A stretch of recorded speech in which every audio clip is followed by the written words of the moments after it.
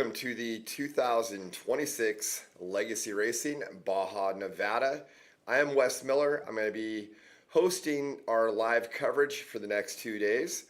We've got some great racing coming in store for you. Today we have day one. It's a 2-day format. So day one, our competitors are going to be doing, it's 343 miles today. They had to cut 35 miles out of the race course because of some fires up in the mountains south of Caliente. But we still got plenty of racing action for you. Day two will be 255 miles. So this morning our bikes started, and right now we have a pretty good battle going on between the 69X of Matthew Coombs and the 7X of Danny Cooper. Looks like right now the 69X is about maybe 6 miles ahead of Danny Cooper on the tracker. So probably somewhere in the 5 to 10 minute range on time. The four-wheel vehicles are going to leave the line at 9:15 a.m. And what they're doing is starting on the airstrip at Del Mar Airport Road. And then with this change, they're cutting the first 35 miles out. So they're going to be escorted to race mile 35. They'll re-rack and then actually do their start from there. Yesterday we did qualifying just outside of Mesquite, Nevada. And our number one qualifier was Tavo Vildosola. And he was in his Mason all-wheel drive. That seems to have been a big advantage. That course was very sandy. It was kind of down in a riverbed of the Virgin River. It was pretty cool. There was a lot of water jumps. You saw that in our intro video there. A very unique, I felt like, for a desert racing qualifying course. But Tavo was able to beat the second place truck of Connor McMullen by 42 seconds. So that's a very substantial time gap. I think, just under 20% as far as time to time between the two. So that was a very substantial gap. I think Tavo has a pretty big advantage going into this with that Mason all-wheel drive. You've got, that's definitely the premier vehicle in this event, as well as Tavo is a very established, accomplished driver with a lot of wins and championships under his belt. I think he's been racing for 25 years or so. But he does have some good competition. If he has any issues, he's got Connor McMullen is our second place qualifier. He's in a 6100. I think the thing to kind of look at for me is third, we have the entry of Kevin McGilvray, and that truck was qualified by Rob Mack, and Rob Mack is going to be driving today. So, one of the GOATs, if not the GOAT of off-road racing, sitting there in third, and he's in an unlimited truck, so he's going to have a horsepower advantage over that 6100 of Connor McMullen. Then our fourth place was Bill Wingering, and he's in a 6100, followed by Joe David in our first class 1. And then we've got John Webster in an unlimited truck. That's the old Voss Jimco, which is a very formidable truck. And then followed by Sam Baldy, Arnaldo Gutierrez, and then Brent Fox and Dustin Miller. So that rounds out our top 10. Earlier in the day, or morning yesterday, we had our UTVs qualifying, and Zach Quiroz qualified first with a 5:38, which that would have been good enough for second overall. That was followed by Corey Weller, and then Dan Phillips, Trey Sprinkle, who he's teamed up with Cowboy Cerrone, who you guys may know from the UFC fighting world. And then Trey Sprinkle is kind of a YouTube gun, I don't know if I'd say celebrity, but influencer, we'll say. So it's pretty cool having that team. Unfortunately, he put it on its lid yesterday. He's still kind of learning the ropes of off-road racing, and we'll see how they do. It'll be fun to watch them. I believe we have some in-car. Speaking of that, we're going to have streaming from the majority of the top teams, which is going to make this coverage of this event really fun to watch. I think that having that streaming in-car has really stepped up the game for off-road racing and made it a lot more accessible to viewers at home to see what these competitors are going through and battling out there. So, generally when I'm covering races, I like to talk about our storylines of the event. So let's go over that. First is going to be the race course. Everybody's got to battle this. It's running through central Nevada.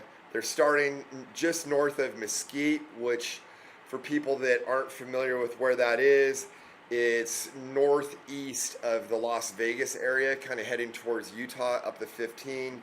And then the actual Del Mar airstrip where they're going to do the starting and staging is in between Alamo and Caliente. So the overall race is going to be, now with the 35 miles taken out, it's going to be 598 miles, so just short of 600 miles. The day one is going to be 343, so they start on that airstrip, kind of race around. You can kind of look on the map here. So they do kind of a cloverleaf around that Caliente area, then drop down over, go through Alamo and through Whipple Ranch. Then the course it's all really fast to that point. Then it gets a lot more technical up to the Rachel area. And then we're going to go all the way to Tonopah today, where they'll finish for the day. And they go by Area 51, go through a couple mountain ranges, and a lot of that is really fun and fast. You go through a couple valleys that are going to be extremely fast. Be seeing speeds well over, I'm going to say 130, 140 miles an hour with our top vehicles in those areas. And then we'll finish up in Tonopah. The way we are doing this is once they finish, they go into a holding area, and then there is an impound. So they have a work zone where they'll have an hour and 5 minutes to work on their vehicle. And basically they can change tires, fuel, whatever you want to do as far as maintenance on your vehicle. You have an hour and 5 minutes. And then from that point on, you go into an impound. And you're not able to do anything more without it counting against the clock. So if you go over an hour and 5 minutes, anything after that counts against your adjusted time for day one. Then we will restart in Tonopah on day two. They're going to do 255 miles, and that is a cloverleaf. I don't know if we have that map graphic, if we could pull that up and show you what day two's course looks like. We'll see if we can do that while I'm talking. But it basically just loops around. You go up towards Red Lick, down towards Silver Peak, back over kind of towards Tonopah, and then we finish in Tonopah near the BLM office on the south side of town. So that's the course. I'm expecting, so I went out a few weeks ago and I ran the entire course. If you got a chance, you can go on the Legacy social media and see the course previews that I did that break down what these guys are racing through. So if you haven't seen that, maybe go check it out, and that will give you a good idea of what the competitors are facing. Now, I'm expecting the average speed on day one to be a little bit slower than day two. There's a few more technical sections that they go through. So I'm going to say that our lead trucks are going to be in a 60 to 65 mile an hour average, which is going to put day one about 5.5 hours, maybe a touch more for our first finishers to start coming in. and then we'll have finishers coming in for hours after that. Day 2 is, in my opinion, a faster course. I think it's a little bit more wide open, and I'm thinking we're going to be in that 65, 70 mile an hour range, and that would put us at 3.5 to 4 hours. So tomorrow is going to be a shorter race. I think it'll be more of a sprint. I also think it'll be harder to pass because the speeds that are going, and it'll be dusty, and when you're going 100 miles an hour plus, to try to close up onto someone and get close enough to make a pass is extremely difficult. So I think passing tomorrow is going to be more a matter of actually having to do it during pit stops, things like that, hoping you can push your competitor and have them make a mistake, get a flat, something along those lines. The third thing that I think is going to be really key, and I think is really the make or break point in this race, is going to be today from race mile 172 to around 210. From the start to 172, which is where Whipple Ranch is in Alamo, it's fast. It's all flowy, graded roads, and the speeds are going to be very high. But from that point, it gets very technical. You go into a wash. It's hard to even see the course. A lot of it has been grown over with bushes and shrubs. And all the way to about 210, just south of Rachel, it's going to be very important for the competitors to be very patient, take their time. I almost joked that I don't know that you want to be the lead vehicle going through that section. So I don't know if we have the ability to zoom in on some of that, but it's from 172 is where they cross Highway 93. So if we're looking at our competitors there, that's where our lead bikes have just come through this area, and they're in this section that I'm talking about that is going to be really technical. And then that takes you up to really just south of Rachel is where then it opens back up. But race mile probably 201 to 206 I think is about the worst. There's some really bad cross grain in there, and they're going to have to be very careful. There's a lot of rocks, be easy to get a flat. I would anticipate a lot of vehicles having some flats through this area and having to re-rack some tires in, I think it's pit 4 is probably where you'll see a lot of competitors doing tire changes, as well as pit 5 too in Rachel. So the next storyline that I see is Tavo in his all-wheel drive. I think he has a pretty substantial advantage in that truck. We did an interview with him after he qualified yesterday, and I think for Tavo, he can run a fairly conservative pace, and if he doesn't have any mechanical issues, that truck just has such a physical advantage over the other vehicles. I feel like Tavo can probably run 80-90%, maintain that lead. The only thing that I don't like for him is he's going to hit that section that I talked about being difficult, and he's going to be the first truck through there. And it's literally, when I was doing course previews, I was having a hard time staying on course and even knowing where I'm going. I think since that point, Legacy has gone out there and marked the course more. I think they were going to put a lot of surveyor ribbon through there, so it should be a little bit easier. But until some tracks get burned through that section, it's going to be hard for that lead truck or the first couple lead trucks to really see where the course is at. But with that, it's going to be Tavo in the all-wheel drive versus, like, say, Connor McMullen, Rob Mack in the unlimited truck, Adam Householder. Householder didn't qualify that well. He was 12th. I'm going to try to do an interview with him a little bit later and see if we can hear from him. But,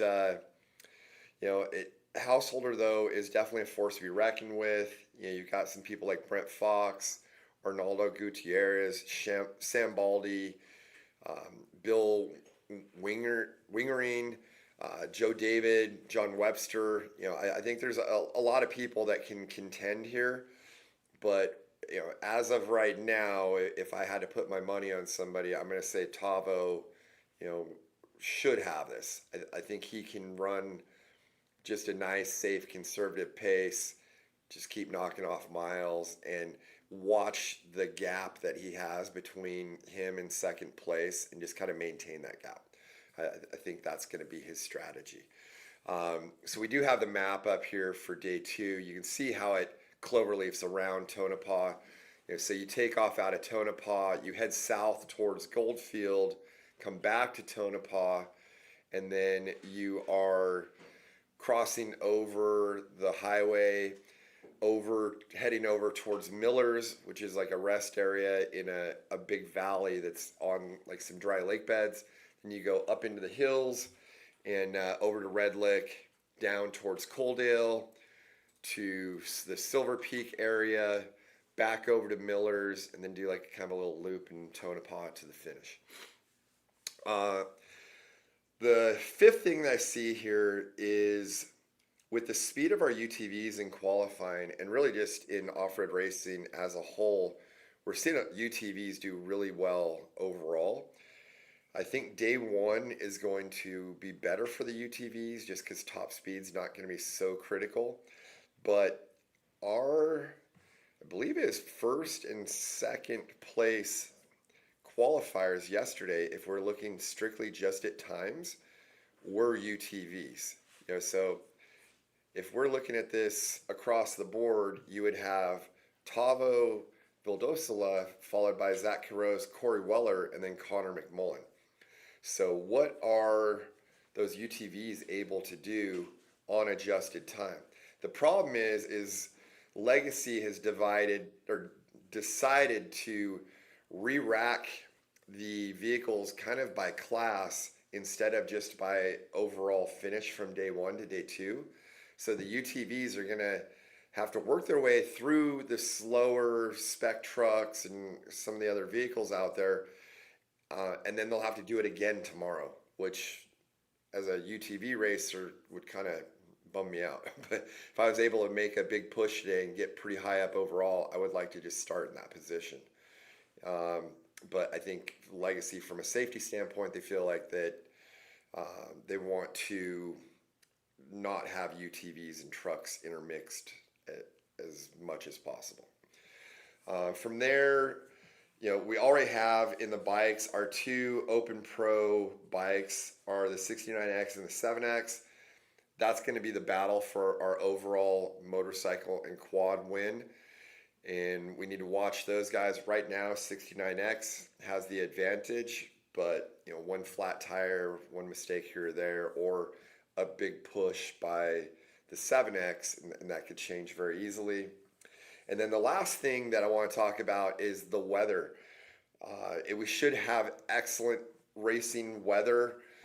I was looking at the forecast here for kind of the Tonopah area, and it's 68 degrees there right now, and there's a fair amount of wind, and they're calling for that for today and tomorrow. So for desert racing, wind is your best friend because it blows dust off the course, and I think that is going to play into their favor. And we're looking at a high of 80 and a low of 48 for today, and then tomorrow, high of 81 and a low of 42. So it's going to be a little chilly in the morning when they start, especially tomorrow, and then it's not going to be really that hot. So that's really nice because it is towards the end of June in Nevada, and it definitely can be extremely hot. So I think we've been blessed with some good weather for this race. So with that, let's see if we can kind of take a look at what's going on out on the course. We have the shot that you're seeing there in the lower right is the start. I don't know if we have some more shots or maybe qualifying yesterday we could show you guys. And then I'm going to be trying to get some drivers to call in and do some Zoom calls with us really throughout the day, but I would like to talk to a few people before staging. So with that, I'm going to sign off for a second here. try to get some drivers calling in, and then I will be back shortly. But this is our live stream coverage of the Legacy Racing, Baja Nevada. And hope you guys are excited because we have some great racing coming. So stick around, and we will have some drivers here talking with us here fairly shortly.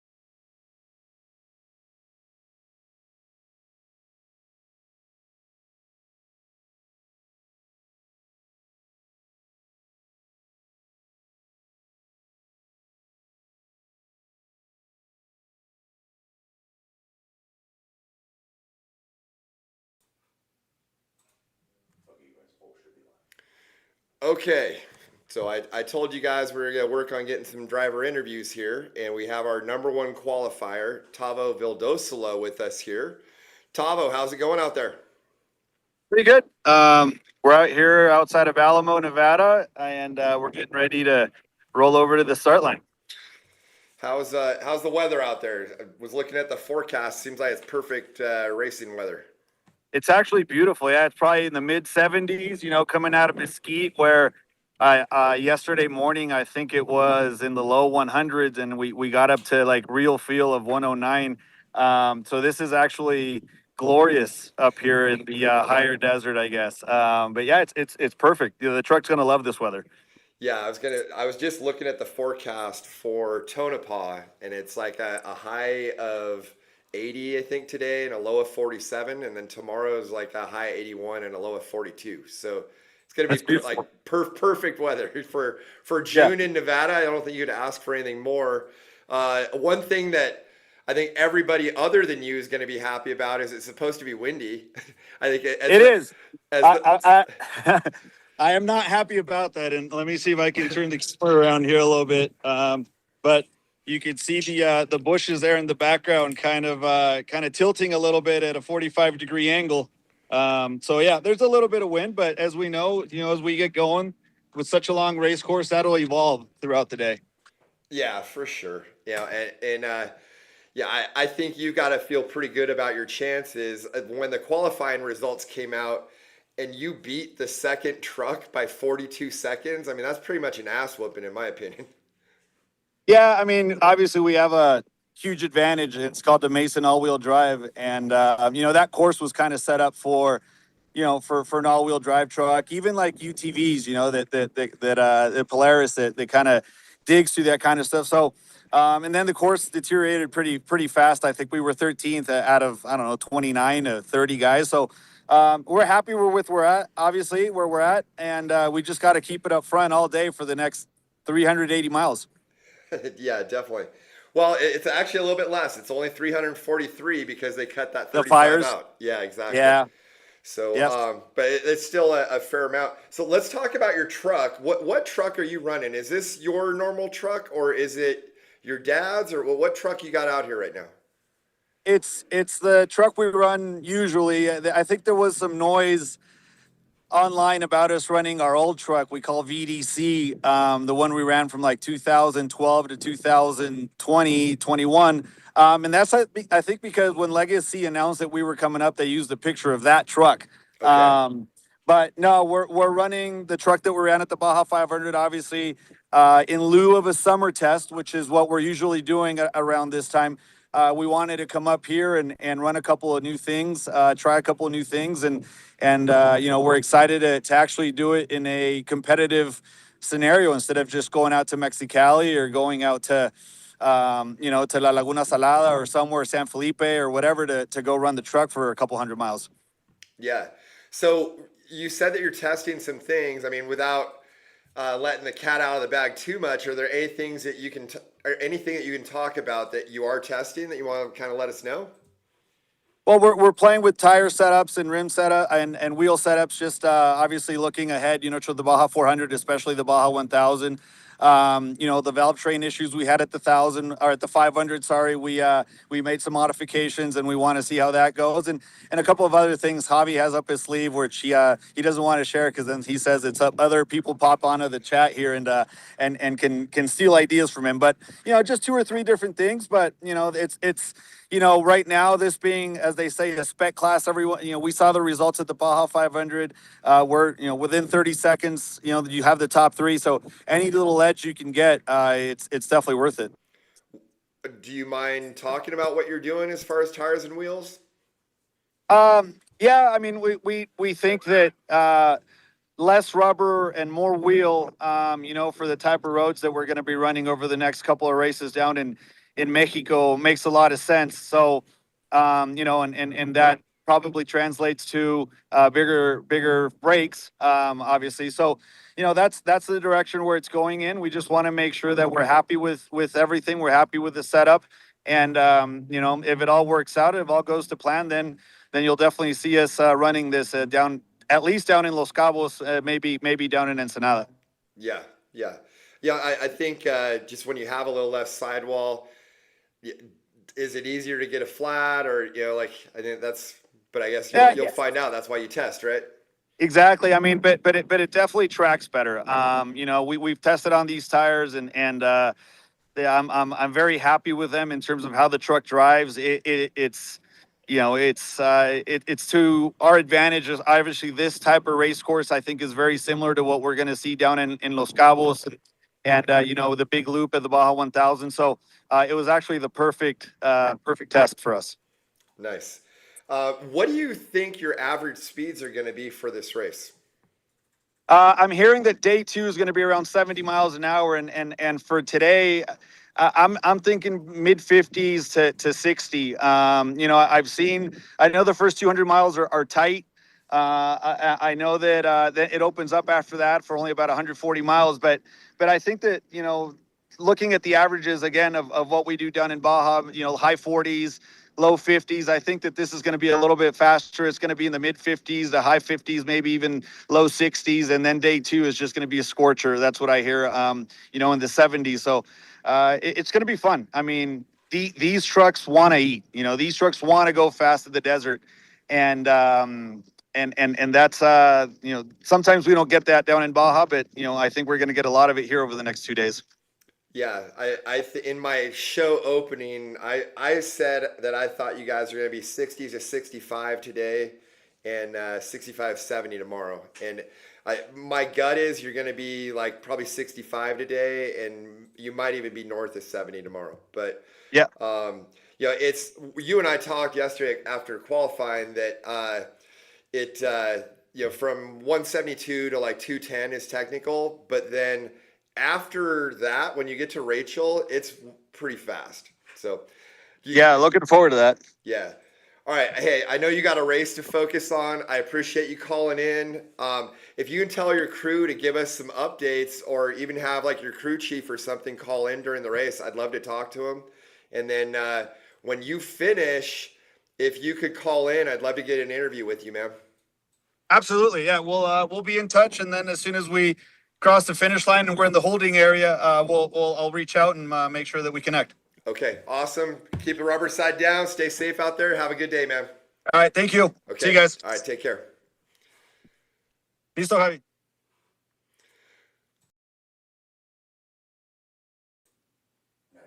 Okay, so that was Tavo calling in there. That's pretty awesome. You see, it looked like he's getting ready to head to staging. He was hopping in the truck. So I appreciate him taking the time to talk with us. And, it's pretty cool having our number one qualifier there. And, sounds like he's kind of thinking similar to what I was on our average speeds. And I think, there's a few sections, but they're not that long today, that are going to be slow. But then some of the stuff is just going to be blazing fast. So I think today is actually going to still be relatively fast on adjusted time. So while we are waiting for our staging here, I'm going to cut away for a second and see if I can get some of our other drivers to call in, because we're getting pretty close to actually the start of the race here. So that window is going to be closing here on drivers. So give me a minute. We'll try to get you guys some shots, and as well as I'm going to try to get some updates on the dirt bikes. But I will be back shortly here and see if we can get some more interviews for you.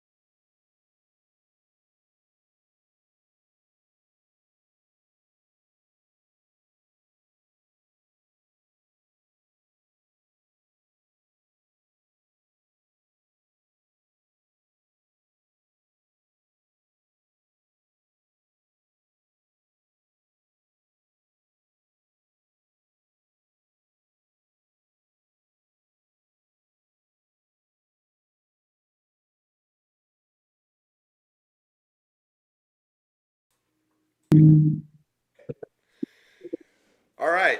Again, I told you guys I was going to try to get as many drivers calling in as possible. So we have Corey Weller, Can-Am driver. She was our second place qualifier yesterday by 4 seconds, it looks like. So, um, how did things go yesterday for you, and what are your expectations for today, Corey? Things went really well yesterday. My strategy was just to do the first lap, one and done, get it because I had a fresh track, and that kind of went out the window. I blew a bunch of turns, went back around, did the second lap, and I think that was a good choice. So we had a really smooth run the second time through, and track was really fun. Love all the jumps. The water jumps were a blast. So thanks to Donald for giving us a challenging, fun qualifying track. Today we're just gonna. I need this car to live through day one, so that we can get to day two. So as fast as I can, but still, just like saving the car is going to be a big deal. What do you do as a driver? You talk about saving a car. What do you do to save a car? Well, I think there's a couple ways of driving, right? There's Laughlin, which is just out all the time, and you have to drive that way there. It's a sprint, so you just hope your car can do everything you're giving it. For a race like this, it's so long. It just means I'm really aware of what's going on with the car, what stresses there are. I'm not going to hit cutouts as hard maybe as I normally would, or I'm just going to be a little extra careful on 2G out.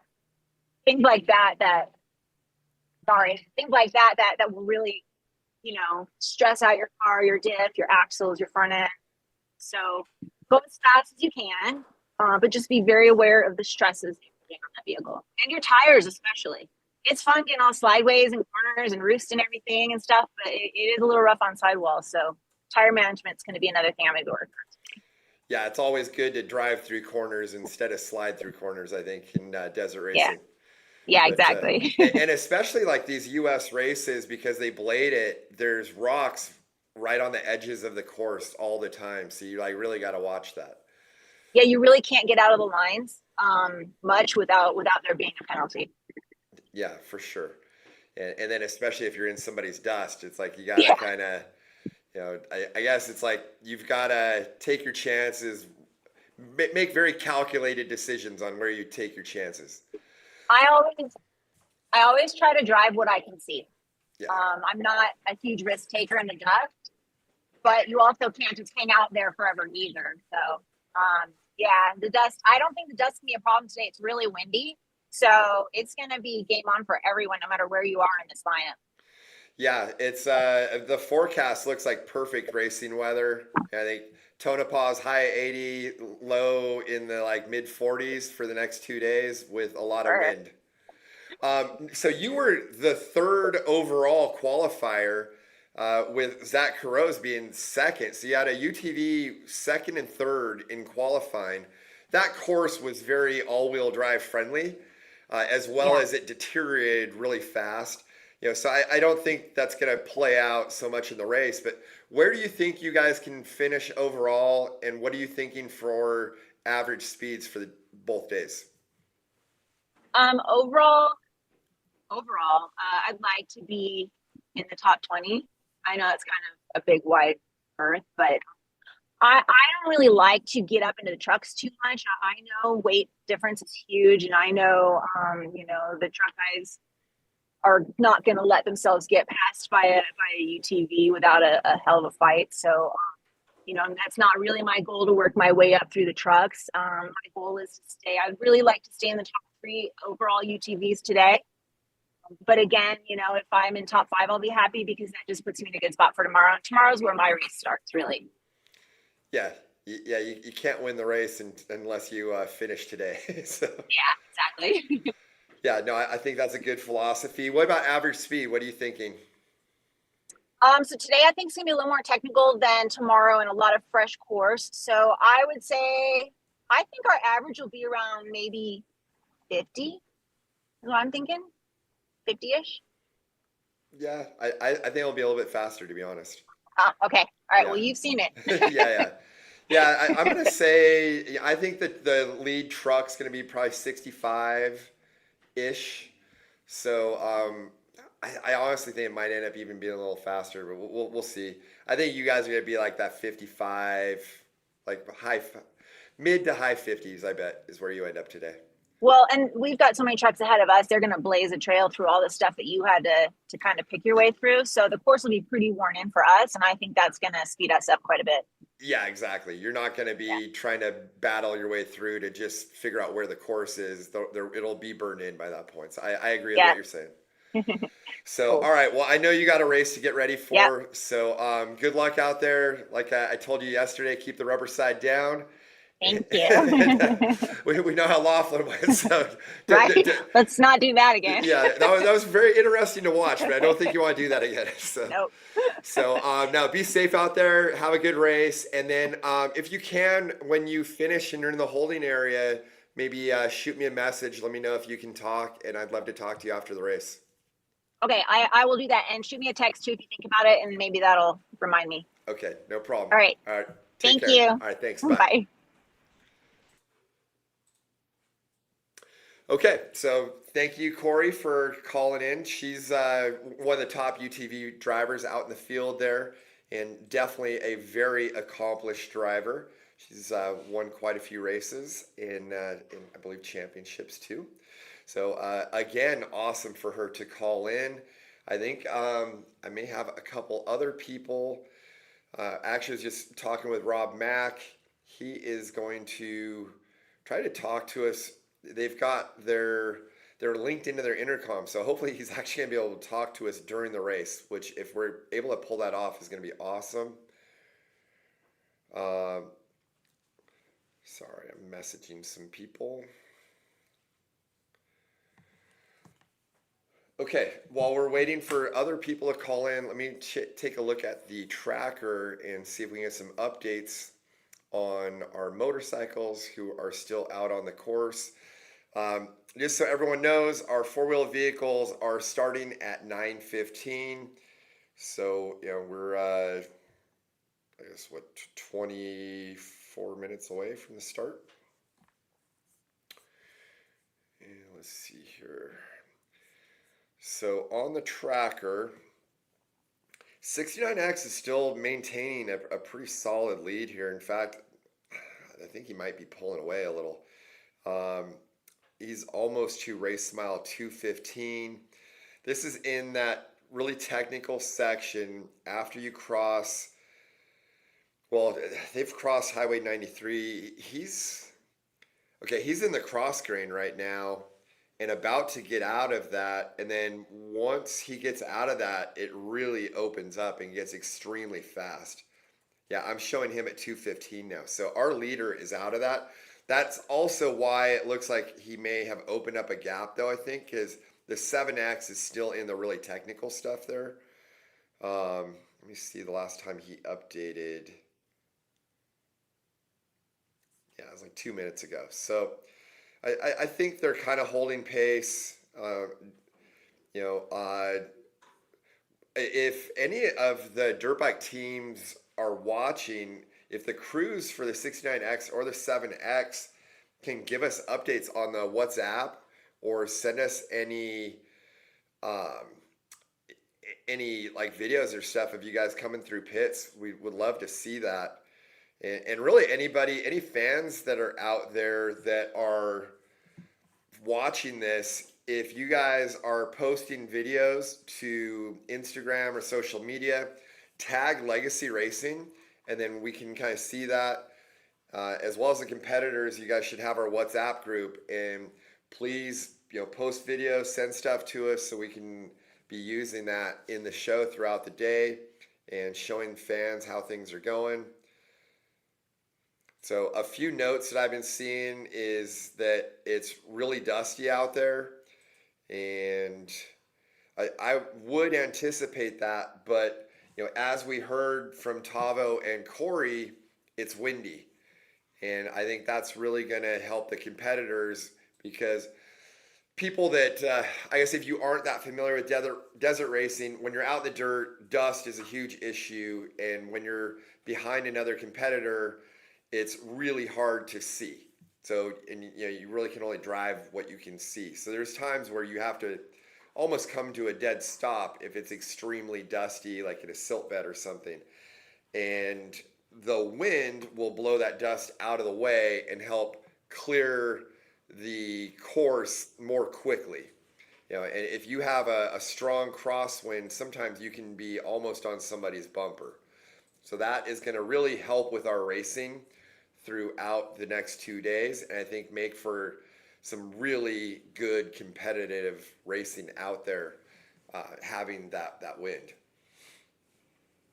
So as I'm watching the tracker here, you can kind of see the 69X is really gapping out the 7X, and that's because he's out of the cross grain and onto some really fast roads versus the 7X is almost out of the cross grain. But Matthew Combs has a really good run going here, and it looks like he's teamed up with Clay Hengeveld, and that's a pretty solid pedigree there for his co-rider. I'm not sure exactly who started. I'm assuming that probably Matthew did, but having that two-rider team is definitely an advantage. I wanted to see who Danny Cooper was teamed up with. On the entry list it doesn't say anything, so I don't know if we could check and see who Danny Cooper is teamed with, if he does have another rider.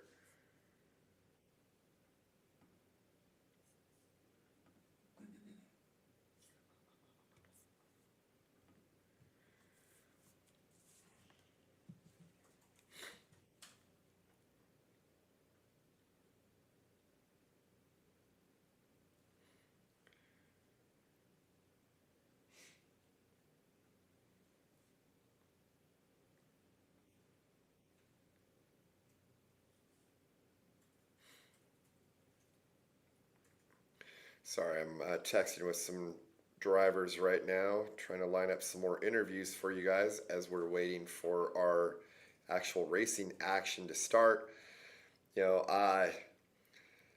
Right now, our competitors are staging on the Delamar Airport airstrip, and then we'll have a 9:15 start.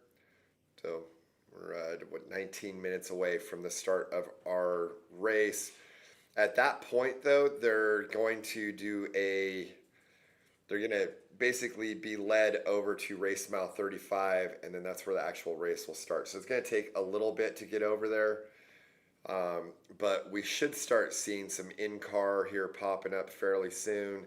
And then we have feeds that will be coming in throughout the day. So the majority of our lead trucks and buggies all have streaming video as well as UTVs. So we should have some really great racing action for you, as well as we've got some drones and cameras out on the course and helicopters. So really looking forward to our racing action for this Legacy Baja Nevada race.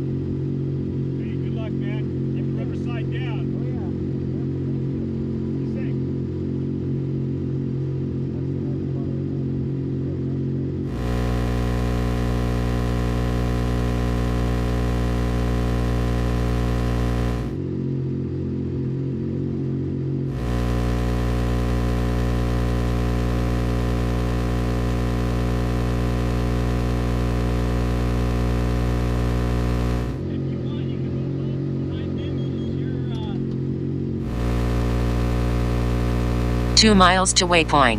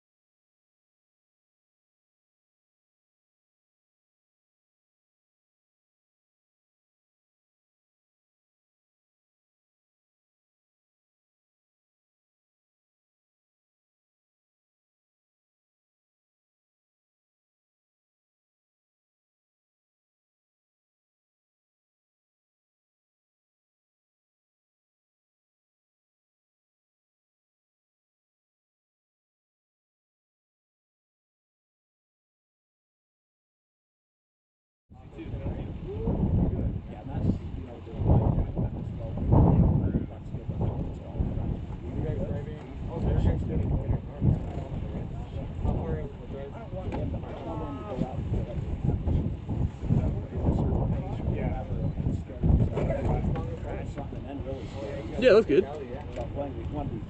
Cool. Okay. Sweet, sweet. So we're gonna drive from Saturday evening to Vegas. Get up there. Hopefully, maybe we could get more stuff. And then I've never been in the truck before.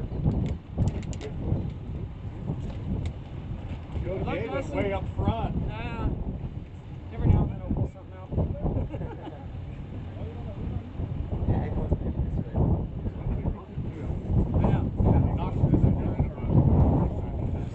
I fucking hit that left corner like fucking spin. And then the one, the left one. Yeah. I did this. I thought I was have a freaking run. first water cross we got. I seen a picture of you on that thing way off to the left. I was like, That was pretty big.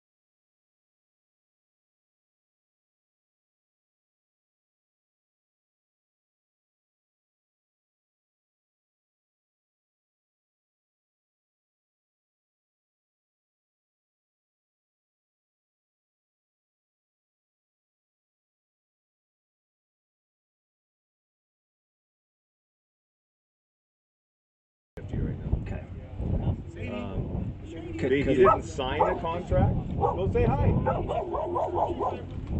He didn't sign a contract this year. He was supposed to sign a contract, but you know he's still sponsored, and they gave him a whole grip of tires and all that kind of stuff. So it probably wouldn't be good if you run on Toyotas. Yeah, I'd have to talk to.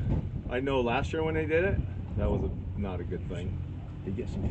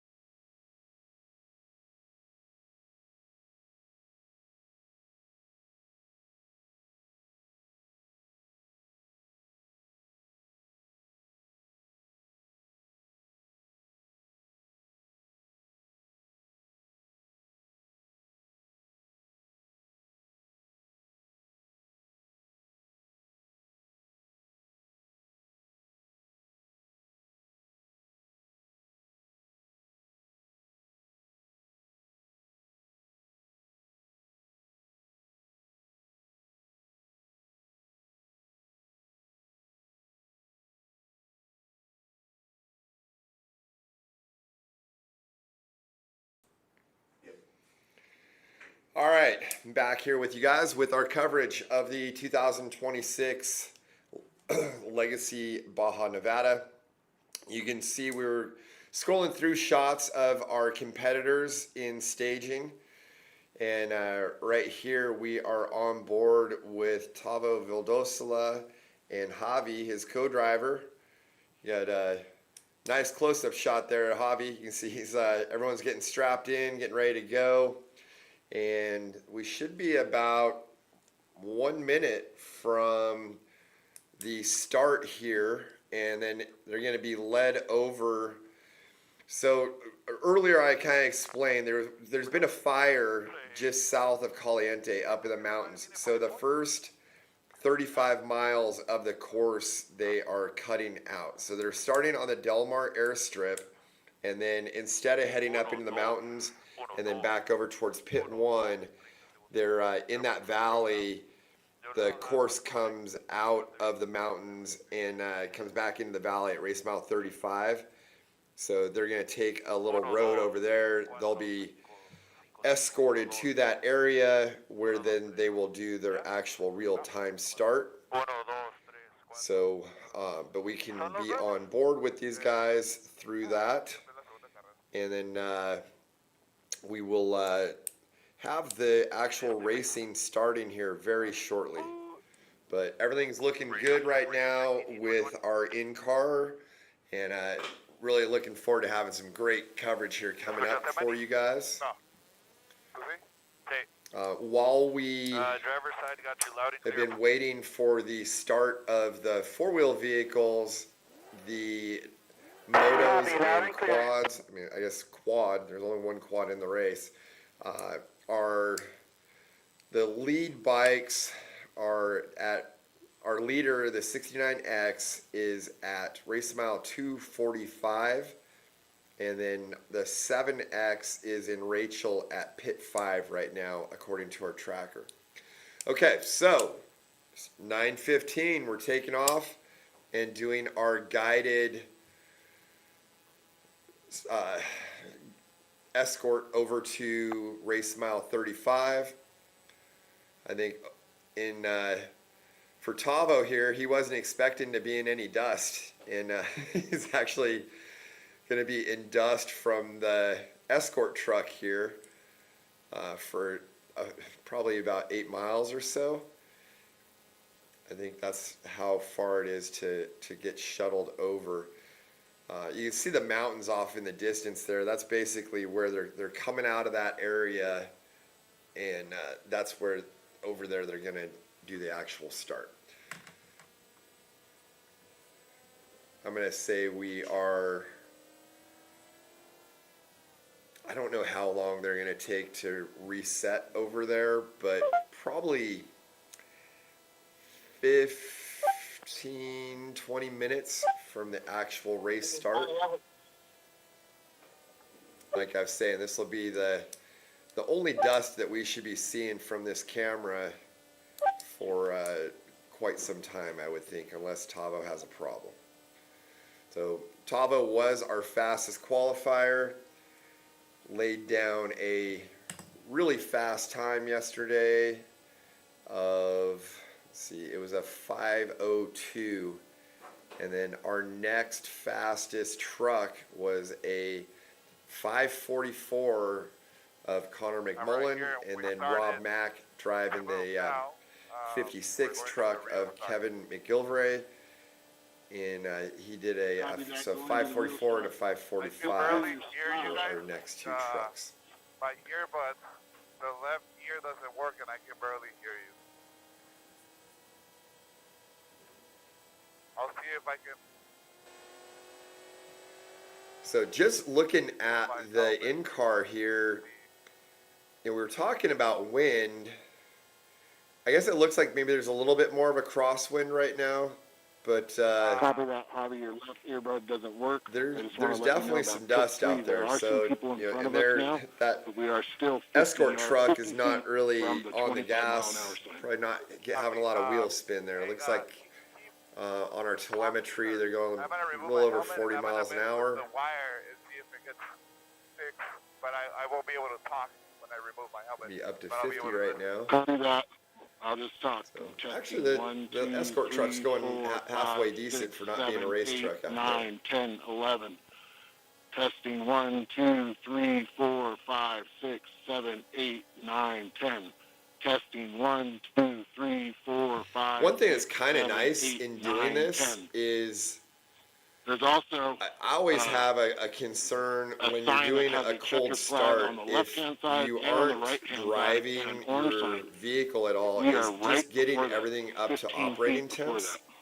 Having this escort Okay, over I mean, you there guys can that's stand I at believe 25 about miles 8 per hour miles in or the middle of the so road, right? is as we're a coming into great the way pit. just to get Yes, your Chase Station being engine, here before then, your and we'll have someone drivetrain, flagging you in. you know, Yep. like Perfect. axles, So, CVs, I- all of I- that up to Tommy's messing with his operating helmet right temps. now. He's playing So with his it earbuds. kind of is a little bit of a blessing in I can hear disguise, you I guys think, perfectly. That's, I mean, that's for that's these guys, the, because I they're guess the able to good get the part of it. vehicle So, up to operating temps, Perfect. So, and so that Tyler, will, just when you hit the 25 mile an hour sign, that dude, can you're help gonna have with, to hit the brakes. you know, having We're literally, by the time you slow mechanical down issues into in the pit, race. We're the first pit. Okay. Yeah. And the chase truck, I'll park backwards, so you should see the back end of the other chase truck when it gets here. 10-4. How he's putting his helmet back So on I'm right watching now. on our tracker here, and you I can don't just know see if a whole big row It's not big of enough. So, vehicles that are all heading out on Earbuds. We'll course. just make sure we speak louder. You can hear me Actually now, right? have I can my hear you now. iPad with lead nav Okay. here. By I was trying to look by and see Gearback, there's another. where this road is that they're taking to get over there.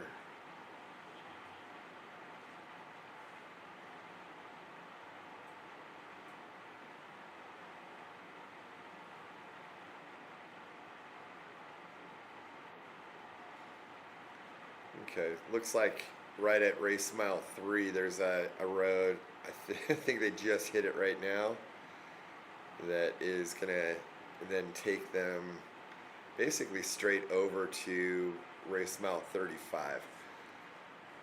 So they're actually getting fairly close here. I don't think we're too far off from having our actual real time start. We might be looking like about a 9:30 start.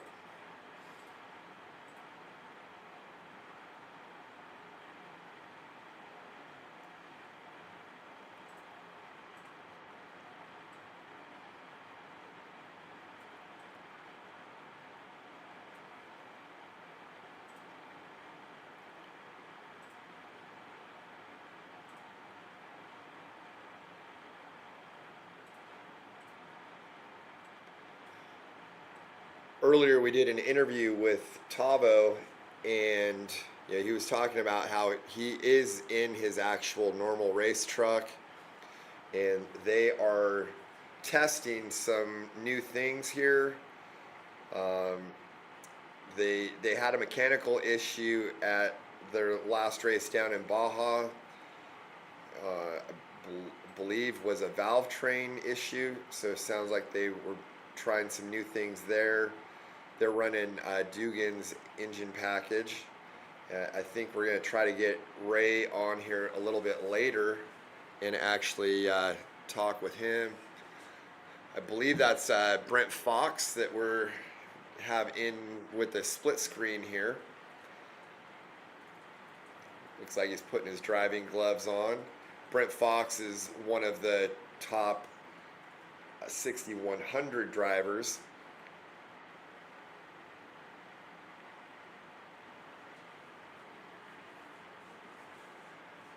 So we'll be bringing you coverage from all of our top competitors here. We've got, I think, the majority of our top 15 qualifiers from the Unlimited Trucks Class 1s and 6100s from yesterday all have streaming in-car.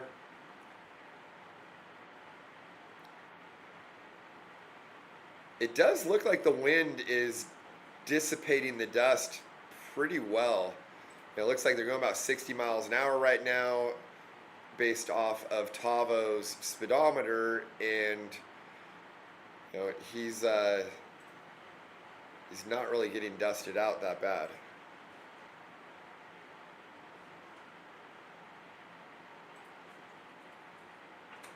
It did look like that a crosswind. Now that they've turned, I think they might be going with the wind. But having that wind is going to be something that's really nice for all of the competitors other than Tavo. I think when you're physically first out on course, you want as much dust behind you as possible. But for everybody else that has to work through the dust, having that wind is a very nice thing out on these courses. And again, we're talking about temps.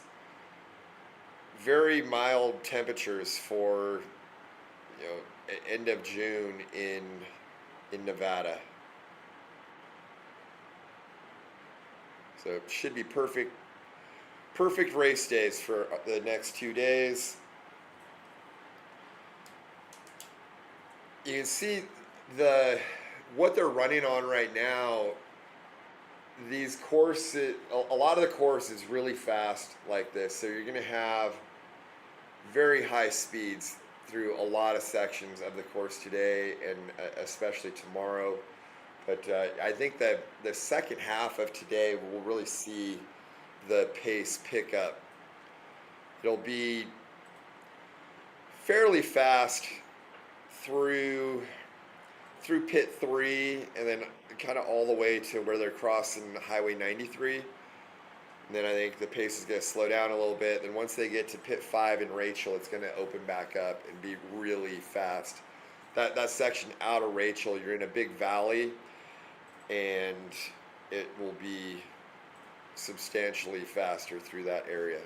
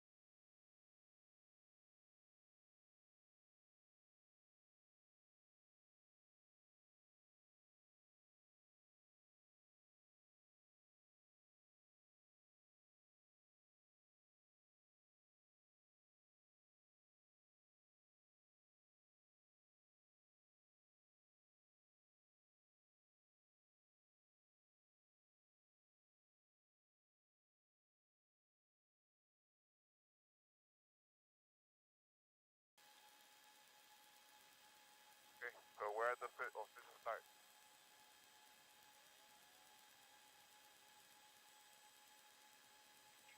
Copy that. It's in about 5 minutes.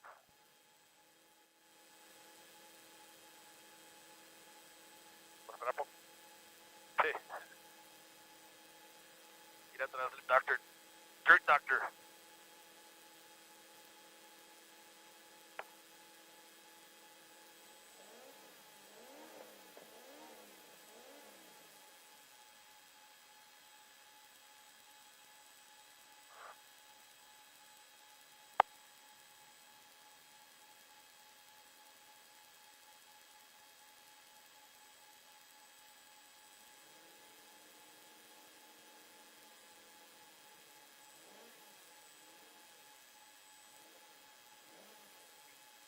Live feed is up. It's working. 10-4.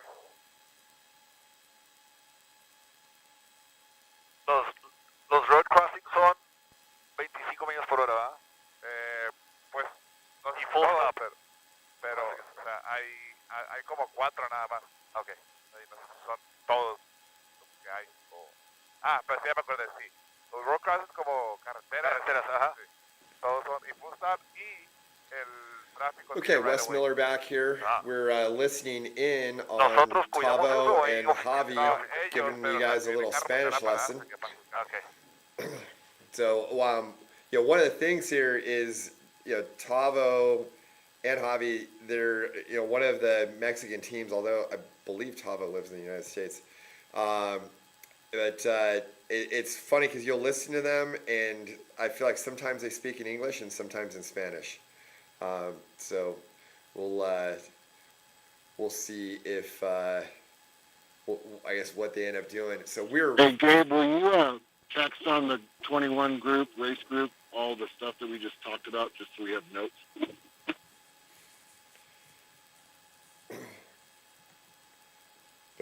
So we should be extremely close to the start of the race here.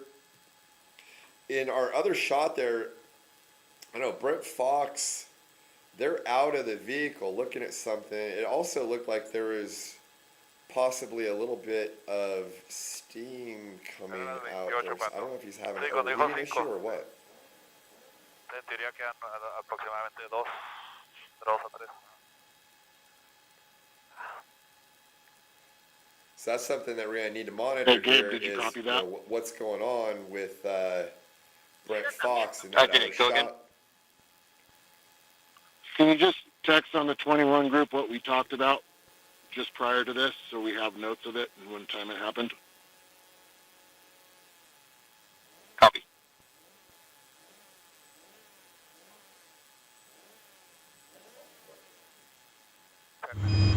Okay, so this is on board with Brent Fox.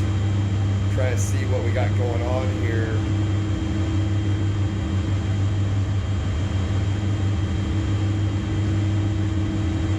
It looked to me like there was possibly a little bit of steam coming off of there. So I don't know if they've got, looks like he's got a knife out.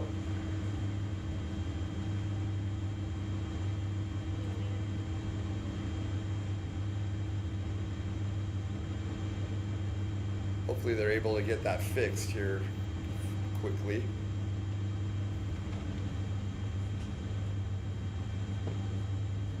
All right, for those of you that are just joining us, at 9:15, the race started and took off out of the Del Mar airstrip. They were escorted to race mile 35. There had been a fire up in the mountains in that first little section, so they had to cut that out of the race. So they have restaged at race mile 35, and we are going to be starting actual racing here any minute.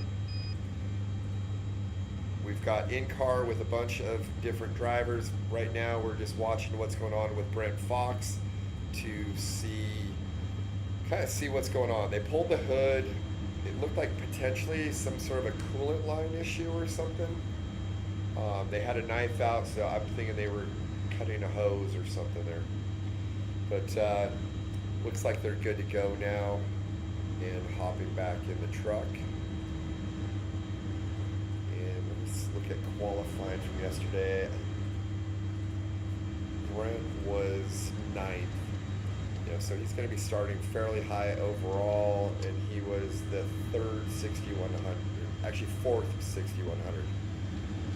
So our top 10 qualifiers out of the unlimited trucks, class 1s, and 6100s yesterday were Tavo Vildosola, Connor McMullen, Kevin McGilvray, which that truck's was qualified and today is being driven by Rob McCachran. Then Bill Wingering, Joe David, John Webster, Sam Baldy, Arnaldo Gutierrez, Brent Fox, and Dustin Miller. Okay, so we've come back to a split here with Brent Fox and Tavo Vildosola. I was wondering if we could get a shot of Connor McMullen's in car instead of Brent Fox now. That looks like Brent Fox is good to go. Okay, so from this shot, this is on board with Connor McMullen. They're going to be second off the line, and this will get us a nice view of Tavo leaving the line. Maybe we can do a split screen with Connor's shot and Tavo's shot.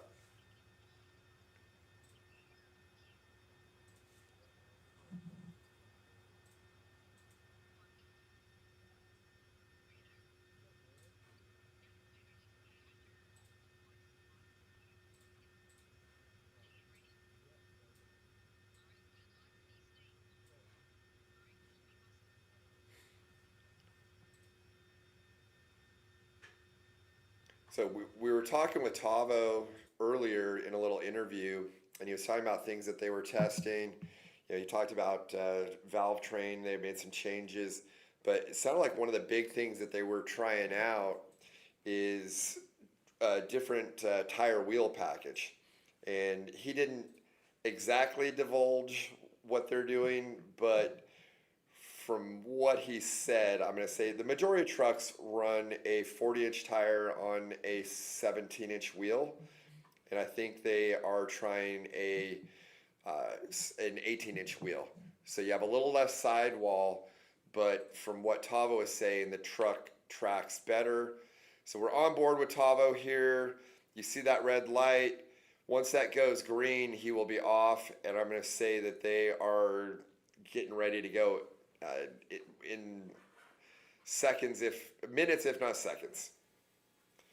But if we could do another screen where we could see Connor, we'd be able to see a shot of him leaving the line. Okay.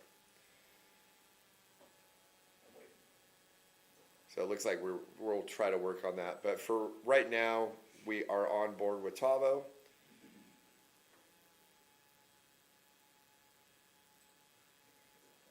And the Legacy Baja Nevada, we are, let's say, seconds away from having this thing start. Having our number one qualifier, Tavo Vadosla, out on course in his Dugan's powered Mason all-wheel drive.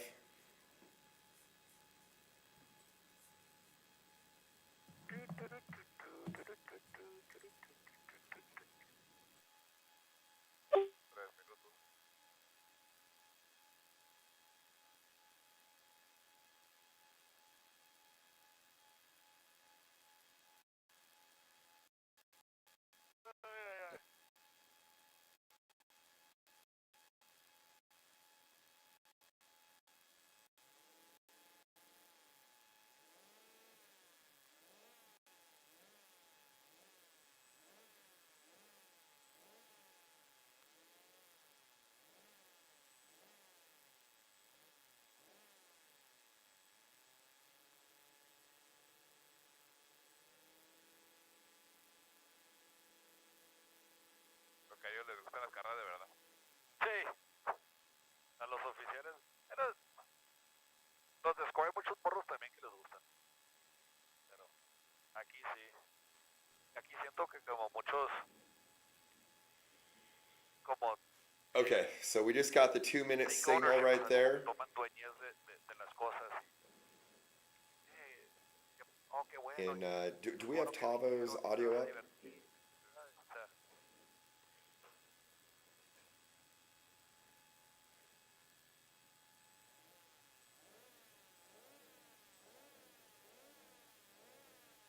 Sounds like he's revving the engine to try to clean it out. So Tavo, he's running, like I said, the Dugan's engine.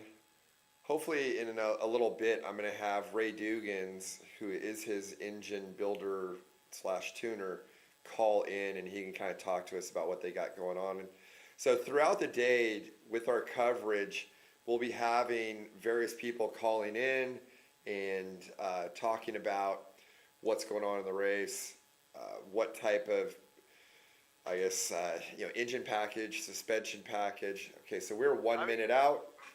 340 millas, 43, 48, 52, las que sean. Hay que divertirnos. Te voy a decir algunas Okay, cosas so que está como. looks like Tavo and Javi are going to throw a little wrench at you guys, and if you want to know what they're saying, you're going to have to translate it from Spanish, or hopefully you speak Spanish. Sí, la neta, las curvas de allá atrás, que como estaban, sí estaban, o sea, 120, o sea, yo sí.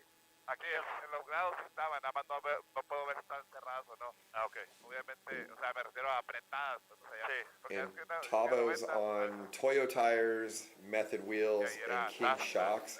And I believe they are running the King live valves. I know I had talked to him in Baja about testing that package. Okay, 5 so seconds. 5 seconds out. Go, go, go, go, go. Okay, green light. First truck off the line at 9:40 a.m. Right 3. You right 2. Right 2. The right 2. Right 2. And we'll just stay on board with him for a minute here and listen to them talk. Looks like they're using rally style notes. Okay, clear. Go, go, go, go, go. Go, go, go, go, go. Clear. Clear. Clear. Clear. Clear, clear, clear, clear. Clear, clear, clear, clear, clear. Clear, clear, clear, clear. Clear. You can see they're hitting almost 120 miles an hour. Right there, 120, 121, 222. So as I was saying, there are some extremely fast sections in this course.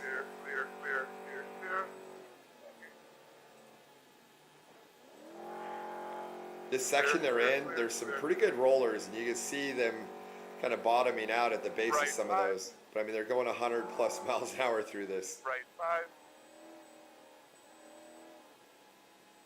No, clear, clear, clear.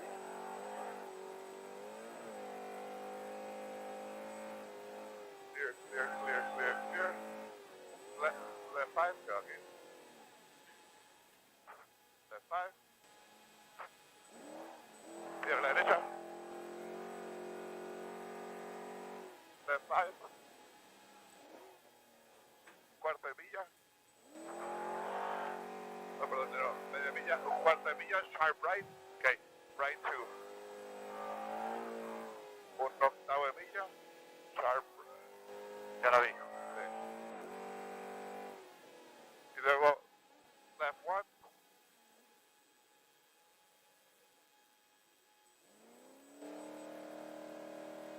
En un octavo de milla, left 1.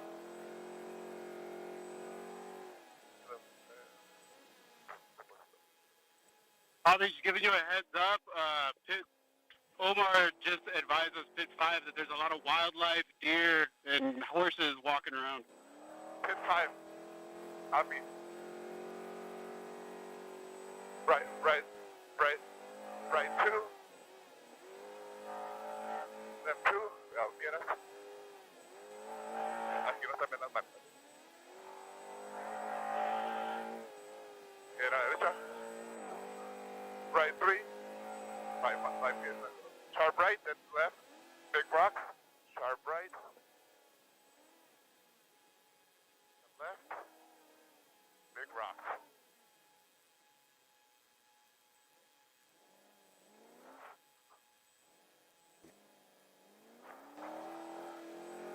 Right 1.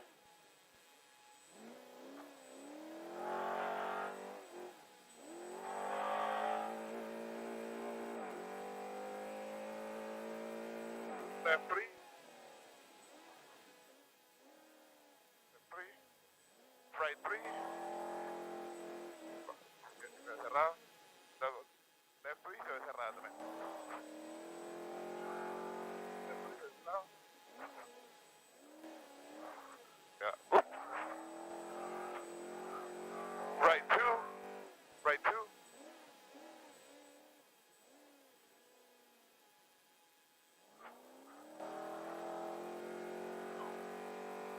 Right.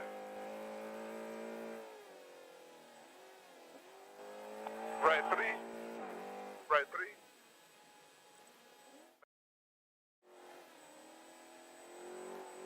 Left 2. Okay, so pretty cool in-car Right, footage right. here, riding along with Tavo Vidosola. He is first out on course. You can see he's got clean air. So let's take a look at some of our other competitors as they are heading out. Third off the line was Rob Mack in the 56 Unlimited truck. So we are on board with Rob right now. Looks like his co-driver Caden is texting, which is his son. Yeah, so Rob is in a two-wheel drive versus you've got Tavo in the all-wheel drive. And I feel like you can see the amount of input that Rob has to put into the wheel of the steering and counter steering. It's a lot more in the two-wheel drive versus the all-wheel drive. The all-wheel drive just kind of pulls you through corners. Pretty tight little rocky section right there. In a kind of sandy wash. And Rob's on BFG tires, Fox shocks, still running that Dugan's engine. And then this is an older vehicle. It's the ID Designs. And this is Kevin McGilvray's truck. I spoke with Kevin last night, and Rob qualified. Rob's going to drive today, and I believe Kevin is going to drive tomorrow. And, Rob is, one of the best known and winningest off-road racers of all time. But Kevin McGilvray has been around the sport quite some time, and he's got a lot of wins and championships under his belt as well. I think he started racing in 1976, and I think he was saying he's won championships in each of the last 5 decades. So that's pretty awesome.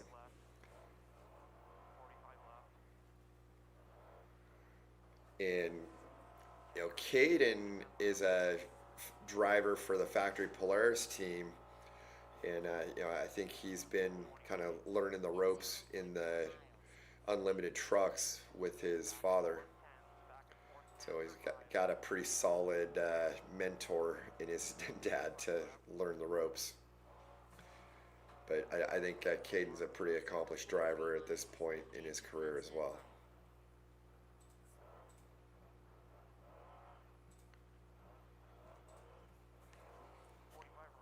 So our first truck was off the line at 9:40. So we're about 7 minutes into the actual real-timed race for our first competitor, which that was Tavo Vildosola. So this section right here that Rob just came into is really high speed, and you've got some kind of good rollers in here. When we were on board with Tavo, we saw him hit kind of 122, 123, I think. I was trying to look for mile per hour on Rob. He's here. Okay, I see it on the Lowrance over there. So he's like 75, 80, 85. It's the leaderboard is kind of blocking that a little bit, but I can still see it. So kind of hit mid 90s right there. You got to watch out because these rollers, some of them you can really air them out, especially if you're going 100 plus miles an hour. That dust out in front of him, that should be Connor McMullen. That was our second competitor off the line. And we had his in-car up earlier, but then it went down. And so Rob is right about to come through pit 1 here in a second, which is just going to be a visual for most teams, I would assume, because it's not that far into the race at this point. It's race mile 42. So here's pit 1. I'm going to say most people. Okay, talking on VHF. We're down here on the left if you need anything. Copy, all good. Okay, so that was pretty cool. We could hear on board with those guys. So now we're on with Brent Fox. We saw he was having some issues there in the very beginning, but looks like they got that fixed. Oh man, that was a little sketch right there. He just hit that roller going freaking fast. He was, I think, doing 100, 110 right there, and that looks like he landed into the face of the next roller. So as I was saying, when Rob was going through some of this stuff, you gotta be careful because you're going so fast in here that some of them are bigger than others. And if you launch off of one and completely lawn dart into the face of the other, you could end up on your head. Okay, there was someone pulled off the side there that kind of looked like the GT Racing Gutierrez truck, which would have started ahead of Brent. He went by it so fast, and it's small on the screen. It's kind of hard for me to tell exactly, but it looked like yellow and blue, which would lead me to believe it was the Gutierrez truck. And Gutierrez started right in front of Brent Fox. So that would potentially make sense. Which that Gutierrez team, they had an issue in qualifying yesterday. They blew a corner and then got hung up on a berm and ended up stuck there and had to get towed off of it. But then they went back out for a second lap and were able to get they ended up qualifying 8th. So Brent Fox looks like he's got a good pace going here. Let's see if we can take a look at maybe a few of our other competitors as they leave the line.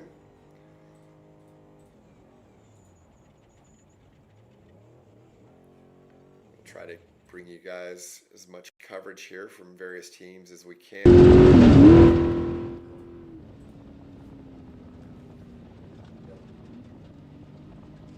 So I believe this is this Connor McMullen? Miller, okay. So this is on board with Dustin Miller in the 1511 Class 1.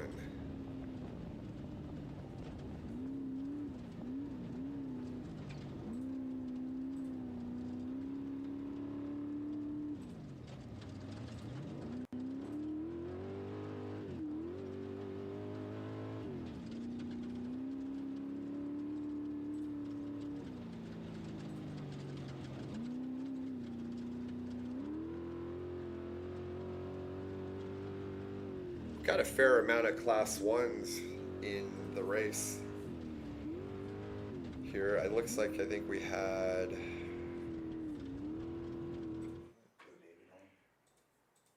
I believe 5 qualified yesterday.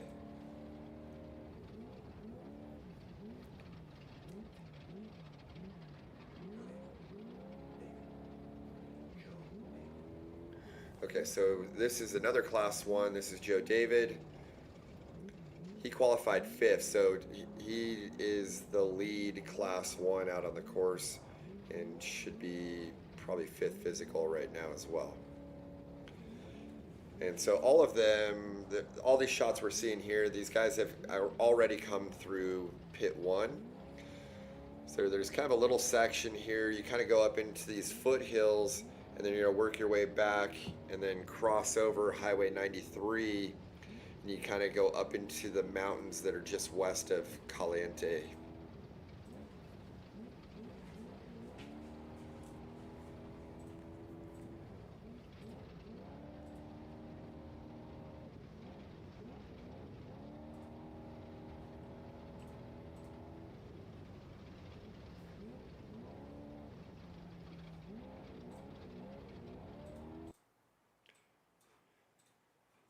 So I think race average is going to be somewhere in that 60-65 range, potentially a little faster with how fast these guys are going. So we should be about 5 to 6 hours, which means our lead truck should be coming in, I'm going to say around 3 this afternoon. Right now we're on board with Adam Householder.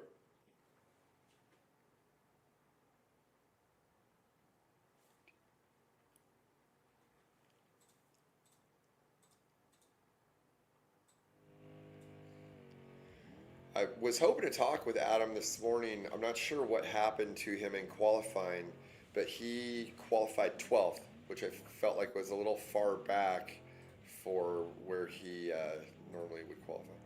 You could see him using the steering brake through that corner there. That was I think we saw Rob Mack come through there. That's that wash that he's in with the little kind of tight rock switchback. So I would expect to see Householder kind of working his way through the pack here.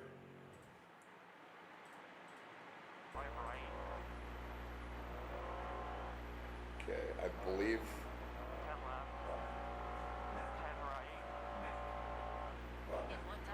Okay, so yeah, we're back on with Rob Mack here.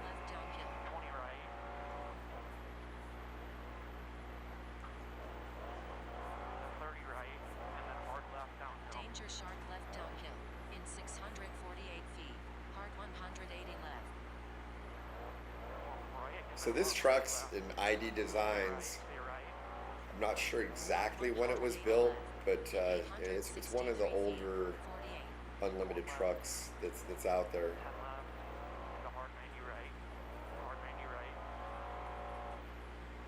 Listening in with these, so Caden he's calling it like a hard 90 right, hard 90 left, things like that.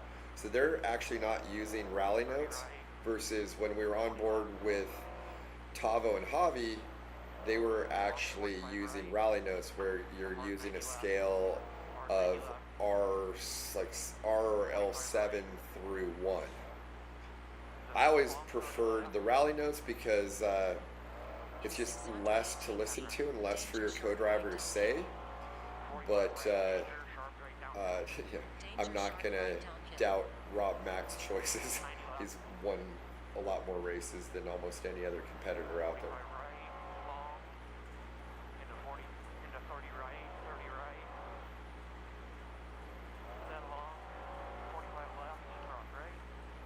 Rob should be our third physical truck on course right now.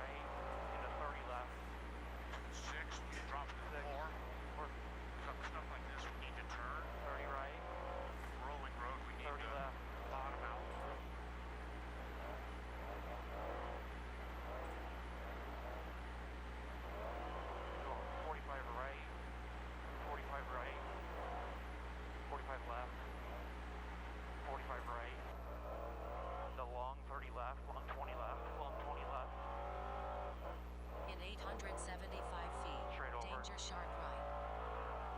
45 right, danger. Danger sharp right.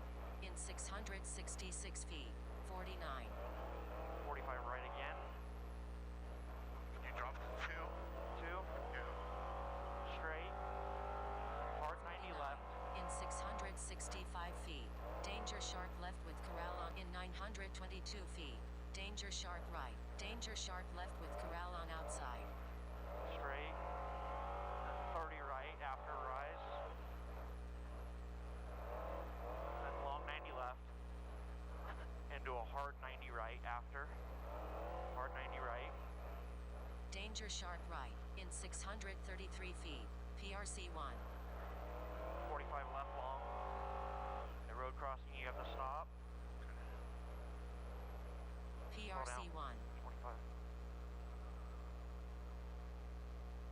The faster you stop, the faster you go. Yep. Straight over on the 90 left. Right, 90 left.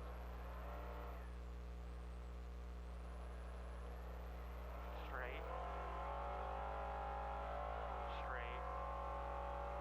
Going straight into a 45 right down there. 45 right and 90 left.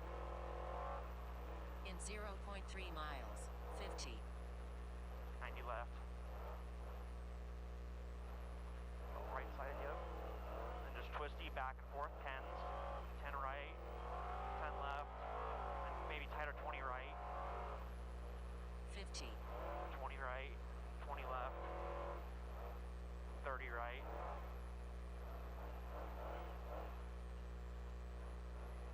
20 left, 45 right. Sharper, 60 right, 60 right. 45 left. 45 left. 10 left.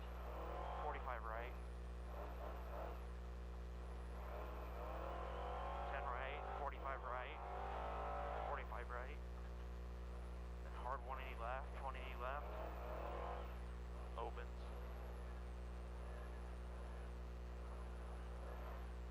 90 left. And 120 right. 120 right. In 1,098 feet, 90 left. stay long. right. 90 left. Long.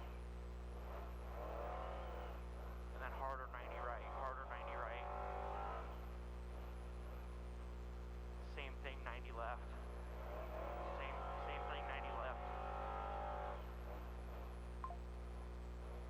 Stay right.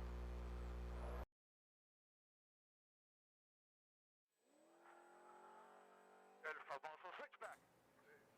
Left 3, then go right 1. 3 right 1.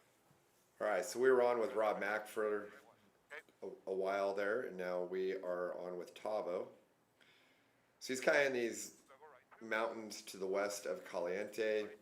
It winds back and forth. You have some sections that are a little more technical right here. I think this is kind of a tighter wash if I know where he's at. And then there are some more graded roads that are faster. So you have a mix of kind of a little tighter and then more fast.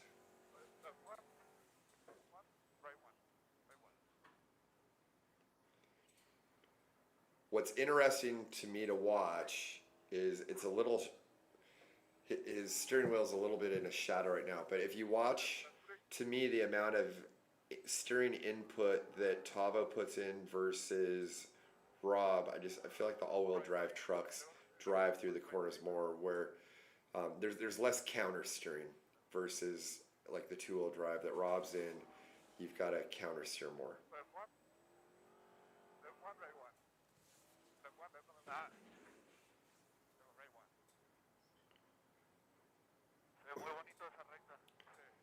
So this wash he's in is like one of the tighter washes, and then once they get out of this, it kind of opens back up a little bit more.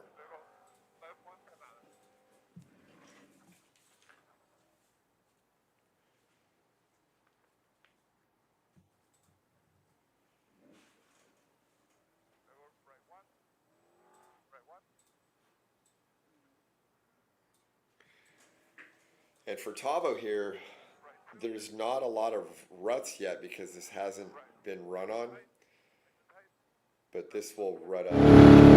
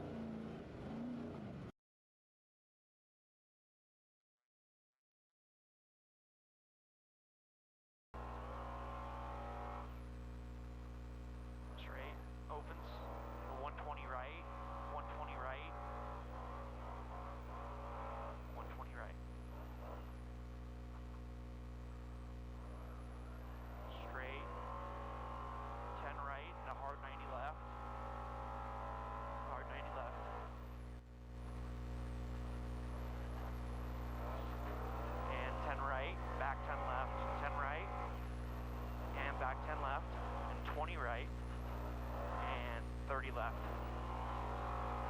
30 left, into long 20 right. 20 left, tightens a little. 20 left, tightens a little. And 10 right. 20 right. And then 10 left. 20 right, right here.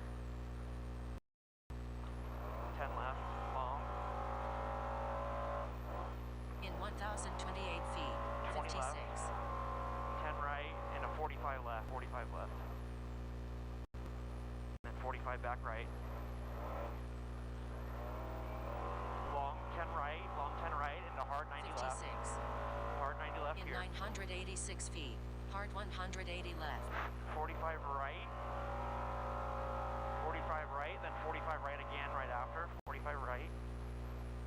And 45 right again right there. You drop it down. 180 left. Two. There's two. Hard 180 left. Danger. Hard Hard 180 left. 180 left. Danger sharp right. And hard 90 right. Hard 90 right. Super long. 45 left. 45 left at the top. Long.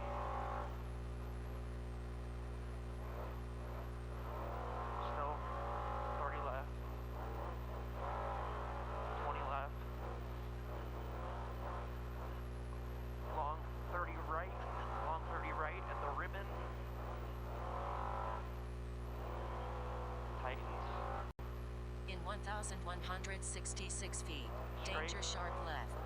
10 left. You got a 10 left into a hard 90 left. 10 left, hard 90 left. Straight. Danger straight. sharp left. In 902 feet, 57. Then hard 90 right.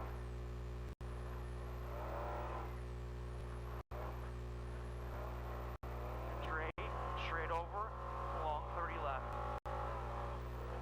57. Long 30 left. Into 45 right. Straight. 45 right. In 983 feet, stay left. 30 right. Long 10 left. 10 left like this all the way around. 10 left. 20 left. Stay left. Staying left. Staying left.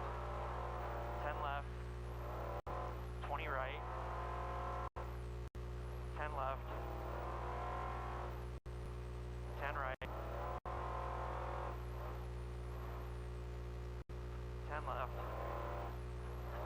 20 right. And 20 left. 10 left. 10 left. 10 left. Tightens 45 left up there. 45 left.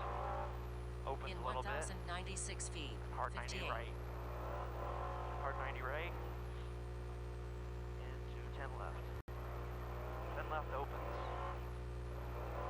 Straight, straight, 5 left. 58. Straight. In 1,255 feet, danger sharp left. Danger sharp left up there. Going. Danger sharp left. 45 right, opens. And 45 left tight. 45 left tight. 70 left.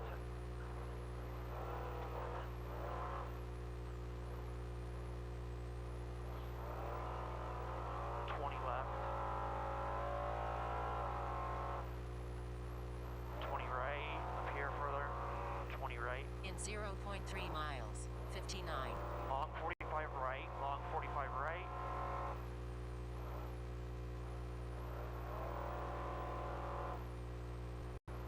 And tighter 45 right, tighter 45 right. Do it. 90 left. 59. Long 20 right. Long 30 right. In 1,261 feet, stay left. 45 left. Straighten. Straight. 30 left. Stay left. 45 right.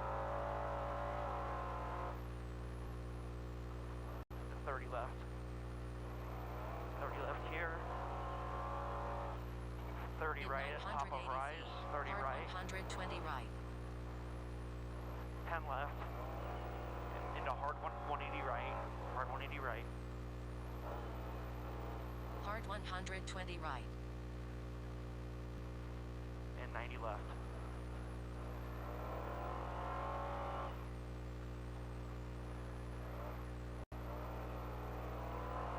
Left, to 20 right, 30 left.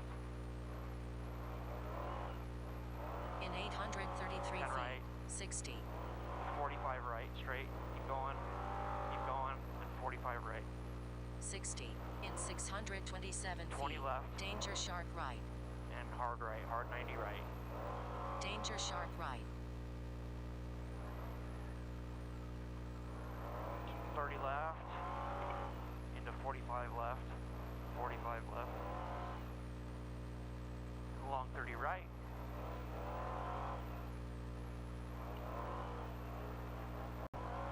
30 right.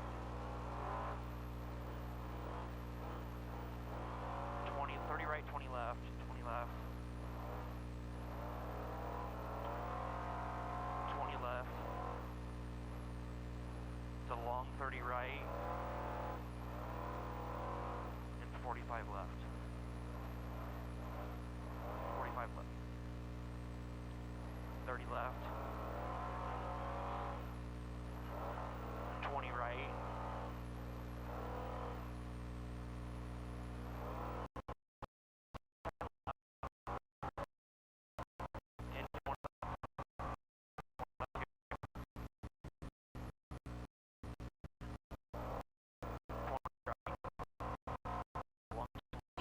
Stay left. 10 left. 10 left, 20 right. Back 10 left. 10 left. Straight.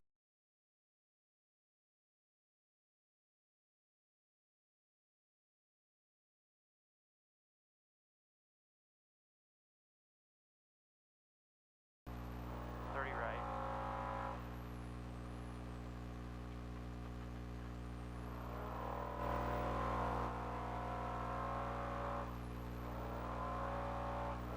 30 left. Long 10 right. 10 right. 10 left.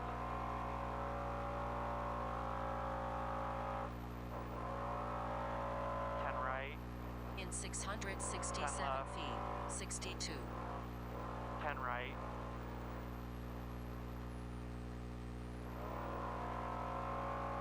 10 right. And 10 left. And 10 right. A little tighter right.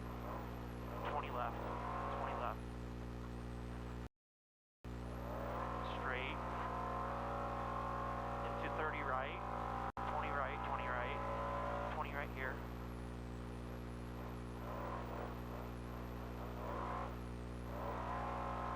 10 right.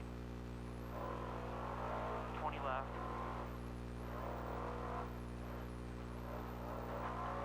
In 951 feet. 63. right. And 20 right again. Into 45 left. 45 left. 45 left. What is it? 45 left. 20 left.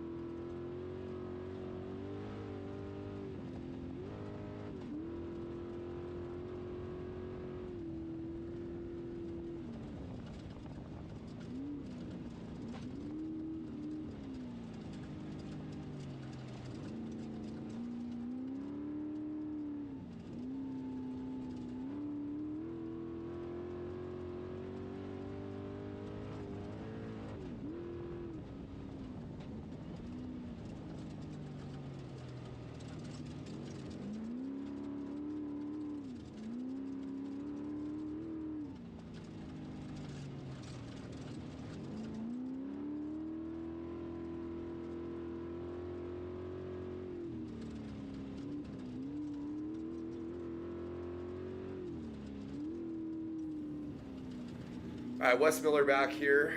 Been letting you guys listen to just some of the natural sound here and in-car. We've been listening in with Rob Mack. And so upper left is Rob Mack, and then we've got, let's see, the upper right is Dustin Miller in the 1511, then lower left Brent Fox, and then Jacob Fry in the lower right. So we should have, I think, all of our competitors off. I was going to take a look at our lead UTV, which is Zach Quiroz. So let's see if we can go to a shot with him. Looks like he's in someone's dust and starting to set up a pass. So Zach is in a Can-Am Maverick R, and yesterday in qualifying he actually was the second fastest vehicle. Yeah, so he's got a trophy, or well, a 6100. It's right in front of him there. And that's one of the things for the UTVs is they start behind the trophy specs, and the slower trophy specs, it's always a battle trying to work your way through those guys. You can see how much dust they kick up.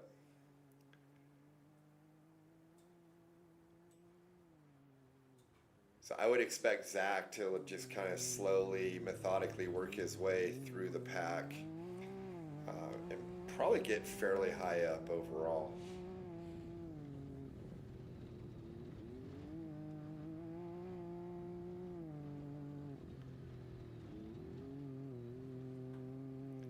It's frustrating because you can see that truck is just out there, and it's just the closer you get to it, the worse the dust gets. And sometimes you just got to kind of check up. It does look like the wind is dissipating the dust fairly fast.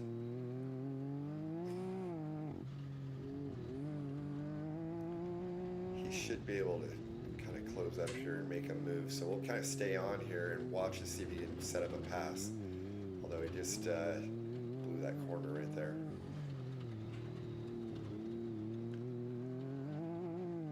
Thing that is tough here is there's a lot of kind of gotchas in this section. You can see the trees. There's kind of a ravine that he's going down. So you've got some washouts over there on the left that if you put your car down in that, it's going to definitely cost you a fair amount of time.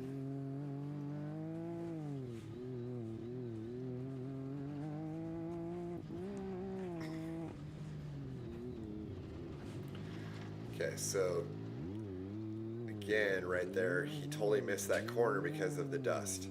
This is what I'm talking about, where the dust just like can really hinders you.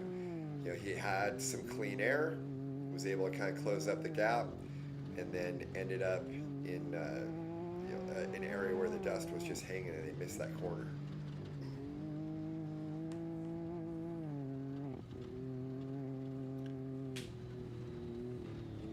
This is really where, as a driver, you gotta weigh risk versus reward. But what's frustrating is if you're being held up by, say, a slower 6100, he knows he's got Corey Weller right behind him. And if you're not able to run your pace and Corey has a little bit of clean air, she's gonna be pulling right up on him.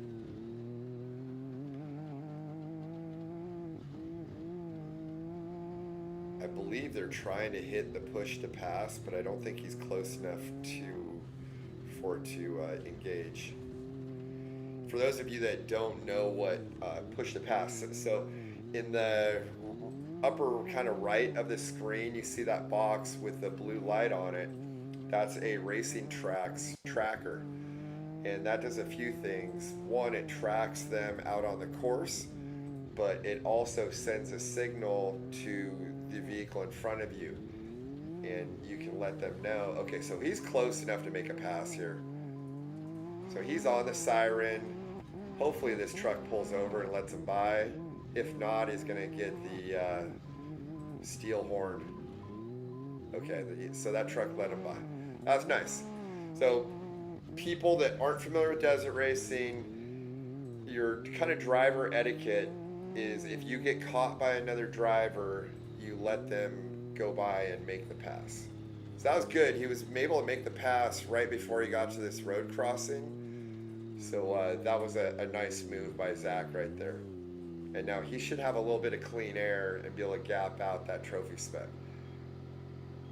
So they're getting kind of screwed over right here because they got held up waiting for traffic. So unfortunately, the vehicles on the highway have the right of way, so they'll hold you there and not let you go. What's kind of cool is you can look out the back. He's got that camera, and you can see what's going on behind him. So that's always good instead of trying to watch mirrors to see if someone's closing on you.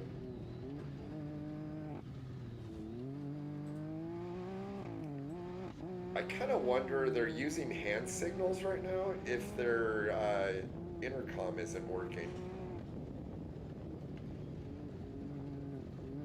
Their streaming video isn't linked to their intercom, so I'm not hearing them talk. I'm hearing their engine, but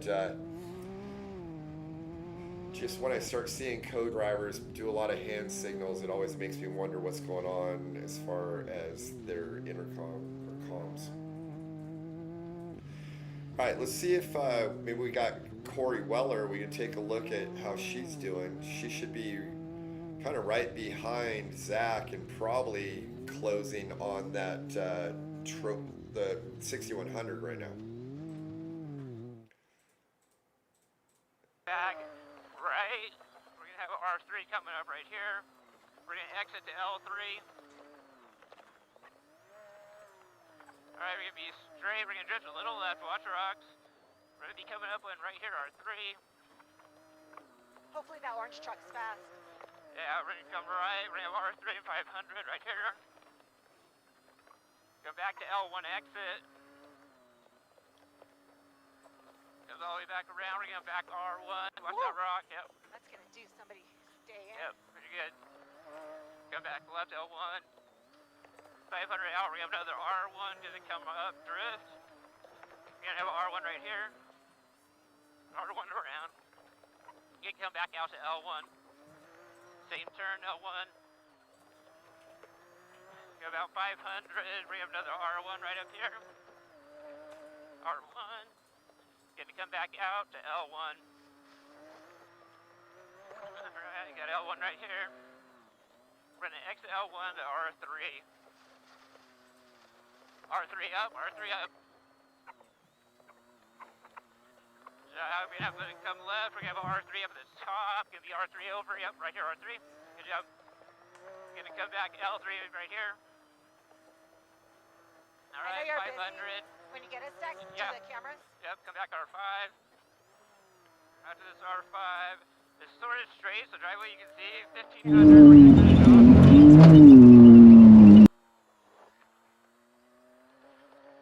Let's get a jog right a little. Thank you. Alright, we're gonna come back. Keep jogging right straight. Sorry. Alright, right here we should have a little left turn. What? There you go, straight. Sorry, the jog left. Let's watch for rocks through here. Yeah. Back left, gonna come back to right. Alright, we're gonna come back left right here. Gonna keep coming left down, and then we're gonna have an R3 at the bottom right here, R3. Alright, gonna come back to L3, might be tighter. Yep, a little tighter. Should be R5 over the hill. Should be R5, yep. 500 out, we're gonna have the same turn back left. Back L5, yep. And back R3 right here, a little tighter. We're gonna have R5 right here, right 500, R5 around. Watch for rocks. Back L5. Course marker for big rocks coming up, and it's 500. Gonna come left to the top, then watch the rocks. Yeah, right here.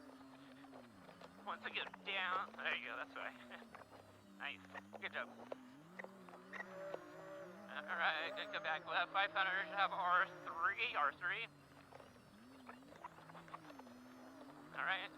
If you stay for about 500, you can see down here, we'll have some jogs. Pick up right. Oh no. What's that?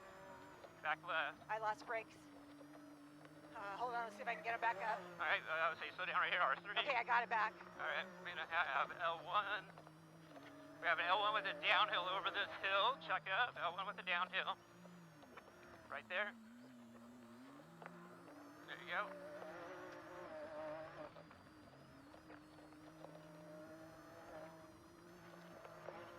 Back right. That was weird. I think maybe we probably have R3. air in the system. Alright, getting back tight L3 right here. Go back R3. Gonna drift a little left, then we're gonna have an R3 and 1,000. It's gonna be a side R3 at 500.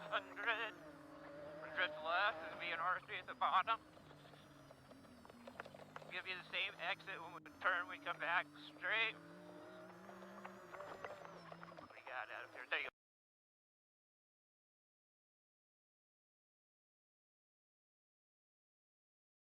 A 30 right. 78.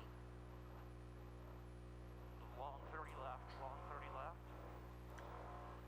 Okay, Wes Miller back here. We were on board with Corey Weller there for a little while. A little bit of a scary moment. She said she had lost her brakes, but looks like she got her pedal back. Then medium 90 right. In our upper left there, we're on board with Rob Mack.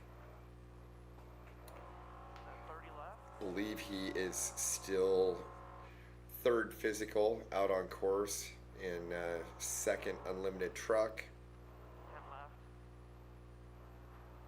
Below him in the lower left, you've got Brent Fox.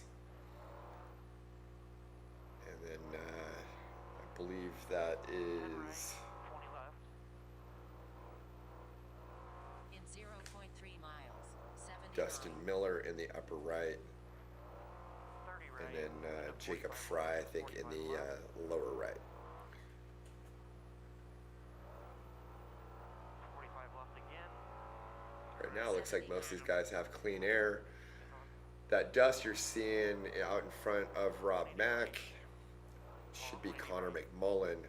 Unfortunately, Connor's cam is down right now. But Connor is our 66 feet. lead 6100, and it looks like Rob is starting to close on him. Maybe we can go to a full screen of Rob, Hard right. see if he can start to reel Connor in right now. 10 right. You know, Connor is in a 6100, so unlimited chassis, but limited motor. Rob's in a fully unlimited truck, so he's got a built motor, so he should have some top speed, horsepower advantage over Connor. So as they get into this faster kind of terrain, as the course opens up, that should be an advantage for Rob. And I would anticipate him being able to kind of slowly reel Connor in.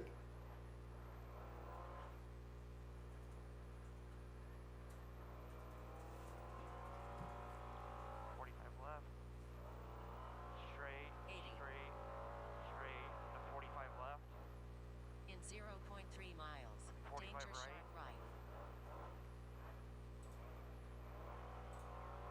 And 45 left into 180 right.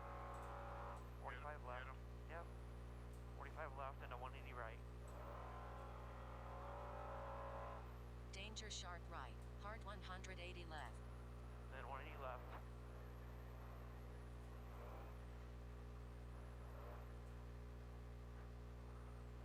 Straight. Long 30 right. In 1,175 feet. Danger sharp left. And 45 left long. 45 left right here. Danger sharp left. In 702 feet. Danger rock ledge on left. 30 right. Then another 30 right. Danger left. Danger rock ledge on left. In 682 feet. Danger fence straight through. Along 90 left, fence in the middle, straight through. Danger fence straight through. 10 left, 45 right. In 45 right. 940 feet, 81.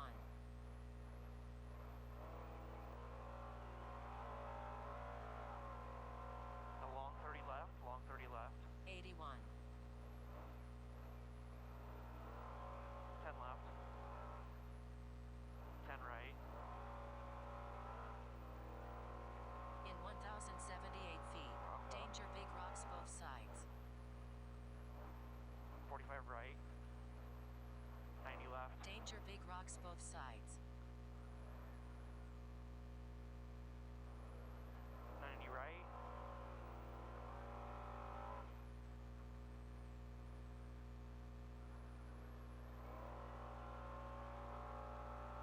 10 left, 10 right. 45 left. 30 right. 30 left. Long 20 right. Long 20 right. Straight. Straight into a 45 left. Straight into a 45 left. In 0.3 miles, 82. 20 left. Into 30 right. 30 right. Long 30 left. 82.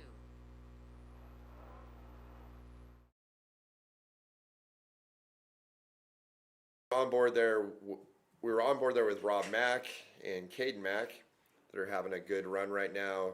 Looks like they are kind of slowly reeling Connor McMullen in, and they are sitting in third physical out on course right now. So I just wanted to give an update on our leaders. You can see on here the 69X is getting like fairly close up towards Tonopah. They've been working that area. They're actually like right by Area 51 right now, and the north gate of the test site. And they are going to work through. It's all really fast now from there all the way to Tonopah. And then the 7X is still kind of in the mountains. I'm going to say that, let's see, they've come through Quinn Canyon, kind of in the Reveille mountain range, kind of going by Bell Helen Ghost Town. Like, I'm going to say that's kind of the area that they're in. There's a big valley right there, and there's a ton of wild horses out there. It's a very, very cool little scenic area. So that's where our lead bikes are at. Now, if we look at our lead trucks, looks like Tavo is probably about race mile 87 or so. And then I'm not seeing Connor McMullen's tracker, but it looked to me like Connor McMullen was a little ways back. And then you've got Rob McCachran driving the 56 truck of Kevin McGilvray. And like I said, Rob Mack is closing. I'm going to say on adjusted, he's probably ahead of Connor. And it looks like I think as they're going to get into some of this faster stuff that McCachran might be able to catch and pass McMullen. We'll see what happens. Or at least kind of set up the potential to be able to make a pass when they get in their first pit.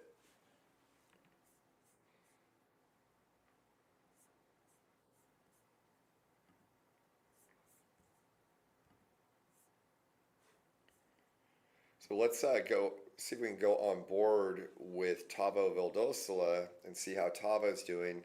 He should be our leader on both physical and adjusted out on course.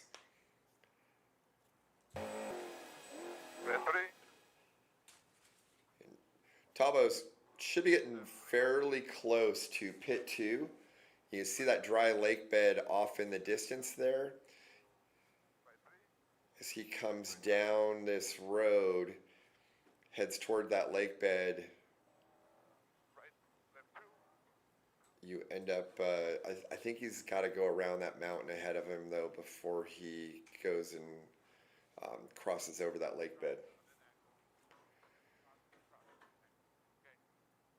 This section right here that he's in is pretty fun. It just kind of, a lot of corners kind of flows through here. You can see he's kind of going that, I don't know, like probably 40 to 60 mile an hour range. There's so many corners you can't really open it up. But this mountain that's kind of in front of him and to the right, you're going to go through a little pass, go around that mountain, and then drop down into that valley. And then it's going to get really fast. There is a little speed zone that they go through on a graded road. It's a rancher's road, but he'll be hitting north of 120 miles an hour through some of that stuff here very shortly after he goes through pit 2. And pit 2 is at race mile 92.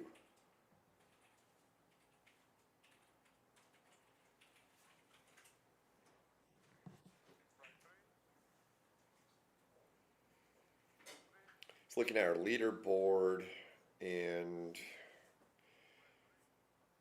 well, it's not showing times for Tavo on here, but I believe in unlimited trucks it's Vildosula followed by McGillivray, Webster, Baldy, and Fry.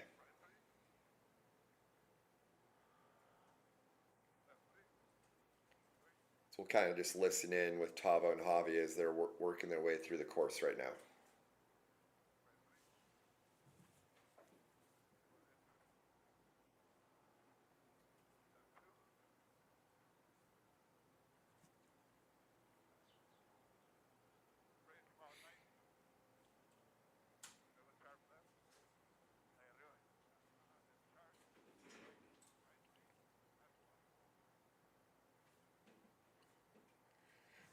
While we're on here with Tavo, I got word that Adam Householder was having some issues with his truck, and so they were down for a few, but they got back going.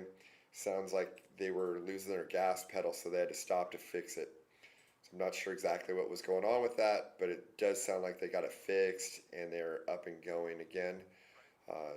That's unfortunate for Householder, because he definitely can run with the front runners, has the speed, but I don't know what happened in qualifying. He qualified 12th, and then now if having some issues towards the beginning, that's going to kind of hold him back.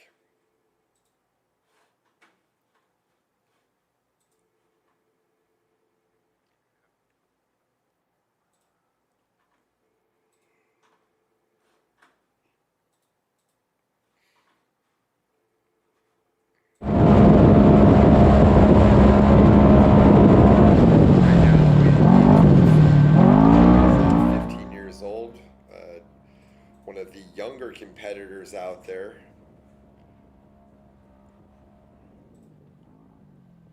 And he is in a Polaris Razor. It's funny, he's 15, but he started racing when he was 5, so he's got 10 years of experience.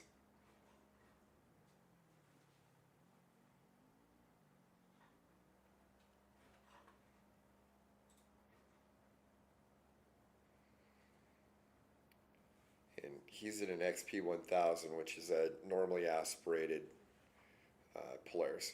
So the other UTVs that we were on board with, Corey Weller and Zach Rose, those were Can-Ams that are forced induction or turbocharged. And so you're going to get a little bit more, well, actually substantially more horsepower with the turbocharge.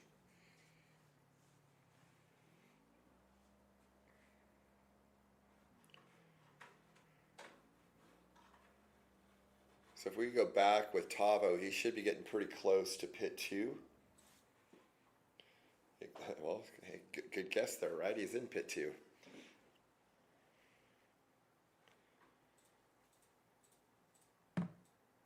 So in the pits, it's a 25-mile-an-hour speed zone. Looks like Tavo's playing it pretty safe there.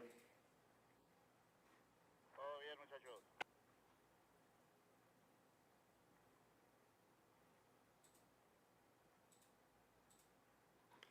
And once he gets out of this, you see that dry lake bed, you're on a really fast graded road. I'd like to kind of stay on board with him here and see what kind of top speeds he hits. I'm going to say we're going to be probably close to 130, 140 miles an hour.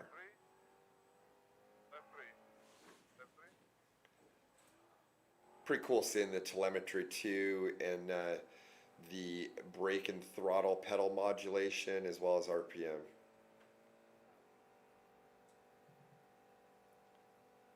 Okay, we'll see if he hits 140.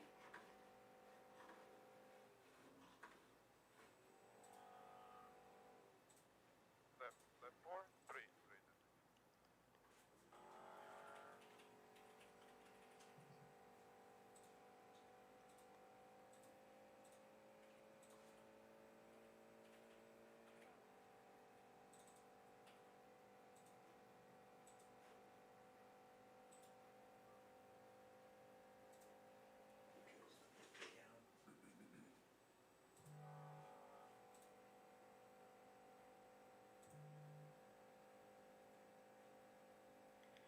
Okay, it's kind of straightens out here a little bit more, so here's where we should start seeing some top speed. High speed jock to left.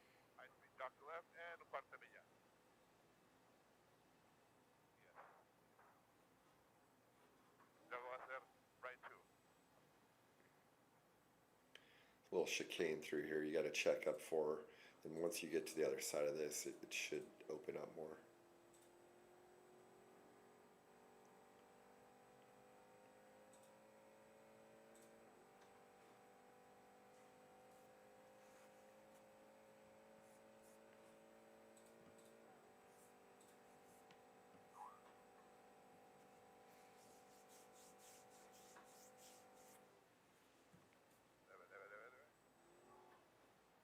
So caution on ankle, cuarto de milla. Caution on ankle. Okay, we'll go to our 4 screen here. So Rob Mack, when they get into that speed zone here, it would go to a full screen with Rob, and we'll be able to see how far out Connor McMullen is. And that's our battle for second physical. So they're going to be turning right now, coming down into this valley, and in less than a minute he's going to be into pit number 2. Now it'll give us a real good indicator of how far Connor is ahead of him. 30 right long. 92. Straight. Straight, 10 right. Straight. 45 In left, long. 0.4 miles, pit 225 mph zone ahead. What? Call out straight.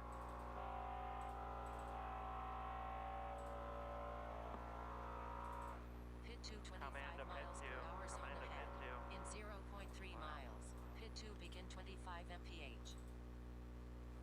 Slow down, dude.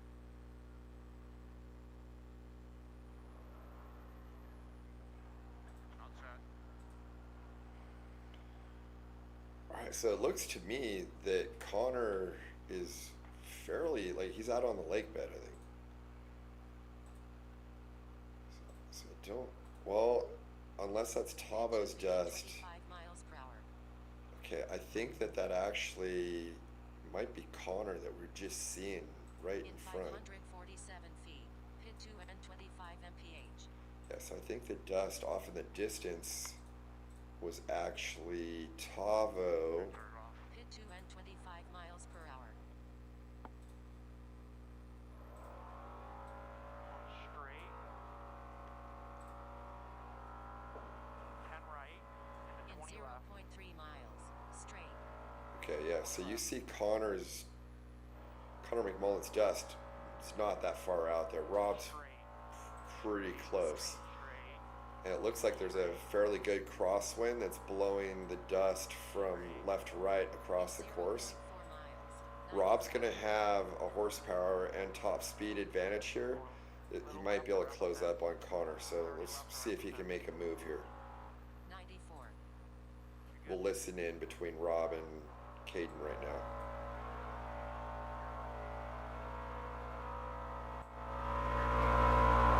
Straight. I have it straight, no dangers. In 0.5 miles. Straight, no dangers. 95. Got a high-speed jog in the road at about a mile, so straight. 95. Straight.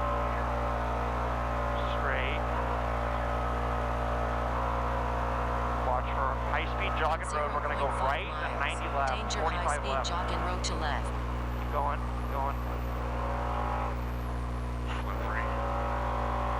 see him. Gotta go right first, then left. Danger high-speed Now jog we're and gonna road go to 90 left. right. In 802 90 feet. right here. 96.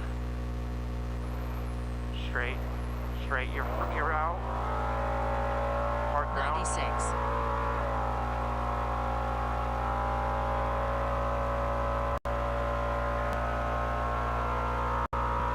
Straight. Put it in qualifying mode.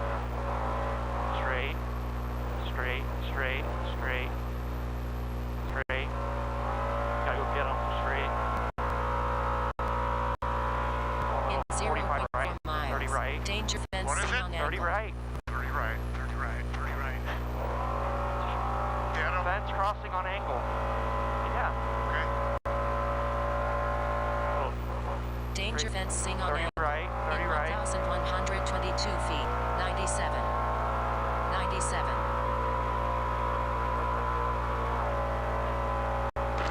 Raise 56, your back door's clear. Straight. It's been 2 minutes since you left the pit. Straight.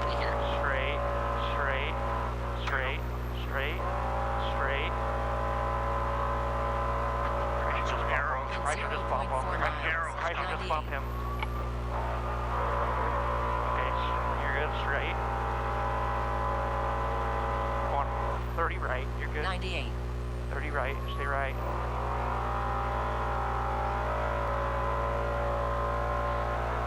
Stay right.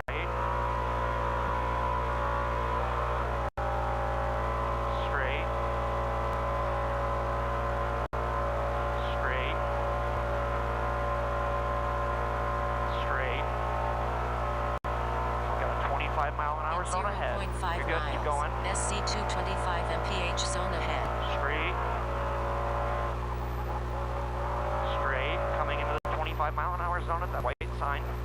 SC 225 miles per hour zone ahead. In 728 feet. SC 2 begin 70, 25 60, miles 50, per hour 40, zone next 30. 2 miles. 35, 30, 28, 28, 28. On. Slow down. Right.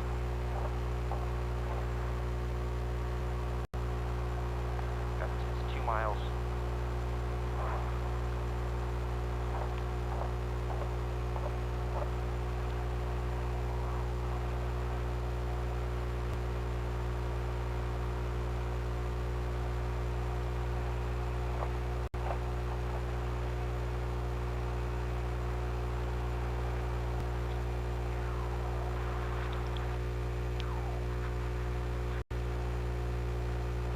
In 536 feet.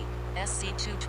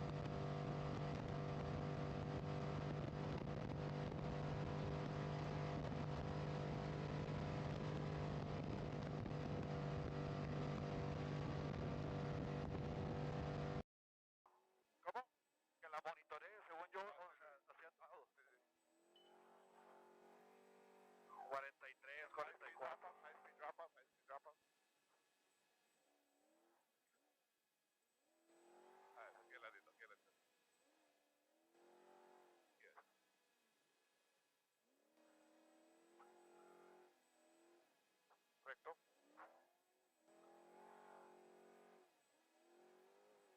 Fence crossing straight through. Adelantito, fence crossing straight through. Leve derecha, derecha, leve. Tiene otro high speed drop off.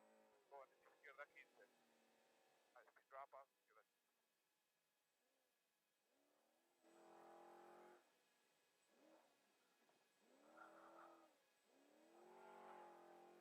Go izquierda, left one side.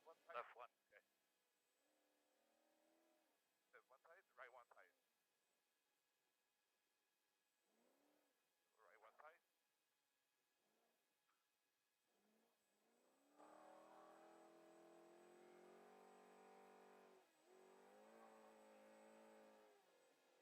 Recto.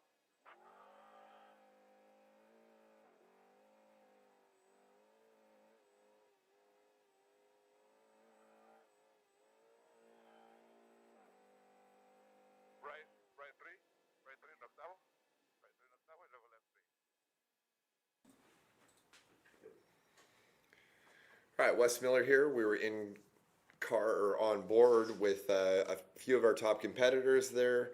Right now we've got Tavo Vildosila is our lead truck out on course, followed by Rob McCachran in the 56 Kevin McGilvray truck.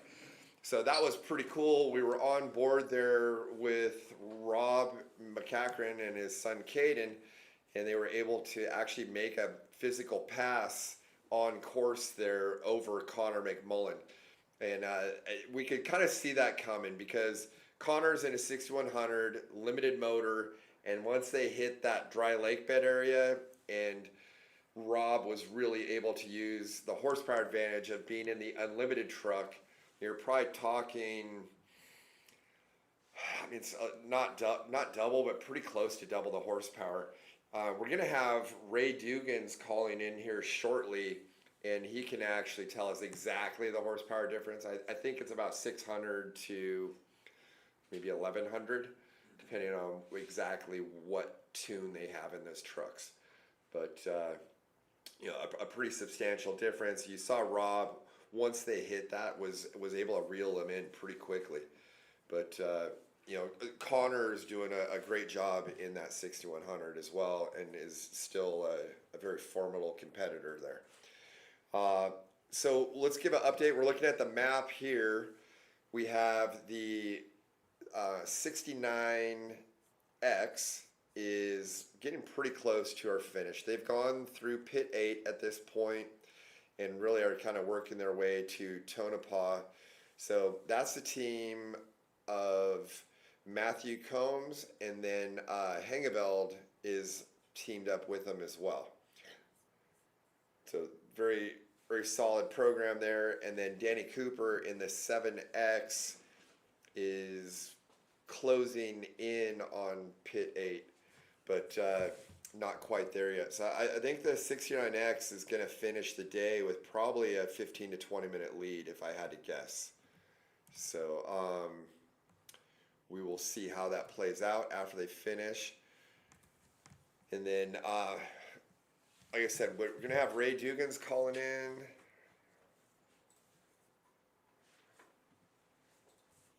As well as I'm working on having some other people calling in to help give us some insight into what's going on in this race, what they're seeing, and you know, some of the what's going on with the engine packages, suspension, chassis design, all of that.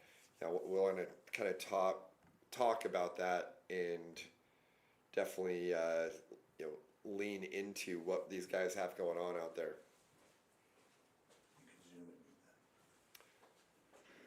Okay, so let's go back on board with some of our racers.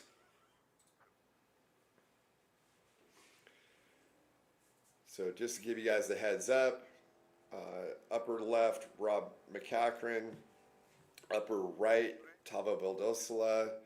Center is Zach Quiroz, which is our lead UTV. Your high-speed drop-off. And then we've got Brent Fox in the lower left. Looks like he's in the speed zone right now. In And then, 993 feet. I Danger believe high that's speed Jacob left downhill Fry narrow in the canyon. lower right. Right And here. audio Danger is high speed left with downhill Robin narrow Cochran and canyon. Caden. 90 right. We'll kind of listen in 30 left. with Rob and Caden right now. Watch them as they work their way through here. 10 left. In 980 feet. Straight over. Straight. Straight. In 0.3 miles. 109. Straight down looks good. 109. 10 right.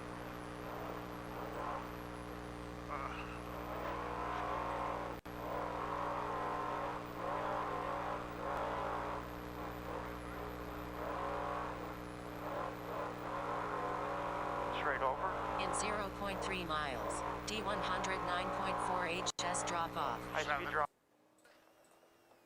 Oh, shit. Everyone just drove over it. Right? They didn't do danger that one very well. One with Corey Weller, and we have her audio. Then we have danger with the rock legend like 500. We have right up here R1 with rocks or danger. Another 500, we can come back to L1. No other danger, just straight through fence crossing when we come out of it.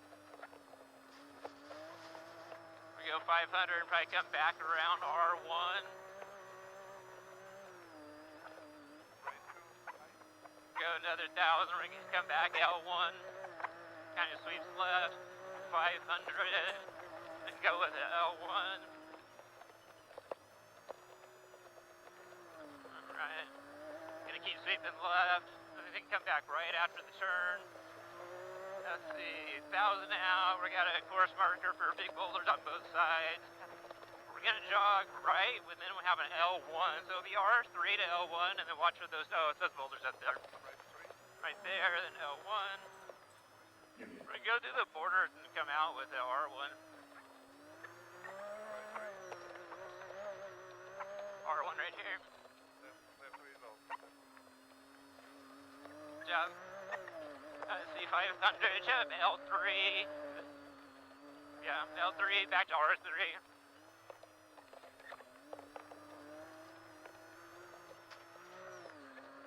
Keeps coming left. Alright. Gonna sweep out right, R3. Keeps coming to right, tightens up right here. 1,000 out, we're gonna come back to L3. Straight, 500. I would say L1. Right, we're gonna keep straight, we're gonna come back left, L3. Then we're gonna come back around, we'll sweep right. There's like 4 that dropped out behind us then? Or Renegade's having a good race because they just passed.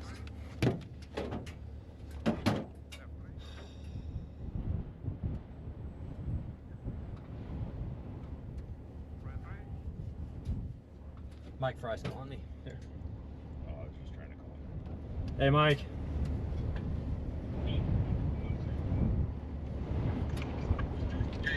Here. Check the new juries. Juries with some oil out or what? I mean, that's, you guys should have pulled over a long time ago. The whole valve train, once we noticed the oil pressure, the whole valve train's been ticking the whole time. Yeah, I'm surprised it doesn't have oil. That's what I'm saying. You need to get out and look at the tailpipes. Maybe the juries suck all this. Maybe. We'll check it. Just check for oil on the pipes.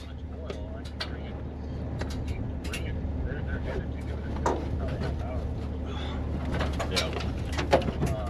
And then do we even chance of putting it? And how long is the oil pressure been long? We noticed it the last 10 miles. That's when. No, the motor.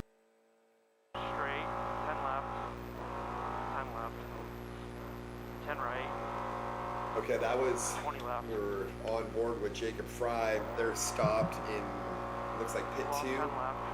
And apparently it sounds like they might be having some Long 90 right. engine issues. Sound like they're talking to their tuner. Right now we're back on board with 45 right. Rob McCachran and Cade McCachran. In 0.3 miles, 114. They are second on course. Tavo Vildosla, who is in the upper right, his 114. first physical, Same and corner I believe again, adjusted straight, out on straight, course. straight. Same thing, 30 right. He's getting fairly close to coming 45 into left. 45 pit number left. 3 at race mile 129 in Pyrock. Straight. We could potentially see a pit stop there, so we'll stay monitoring that because pit 4 is all the way at 193. 10 right. But I don't know that he'll want to stretch it out that far before taking fuel. And 10 right. So we will monitor that as he's getting close Yeah, I'm to reading what I see. pit 2. We'll watch and see what he does, but I think we might see a pit stop there. 30 right. And I would kind of In anticipate that as 1,145 possibly being feet, a first pit 45 location right. for the majority of our 10 vehicles. right. Hard 90 left. Hard 90 right. Hard 90 right. 45 right. In 936 feet, 115. Long 20 left. 10 right. 115. 10 right. 10 right, 10 left. 10 left. 10 right. 20 left.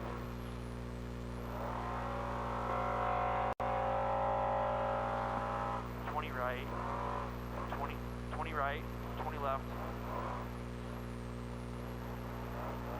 20 right.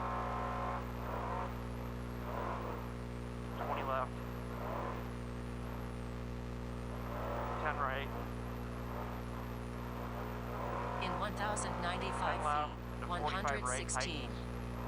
45 right, tightens. Tightens. 10 left. 30 right. 116.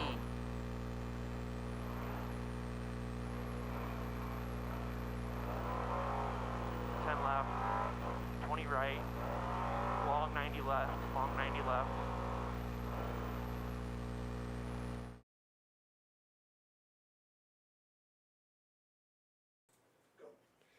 Okay, so we're on board with Ian Torfey. Looks like he's going to be making a pass here. So dusty, it's tough for me to see what that is. It looks like that car might have a flat, or or it's on 3 wheels. So, yeah, that usually makes it a little bit easier to make a pass when the vehicle in front of you is on 3 wheels instead of 4.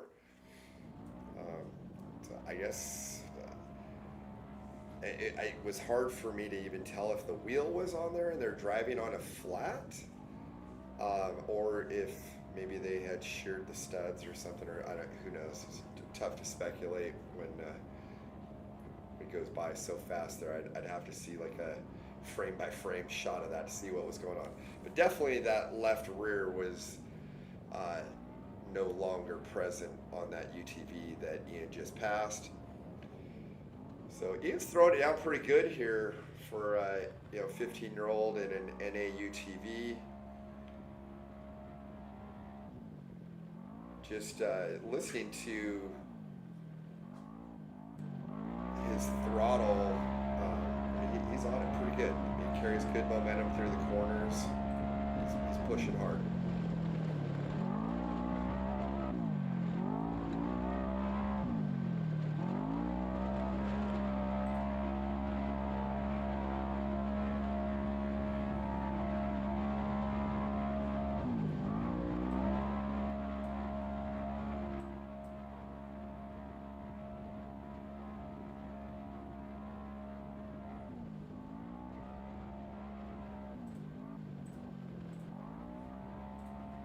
So the thing I want to watch here is as Tavo and Rob Mack are kind of coming into this pit 3 area, is who pits and who doesn't. So we should see that here in the next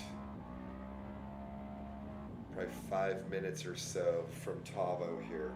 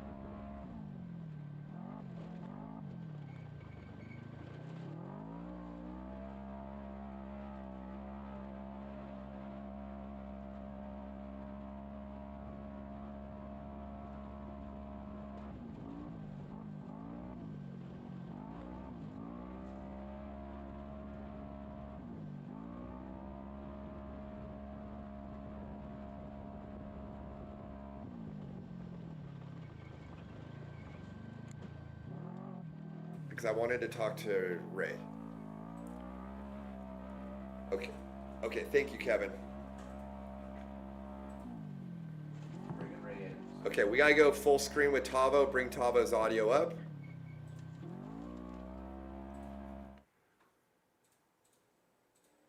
Yep. Am I hot? Yeah, yeah. Okay, so we're on board here with Tavo. You can see he just had a flat. Javi hopped out and changed it. And they are up and going again. I guess lucky for them. So that area that they're in, there are some rocks there. So he probably clipped a rock, got a flat. But they are almost to pit 3, which is the Pyrock pit. And so they're going to be racking a tire for sure. And I'm thinking they may be taking fuel. We have Ray Field from Dugan's here, so let's bring Ray in. And yes, I just heard Tavo or Javi just call for a re-rack at the pit. And then we're going to bring Ray Field in from Dugan's right now.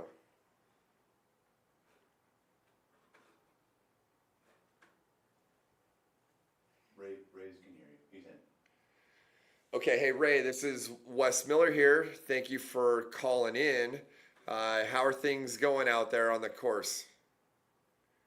Or what you're seeing from the chase truck, I guess. Sorry, I'm not hearing Ray right now. He's muted. Hey Ray, you're muted if you can hear me. Yeah, I hear you, man.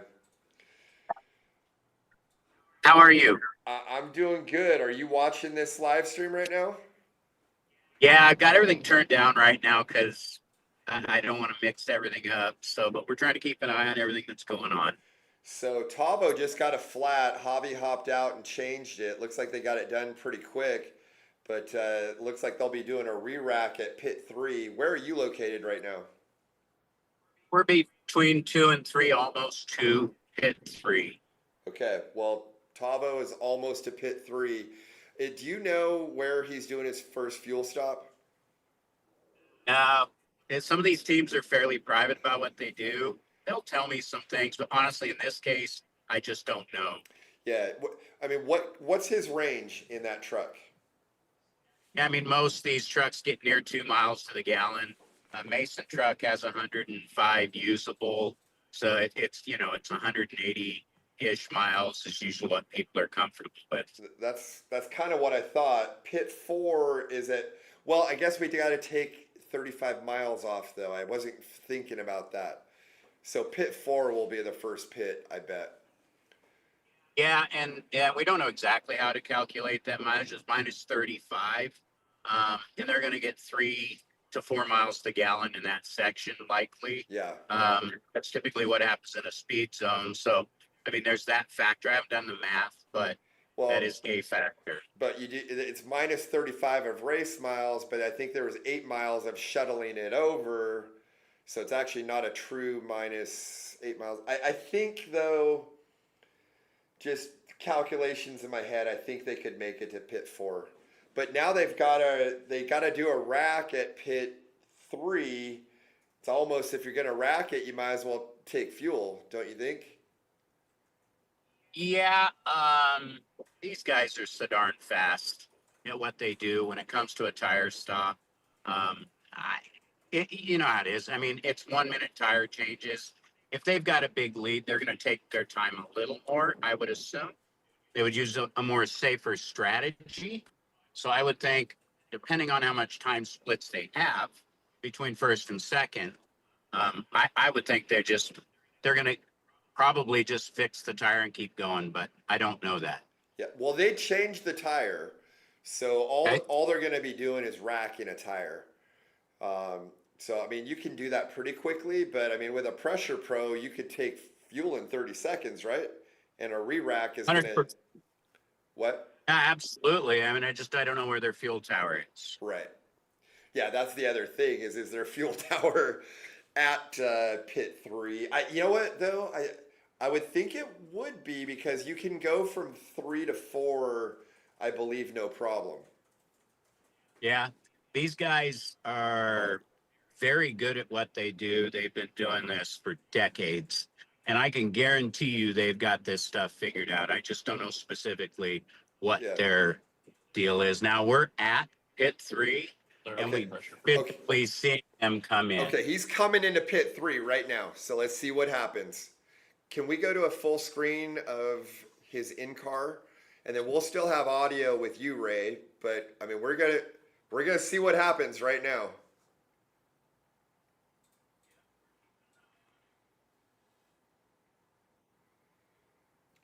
Didn't look like I saw anybody in fire suits, so I'm going to say that they're not fueling. Okay, I just heard rack and fuel, though. What are you seeing, Ray?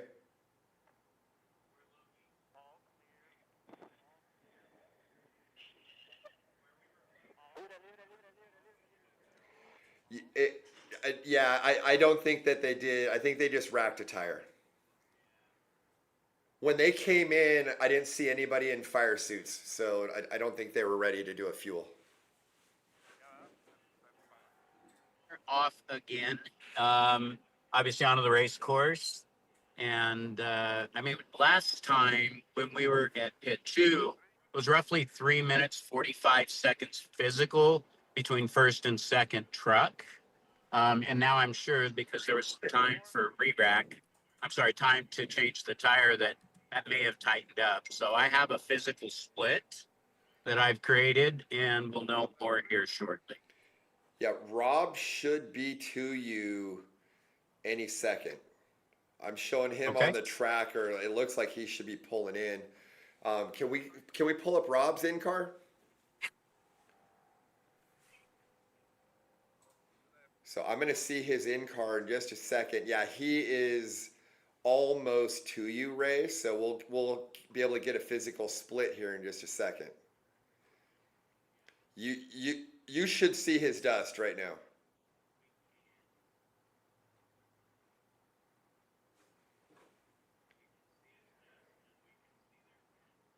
Okay, so I'm curious to see what Rob does. I'm going to say that Rob doesn't pit at all right here. No, he's looking for his pit. He's going to pit. There. Oh man, I thought he was maybe going to do fuel.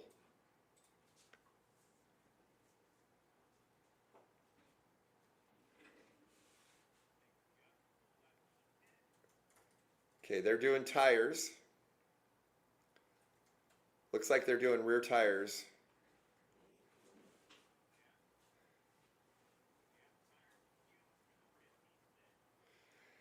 Okay, so I can see Tavo's pit in Rob's shot right now, and it looks to me like they're putting a fuel hose away. So yeah, I heard Tavo call for a rack and fuel, so I'm going to say that they did do fuel.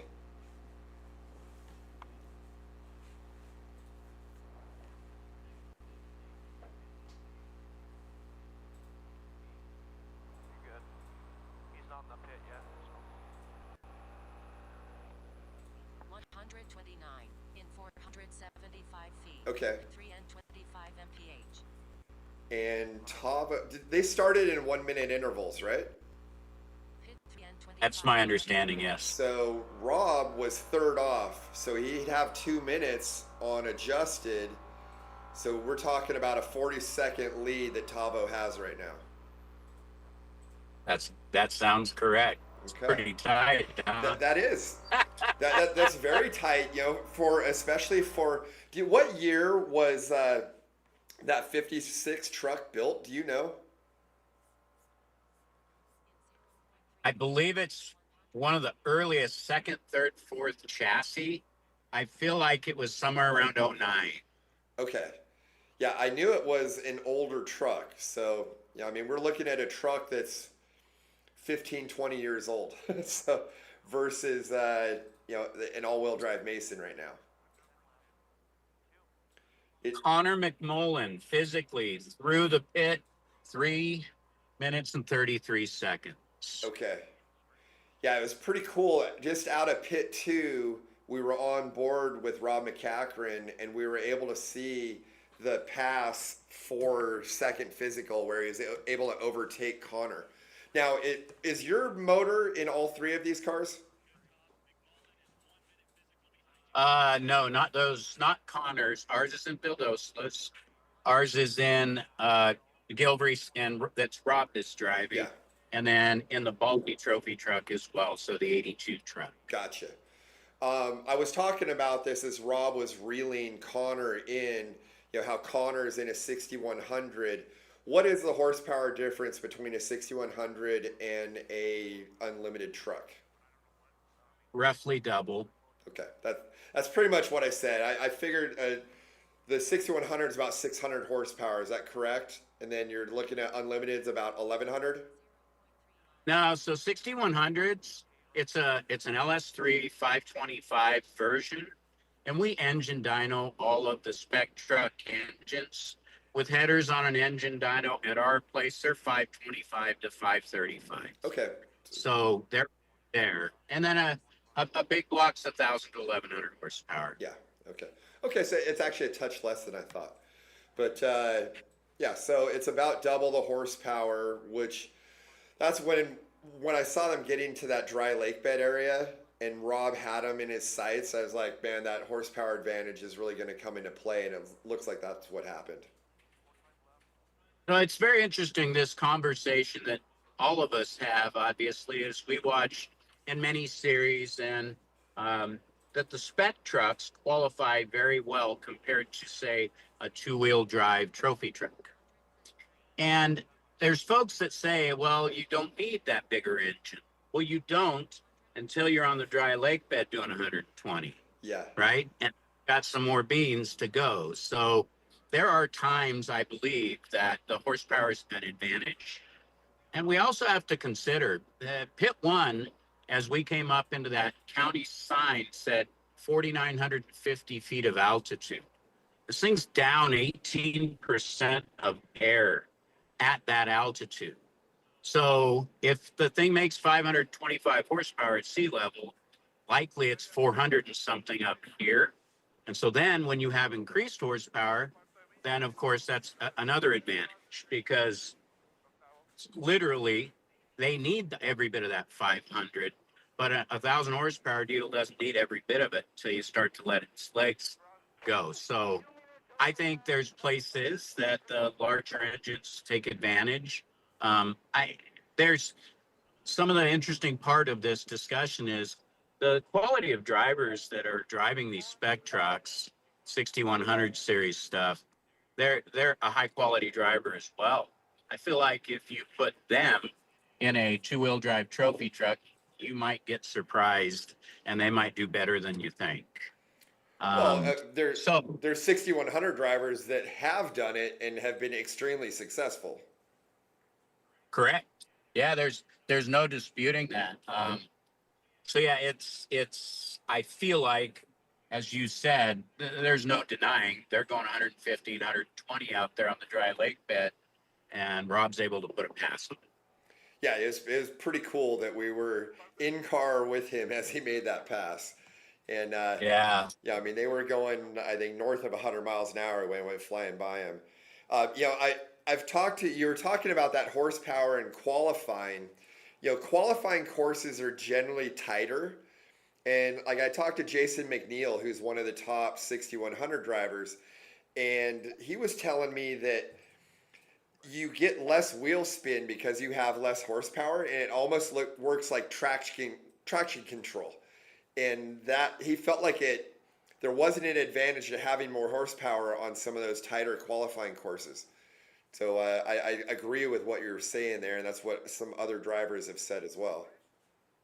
Yeah, no, and look, they just lay it down in qualifying. Some of those guys are absolutely incredible. And bottom line is the truck's not moving forward unless the tires are hooked up, and that's the case in any series of racing. Off-road is just when you have more power, you're able to spin the tires faster. But it's so interesting because I often have this conversation, but I believe in the case of Jason, what he mentioned depends on, if you're on a hard packed, gravelly style course, then the power is not going to be your friend. If you're in a four-wheel drive and you're hunkered down in some silt or sand, you need the power, like you need it bad. That will make a huge difference. So obviously it's at different times that it can be an advantage. Yeah, definitely. When I talked to Jason, we were down in Mexico and it was hard pack and kind of, DG. I think we saw this illustrated yesterday where Tavo beat Connor by 42 seconds in qualifying, but that was down in a riverbed where it was deep sand, and all-wheel drive, unlimited motor made a huge difference. Yeah, and I actually find this event very interesting because obviously Tavo Vidosla races in Mexico typically, and it's a Mason all-wheel drive, and that's a top 5, top 10 truck every time it goes out. And so when you see the difference between all-wheel drives and two-wheel drives in qualifying at some of those events, depends on what time of the day and how torn up the course is as to saying the advantage of an all-wheel drive. But I felt like yesterday qualifying, call it 40 seconds in 5 minutes. You think about that. In 100 miles, how much time is that? No, for sure. When I saw that difference and that lap time, that was the first thing I said. I was like, that's almost like a 20% difference that he beat that car. And I think I haven't done the exact math on it, but maybe 18% or something. But that's a huge difference from first to second. Absolutely. And in this case, when you look at those top 3, which was Tavo, McMullen, and Rob Mack, they're all that same high quality driver. They can put the times down when they need to. So I felt like that was a good comparison as well. For sure. The 2 trucks that we have run up front, you've got Tavo's and then Kevin's. What's the difference between those 2 motor packages? Are they pretty similar, or are there differences between what you've done with those? They're different. We did our first big block back in 17 for Mason for their first all-wheel drive for the Team C guys back then. One of the challenges with a two-wheel drive front engine compared to an all-wheel drive mid-engine is the physical size of the engine. So in a mid-engine vehicle, you have more room. So you can make the engine actually physically taller or wider. So the two versions that are there is we call the DR20, which is a more conventional headed engine. And then the all-wheel drive Mason stuff has what we call a DR9, which is just a larger tall port cylinder. Okay. Well, thank you for calling in. I appreciate you giving us some insight into, what these guys are running, the differences out there, as well as, giving us some actual physical splits through there. If you can keep me updated as you're seeing physical splits, I love getting some updates throughout the day. And then maybe if you'd be kind enough to call in tomorrow, we could kind of talk to you some more and get a little in depth into some more things going on with some of these other trucks that you have out there running your engines. Yeah, no, absolutely. I'll do my best to get some splits. I'm going to be driving, but one way or another, a few things. I want to say thanks for having us on here, but I also want to say thanks to Legacy. Donald and Liz and them all put on the best show that they can. And this is a difficult race, a 2-day event. It takes a lot of people and it takes a lot of strategic, things. So we just want to say thank you to these series because as an engine builder, we're a vendor for these vehicles. For you, this is a part of your life and business. And so without them, none of us could race and none of us would be doing this. So we appreciate what they do. Yeah, definitely. Big shout out to the whole Legacy family. All the volunteers. Obviously Donald and Christy and Liz. I think they do an excellent job putting these races on, and they've put together a amazing race course. When I went out and ran this thing, it's so beautiful. You hit so many different types of kind of terrain. You're out on lake beds and in the desert and then up in the mountains, and it's really, really cool. So, definitely, I appreciate you kind of bringing that up, and I think Legacy's done a great job with this event. Very good. Well, I would say be safe, but you're sitting at some desk somewhere, so we're going to try to be safe out here. And we'll see everybody in Tonopah. Okay, man. Yeah. You be safe out there. I feel pretty safe sitting in an office in Las Vegas right now. So you take it easy. Thank you so much for calling in, Ray. I appreciate talking to you as always. And then hopefully we can talk to you tomorrow as well. Sounds great. Okay. Thanks a lot. Take care. You bet. Okay, so that was Ray Field from Dugan's Engines. They're one of the premier engine builders in off-road racing. We're back here onto our 5-shot. We've got Tavo Vildosola is physically first out on course.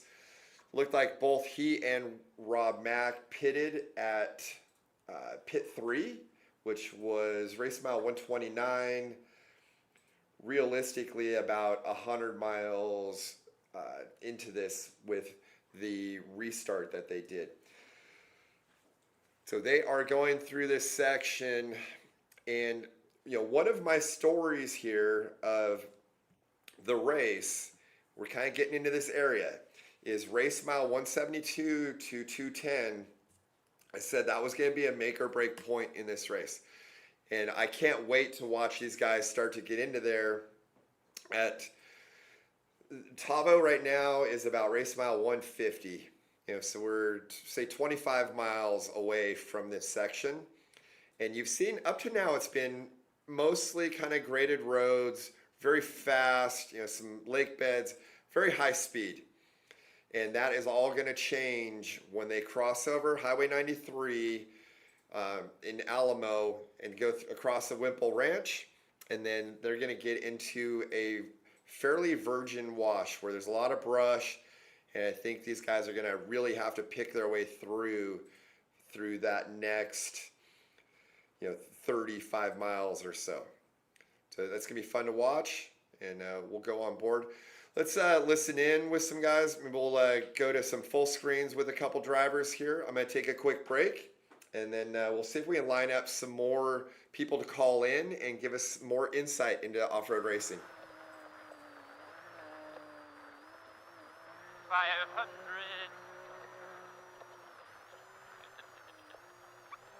Go. There you go. Good job. Gonna keep sweeping left. Gonna go back and forth. About 500. We'll should have an R3 around that corner. Just gonna come back left. And back right here, R3. There you go.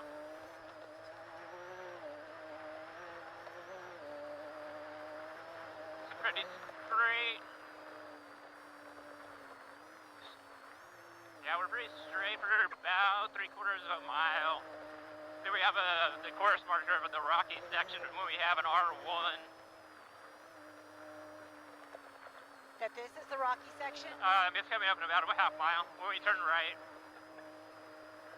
Right in the sweep left. Yeah. 1500 out. Should have like an R3. Where were the rocks? Right after we kind of go left right up here. Oh, okay. So like 1,000 out, it says watch for rocks. Alright. So yeah, right here is gonna go up. We got rocks through here, very rocky. We're gonna come back left. Back R3. Straight 500, have another R3.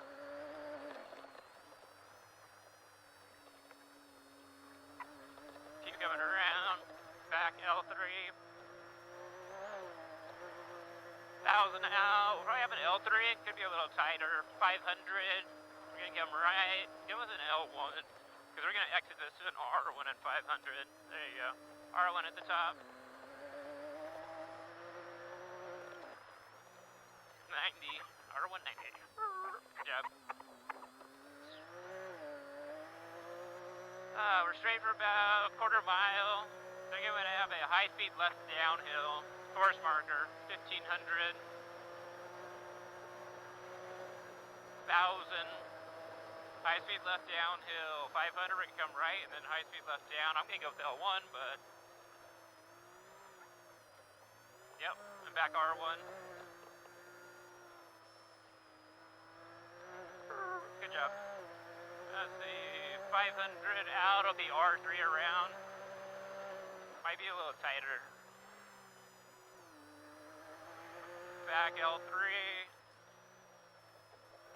Can come back R3 to L1 on exit. Go right. All the way around. There you go. L1 exit. Keep coming all the way around. Another R1 right here. That's a cheater line. Did people go through there? I would think so. Oh, shit.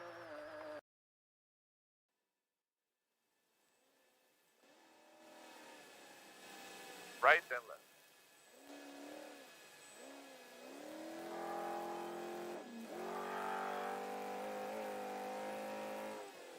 Right 3. Long right 3, long right 3. Cierra un poquito.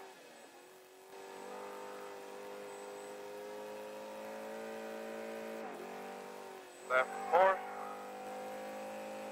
En un cuarto de milla, right 2 tight. Octava de milla, right 2 tight.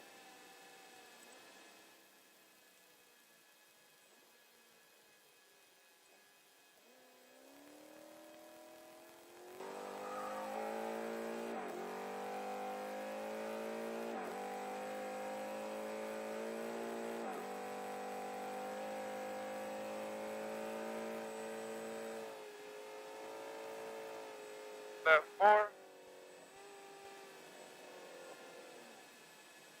Okay, hold on.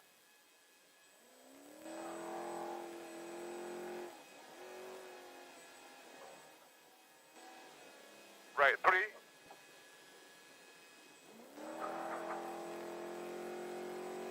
left 2,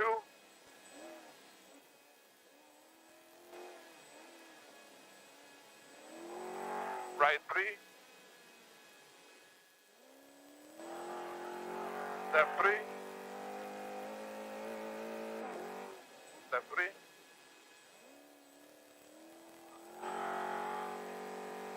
right 4, left 4,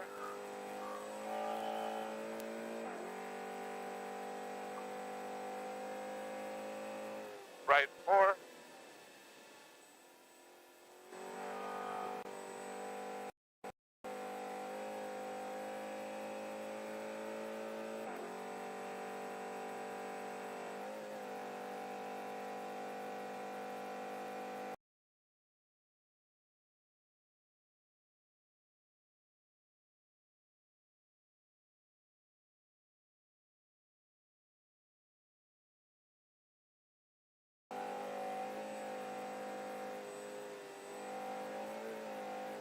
open,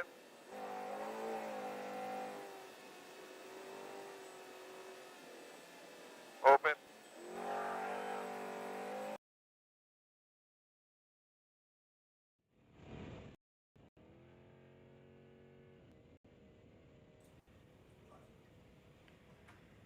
Okay, Wes Miller back here. We're on with Householder, and from what I understand, looks to me like he is kind of in the Boulder Wash area in between kind of pit 2 and pit 3. So what I was told is that Adam has gotten out of the truck and Terry Householder is now in. So I'm going to say that they probably did that at pit 2. Because from what I'm seeing here, I don't think he's through pit 3 yet. Let me look on the tracker, actually.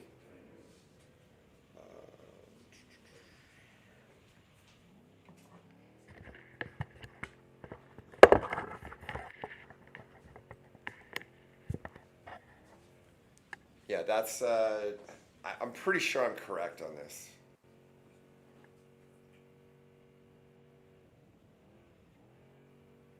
Let's see, I don't see him on the tracker yet. Okay, yeah, no, he's exactly where I thought. So he's in Boulder Wash, heading into pit 3. So if they did a driver change, they would have had to have done it at pit 2.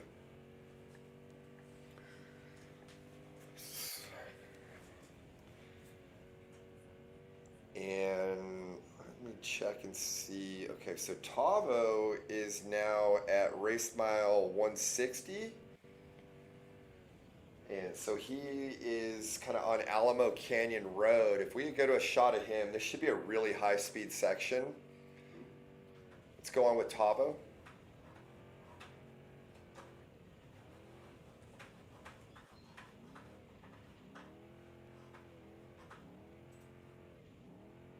Put it down.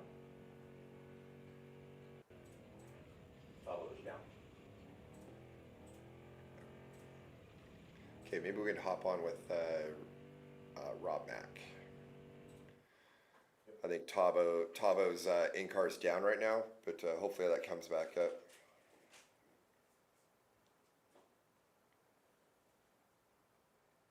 Yeah, see if we can listen in with those guys. 157. So Rob is going to start coming into a really high speed area. I want to see what kind of speeds these guys are hitting.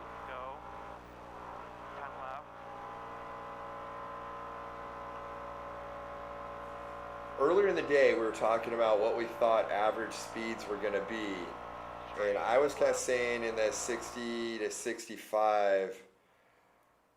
And it's just with speeds like this, when you're hitting 120, 130 miles an hour, even though there are a few technical spots where they may only average, say, 45, when on the rest of the course, they may be averaging over 70.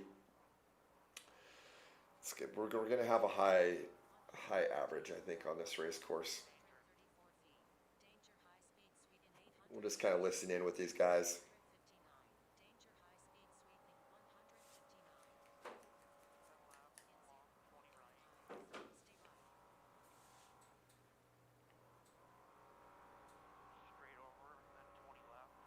Stay right. In 872 feet. My bad. 160. Tavo, they're alright. They're both out. Watch the rock. Oh. That looks like Tavo was upside down.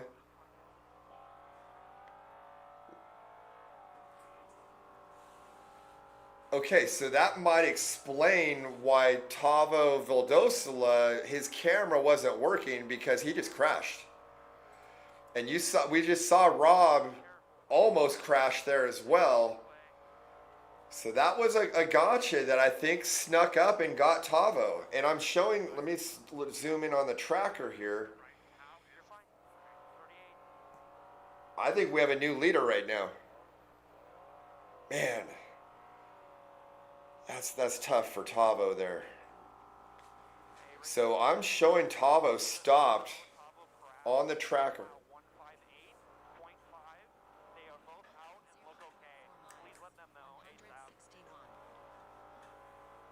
Maybe I got a vibration now. Yeah, maybe. Might be the road. 161. Feel it for a second. 10-4, Kate, I copied that. I will let them know. 45 left. Okay, so we could hear Caden radioing to his crew saying that Tavo was broken at race mile 158, but both Tavo and Hobby were out of the truck and were okay. So that's good news. But Rob is talking about a possible vibration in the truck. So we're going to listen in and see what's going on with their truck. Stay right. In 0.5 miles. Danger, big rocks on left.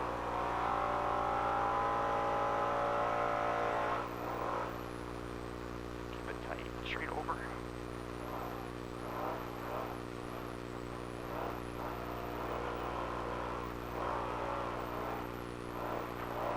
Going 45. 45 right. Big rocks on left right here. Danger, big rocks on left.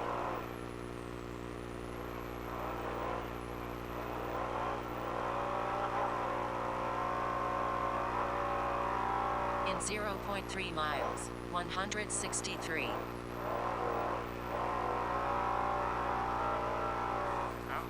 Okay, so I mean that was our first big major 163 in 0.3 news of the race here. Is, our fastest qualifier, Tavo Vildosola, race mile kind of 150. I think it's 158.5 is what they said.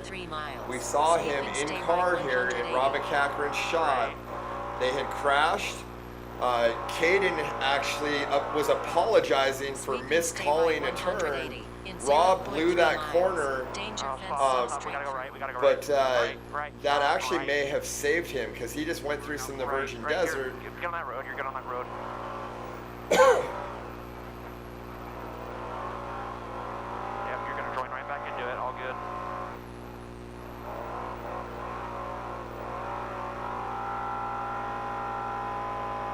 Danger fence. So they're heading up Alamo Canyon right now. 164. 164. 20 left.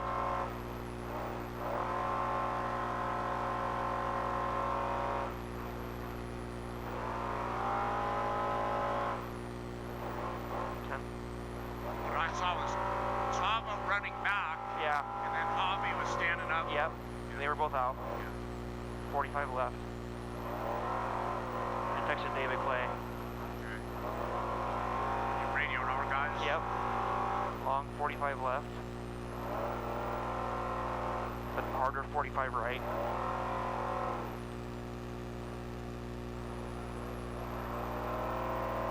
Long 45 left.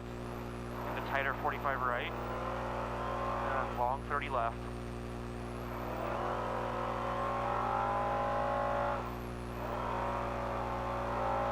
In 1,031 feet, 165. And then 30 left.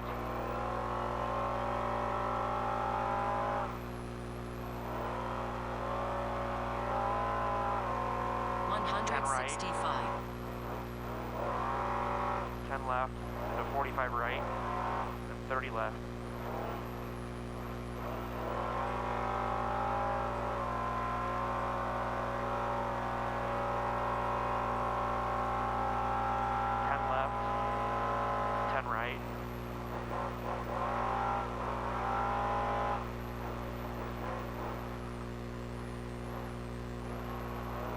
5 left.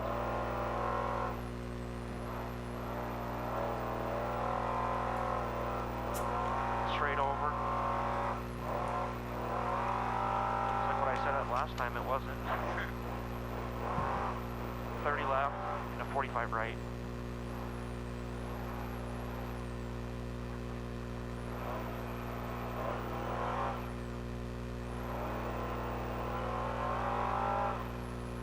In 1,001 feet, 166.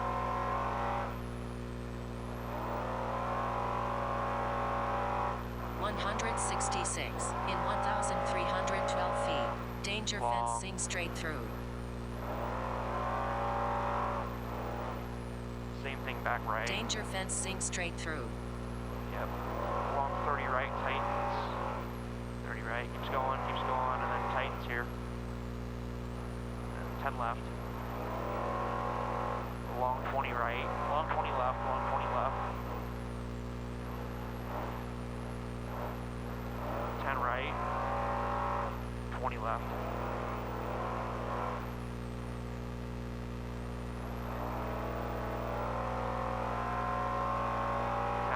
In 1,293 feet, 167. 167. 45 right, long, medium.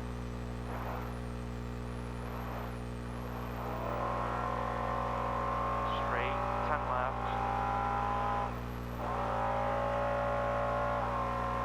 20 left. 20 right.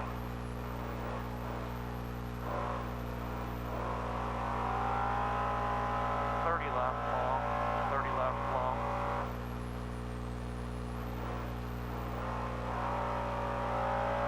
10 right. In 0.3 miles, 168. And then 20 left, into 30 right. 20 left into 30 right, 168. careful. 20 left, 30 right.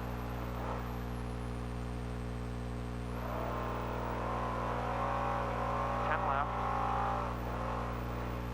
10 right. 10 left.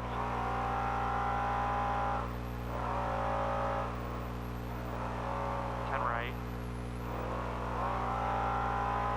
10 right. 10 left. 10 right. 5 left. The long 45 left. Long 45 left.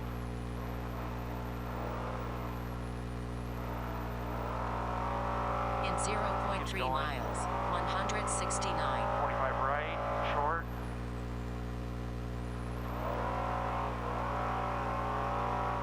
30 right over, 30 right. 169. 30 right. Tiny left over, 10 left over. Yep, you're good. Straight. Straight.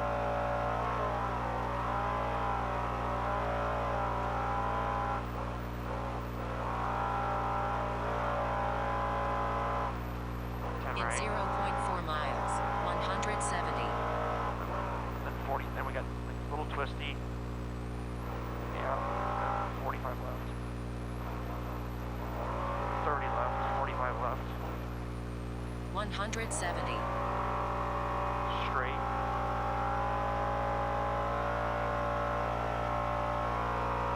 Straight. Straight. Half In a mile. 0.5 miles, hard 90 left. Very hard 90 left, half a mile. Quarter mile. Right there. Hard 90 left. Perfect In place to stand. 0.3 miles, 171. They can't get volunteers anyway, so better to have them than nobody. Just careful, watch the rocks maybe. Just work our way this way, yep. Follow the bike tracks. 171. Stay right. Yep, there you go. Straight, right.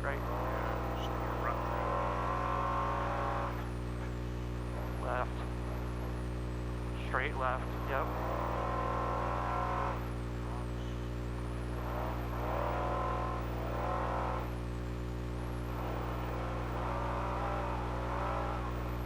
Yep, left up. Yep.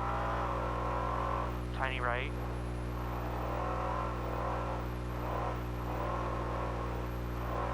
In 0.3 miles, Straight to the side. PRC 3.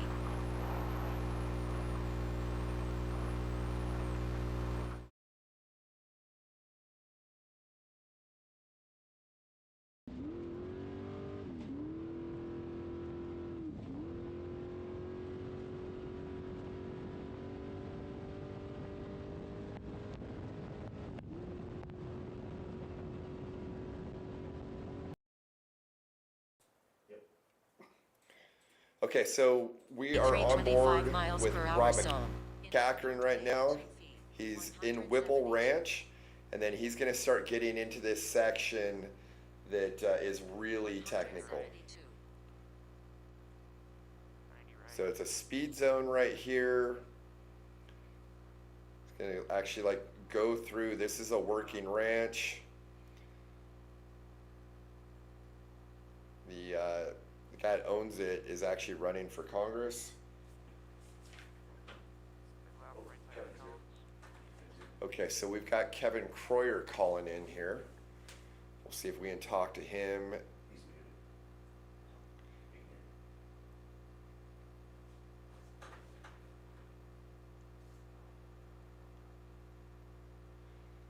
So a little bit further, and then,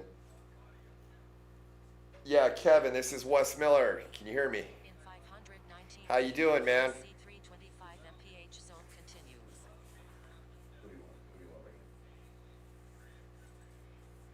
Are you chasing with John Webster? Okay. Okay. Oh, I'm sorry. They told me Kevin Croyer was that had just called in, but yeah. No. Oh, yes. No. So this is actually Kevin McGilvray. Am I saying it correctly? Okay, McGilvray. McGillivray. Okay. Yeah, every time I try to say it, I feel like it's a tongue twister. So, go ahead. What were you saying?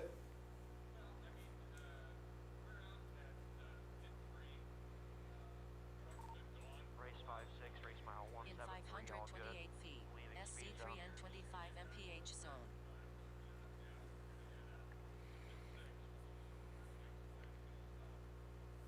SC3 and 25 miles per hour zone. In 518 feet, 173. 170. Pretty much flawless. I had a new job I've never done before. I had to hand a rolled up piece of ham to Caden because he was still hungry. So that's a whole, Okay. never gonna happen to find a ham ejector system or something to throw it at him. But no, Rob's doing a great job. He was having a tough time getting around Connor, and finally we're watching the in-car, and he just drove around him. And it was neat to see the Dugan's power just go, you know? We had Ray on a little bit earlier, and we talked about that, and we were, I don't know if you were watching the live stream with us, but we were on board with him when he made that pass, and you could just see him reel Connor in. Yeah. Well, I mean, it's such an honor to race with Rob because, you know, I started racing when he started racing, and I mean, he's one of the few that's made a career. And until we teamed up last year, I had, you know, huge respect for him. But once we're racing together, I thought I was bad, obsessive compulsive. I mean, nobody puts as much heart and soul and effort and thought as Rob does. I mean, he earns the title GOAT, no question. Hey, Kevin, can you hold on for a second? I want us to bring up the 1511. Okay. Because he's about to go by where Tavo crashed, and I want to see if I can get some I don't know about Tavo crashing, so. Okay, so I got some breaking news for you then. Okay. You guys are in first place. We're first on the trail? Your first physical, and yeah. So what was crazy is we went. Are they full, okay? Yes, they're okay. All right. Yeah, they're out of the truck, but I think their race is done. Okay. So that's gonna make things a lot more interesting with you guys, because you guys are like looking pretty good at this thing right now. Well, I mean, Baldy was within a minute. Fox. I mean, there's some great drivers in this series. I mean, one of the reasons I race here is because of the talent of these people and the camaraderie and the dedication that they have to the sport of trying hard. And I mean, it doesn't matter what class they're in. I mean, there's just, really tough competitors here. Definitely. So if we could go full screen to this in-car, Yeah. I really want to see what's going on with Tavo and see if we can get a shot of. Yeah, so to give you the heads up, we were on board with Rob. It looked like there was a really high-speed kind of chicane that went left-right. Caden was literally apologizing for miscalling it. Rob blew the corner, went through Virgin Desert, and then we see Tavo flipped over and sitting there. He had a problem with the same thing. Exactly. Yeah. So there's a gotcha that got Tavo. It almost got Rob, but Rob saved it. But Tavo was probably. Look at the bright side. We don't have to go through there again. Yeah, exactly. So we're trying to monitor the other vehicles coming through, and we're on with Dustin Miller right now in a class 1, and he should be coming by it right now. So I think this is right about it. You want to see what his camera shows, yeah, okay. Exactly. So I think this is it. We should. Man, it's right around here is where Tavo's flipped. But, so in Miller's in-car, can you see what's being displayed on the racing tracks? Is it showing any kind of alert there of down car? Okay, there they are right there. They're right there. They gave him a thumbs up. They were warning him, and there's Tavo's truck flipped. Wow. Okay, so there you have it. Yeah, it looks like actually Tavo and Javi have walk down the course to warn other drivers to slow down so they don't wreck. Yeah. So that's great sportsmanship by those guys. Super disappointing for Tavo. I felt like all he had to do was just have a nice smooth race, and this was his race to lose. No. But when you're going at these speeds, it can sneak up on you so fast. It was not his race to lose. No. All-wheel drive or in the sand pit. Okay. Rob Mack in my truck is friggin' amazing. I agree with you, but if I had to put my money down before this race started, I would have bet on Tavo. Yeah, well, my money's always on Rob at this point. He's amazing. The team we have with the ID Designs guys, I mean, the professionalism of our fuel stop, the preparedness, everybody at every pit. I mean, it's a level that I am so proud of. And the truck is amazing for Nevada desert. And, I think, Tavo's disadvantages is that he didn't come up here and race very often recently. So Rob probably, came to that area in the valley out here and said, oh, yeah, 10 years ago, we went through this corral fence here. Go to their in-car audio right now. So real quick, Rob's got a flat. He just pulled over. So I want to listen in on them real quick. Yeah, me too. The section that they're in is this area from 172 to 210 that I said was going to be the make or break point in this race. And we've already seen now our leader get a flat. Mm-hmm. Well, that could easily be a stick flat from when he was off course. And they take a while to happen. Yeah, it could. The area that they're in right now, it's literally.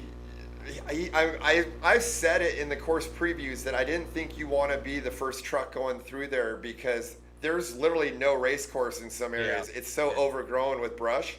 So it would be very, very easy for him to clip a rock or get a stick flat. Yeah.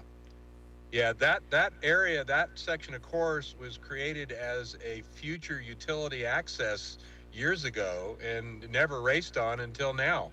And the utilities abandoned it. So you got Sam Baldy's not too far back, and No, then on John corrected Webster time, too. corrected time, he's right there, and so's Fox. And well, I'm not showing Fox that close, but John Corrected. Webster. He didn't qualify that good. Corrected. Right. Okay. But you've got like so John Webster. He's about to cross the Highway 93. He's right with Baldy. I want to look at qualifying times. So Webster was 6. Actually, Baldy qualified ahead of him. So Yeah. Baldy's doing pretty good on adjusted. And then Baldy was 7th. Brent Fox was 9th. Right. And Webster was 6th. Right. So yeah, we've got some good racing going on here. Yeah. Yeah. What's your plan? So is it to have Rob drive today and then you're going to drive tomorrow? Yes, yeah, we did that plan 2 years ago in this race when I was racing my Geyser with Jack Olagus, and if the truck didn't catch fire on the first day, it would have gone better. But by the time it all sorted out, I mean, we had an hour lead for the second day, even though the truck was on fire at one point. You know, Nevada is hard. This is not graded roads, high speed. I mean, there's gotchas obviously everywhere. And, you know, there's a long ways to go to Tonopah and a long ways from there. Bring up the audio in car right now, please. So sorry to cut you off, Kevin. Caden just got in the truck. I want to see if they say anything right now. In 545 feet, 176. Yeah, I don't see any of that. Yeah, just hold tight for a second, Kevin. 176. Like 15, 20 seconds. Okay.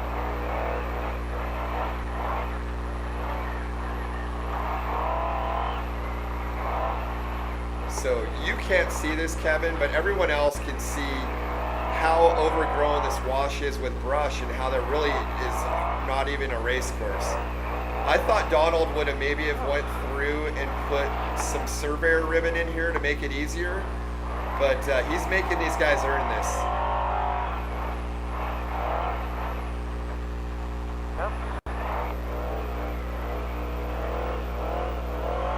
Okay, Kevin, they're up and going again, so we can go ahead and continue talking.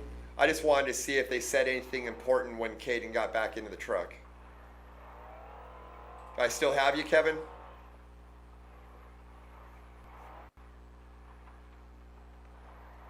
Okay, I think we may have lost Kevin McGilvray. All right, well, Kevin, if you can still hear me, thank you for calling in. Let's go ahead and go full screen with Rob and Caden here and listen in. Sorry about that.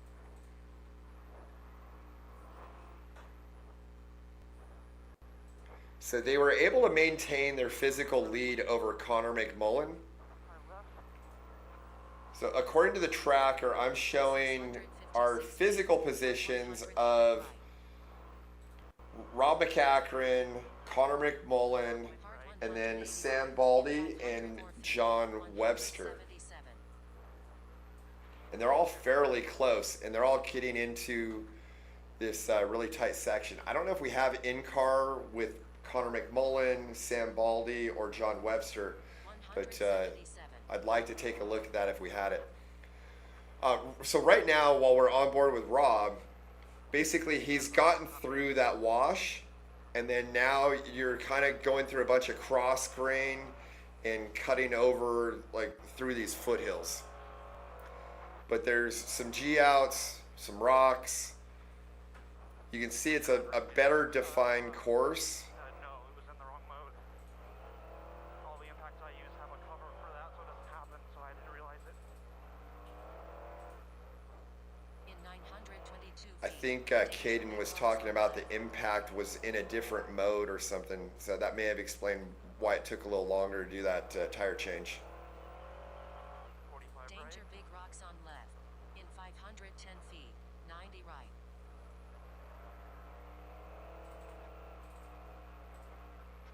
90 right.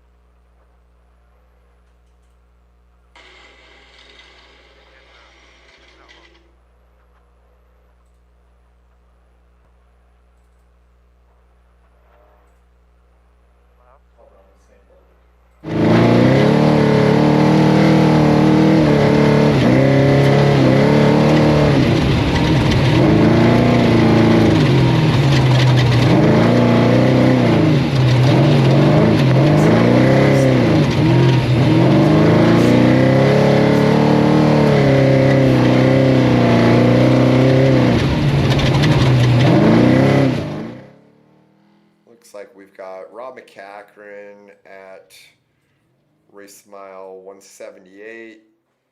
Baldy's at like 175 right now. And then we got Connor McMullen between the two of them at 176. So McMullen's about 2 miles off of Rob Mack and about a mile ahead of, it just updated, so he actually might be a little bit further than a mile ahead. I think he's about 2 miles ahead of Sam Baldy, who we're on board with right now. And then we have the 37 of John Webster that's probably about a mile behind Sam Baldy.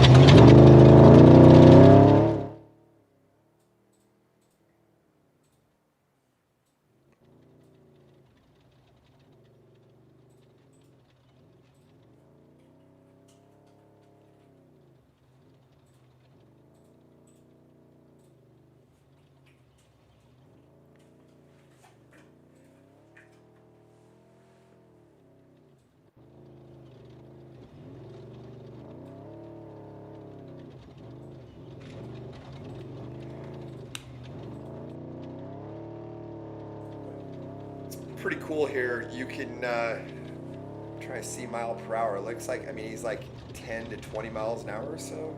Kind of hard to see on his screen. But I guess he's going 35 right now. But not setting any speed records through this. And he's had 2 vehicles go through this with him, so at least there's some tracks. Yeah, the tough thing for Rob going through here is there is just hard. It's very, very hard to see the course. When I went through here a few weeks ago, I mean, I was really having to pick my way through.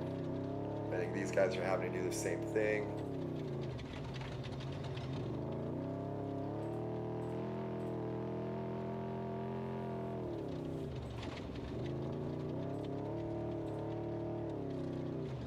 Maybe we can go back with Rob.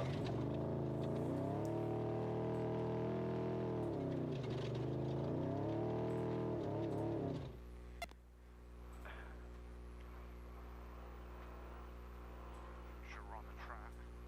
What? We're on the track? Yep. So this is what I was saying. Rob wasn't even sure if he was on the course right there. This is our physical leader for the 4-wheel vehicles, Rob McCachran. One thing I do want to touch base on is our lead motorcycles have finished. And, we had the 69X of Matthew Coombs come in first, and then 7X of Danny Cooper. 180.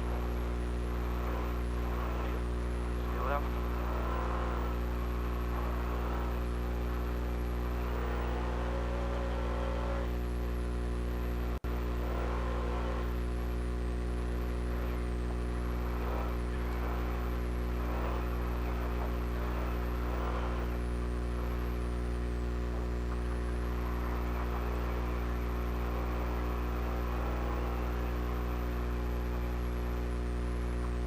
the 69X, Matthew Combs was co-riding with In Clay Hengeveld. 786 feet, stay I'm not right. sure exactly who drove what, but if any of those guys are watching and they're either in the holding area or might actually be in the work area at this Stay point. right. But if any of you guys want to call in, it'd be cool to hear from you guys.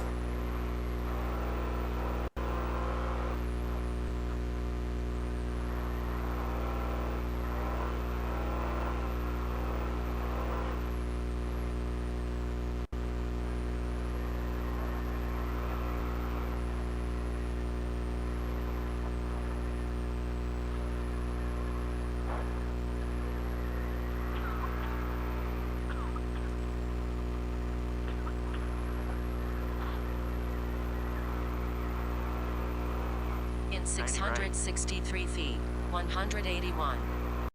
45 left.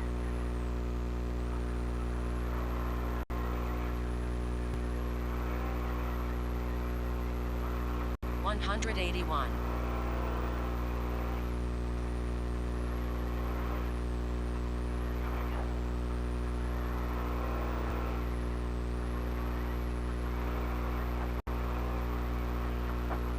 Right. Left.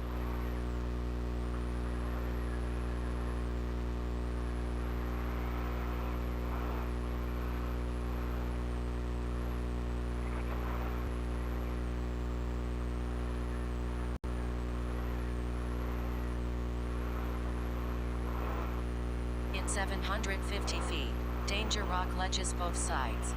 Tell them to be ready to change another flat too, just in case. You guys are gonna re-rock. You guys Danger do it rock fast ledges both and sides. be ready to In change another one just in 351 case. feet, danger Have the rock stuff in ledges place. on Oh, left. God damn it. Got the left front. Yep. Danger rock ledges on left. What the heck? Ultra 4.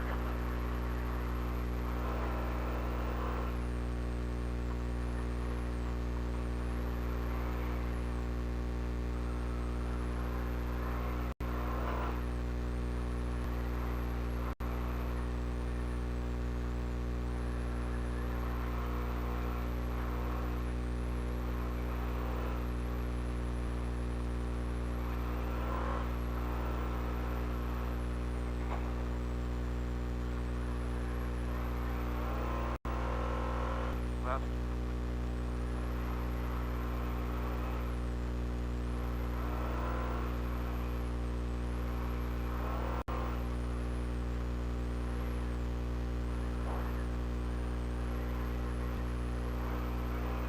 In 644 feet, 182.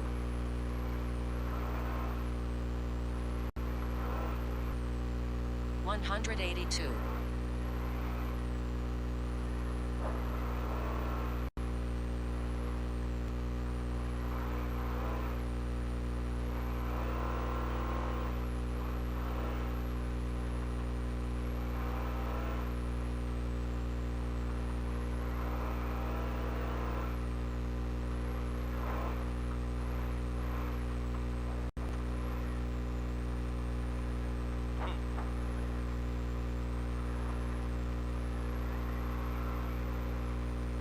Rock right.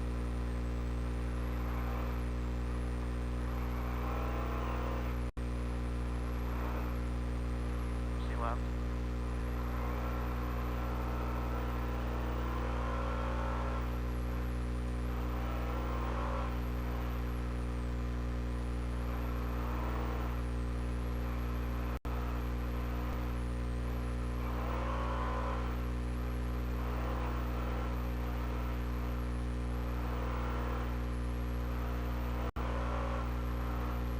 Oh, 30 left.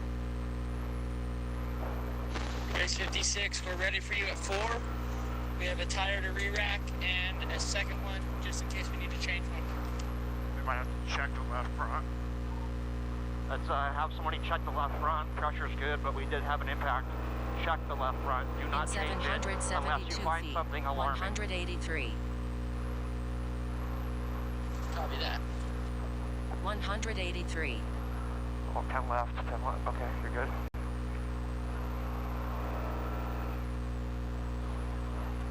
There's a shitty exit into the pit over the berm just after the house on the pit. Copy, we got McMullen about 20 seconds tops off our rear bumper. Stay left.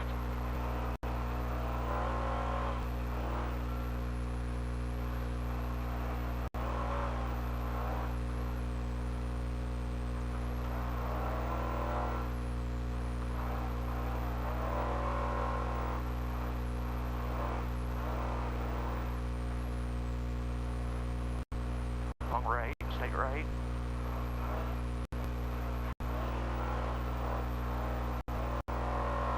Oh, 20 left.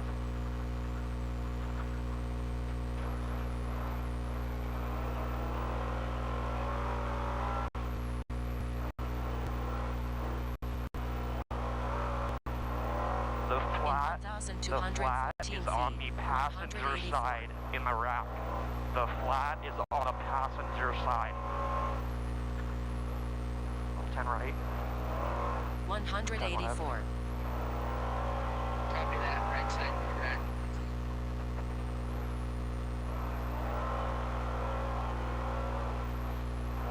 Little 45 left.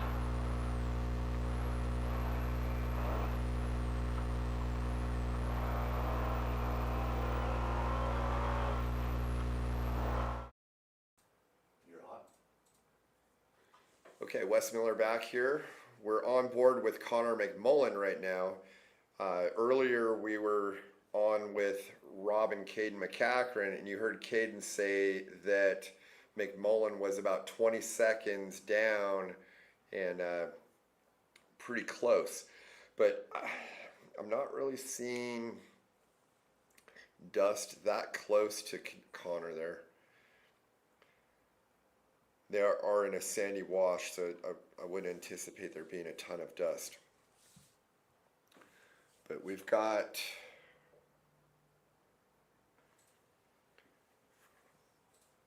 Rob McCachran is about to race mile 185.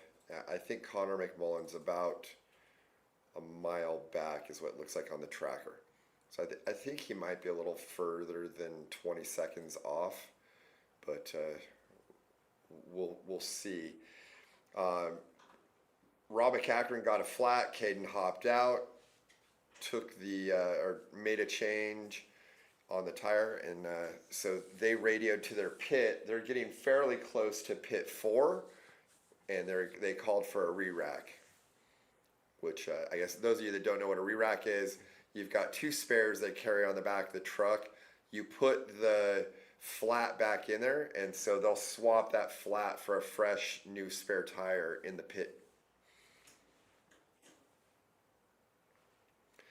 So to get everybody up to speed, our fastest qualifier, Tavo Vildosula, left the line today at 9:40.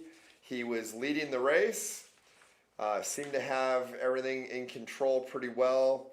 A little bit before pit 3, had a flat tire. His co-driver Javi hopped out, changed it. They were able to still hold on to the physical lead as well as adjusted. Everything was looking good, and then at race mile 158.5, that all came to an end where they had a high-speed rollover crash. Luckily, both of them are okay. They're out of the truck, and it actually looks like they went down course to warn other drivers to let them know, hey, slow down, there's a gotcha right here. The way we found out about this is we were on board with Rob McCachran, and he came into that exact same section, blew the corner, but was able to straighten it out, and he saved it. But then we saw Tavo flipped over, and now we've seen a couple other cars come through there. From what I understand, rescue recovery is going out there to retrieve the vehicle, but I believe that Tavo's race is over. So that handed the physical and adjusted lead to Rob McCachran. Earlier in the race, Connor McMullen, who we're on board with right now, had actually qualified 2 seconds ahead. So he was our second truck out on course, but he's in a 6100, so he's got a limited motor.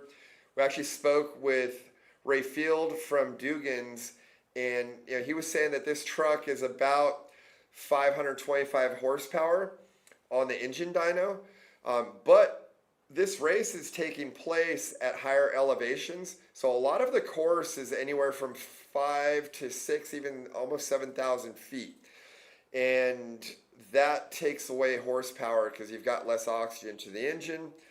So he was saying that they're probably more like in the 4s or some 400s at this point. Rob McCachran is in an unlimited, so he's probably in the 1,000 to 1,100 horsepower range. So this area right here is so overgrown, it's like almost an old wagon wheel trail or something. So out there in the distance, you can see that dust. That's Rob McCachran. That's probably 30 seconds or so away. But the other thing that Connor McMullen's got going on is he's got Sam Baldy not too far off of him. And Sam Baldy's in another unlimited truck. So the area they're in right now, I don't think there's much advantage or disadvantage to an unlimited or a 6100. But once they start getting up towards Rachel, I think Connor McMullen may have his hands full with Sam Baldy, because the rest of the course here is extremely fast once they get past about race mile 210 or so. But let's go back on with Rob McCachran. He should be getting pretty close to pit 4, and we can watch him as he comes into that pit and they do a re-rack. He should be there in about 5 miles or so. So, I mean, we could maybe do a little split screen. I'd like to listen in because they were talking about them potentially having a flat front tire. 1,116 feet, 189. So right here we've got our course map showing you where everyone's at. And then Connor McMullen in the upper right, Rob Mack in the lower left. And that's Rob McCachran is physically first and adjusted. He actually started behind Connor McMullen, so he'll have an extra minute on adjusted time over him with the 1 minute start intervals. And then Connor McMullen is physically second on course and I believe adjusted as well.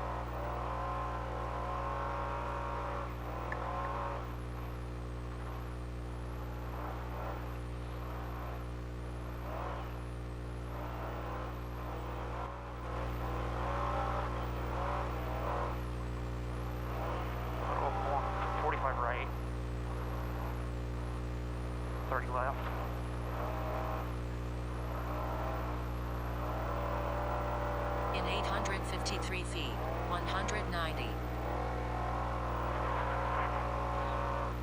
190. In 1,029 feet, stay right then straight across. Little 45 left, 45 right, 45 right. Sharp right, or hard right. Stay right danger. then straight across. In 442 feet, danger sharp right drop off on left. Hard right, Danger hard right. sharp right drop off on left.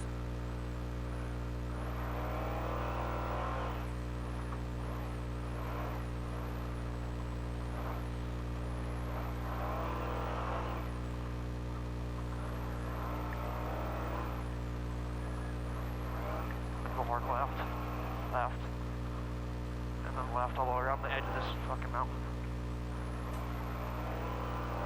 Still left, yep. Left. 20 left. Left.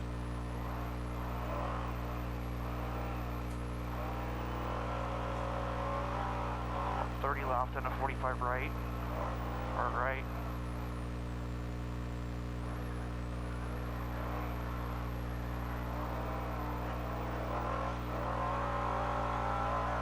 In 886 feet, 191.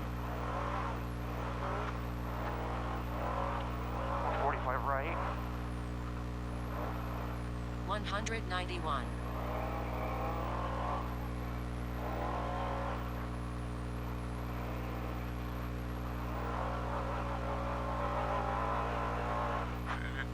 In 1,088 feet. Sweeping 90 right. What's it in? 2. Okay.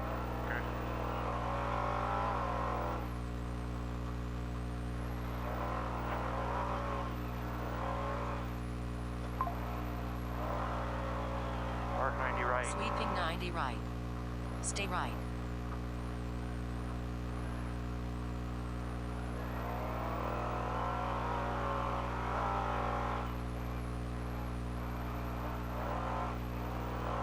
In 898 feet, stay left.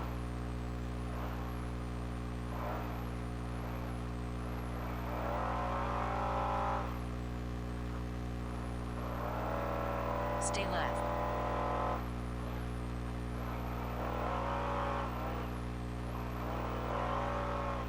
In 891 feet, hard 120 right.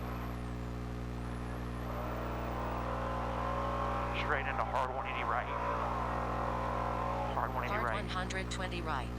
In 417 feet, hard 180 left.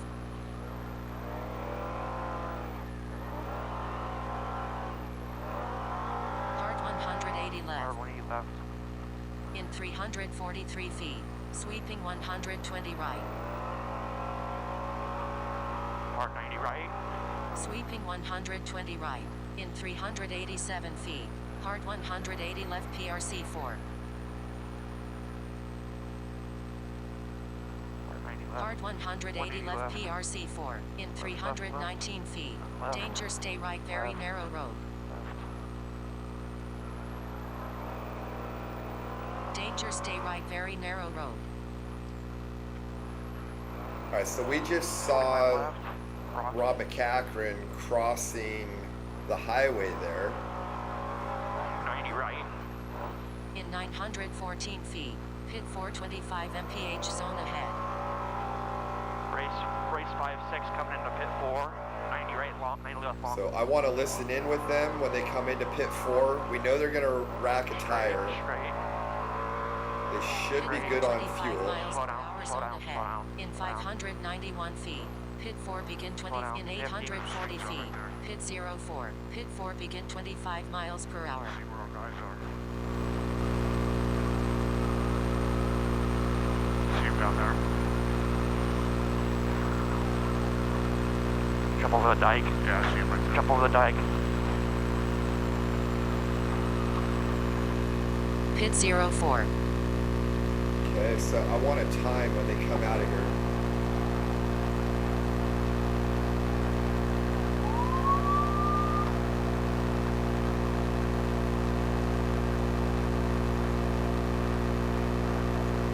Can we go to a split screen with Connor McMullen?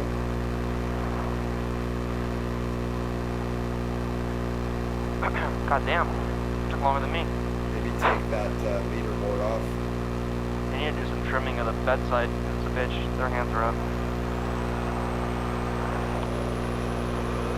Okay, so Rob's off, and let's watch Connor and see. He shouldn't have to stop. We'll watch Connor McMullen come into the pit, and let's see what this time differential is. I've got a stopwatch going from when Rob just left.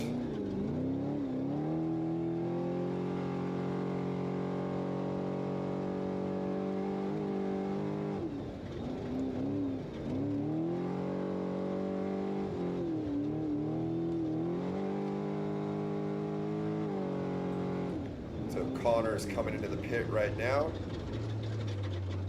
into the speed zone.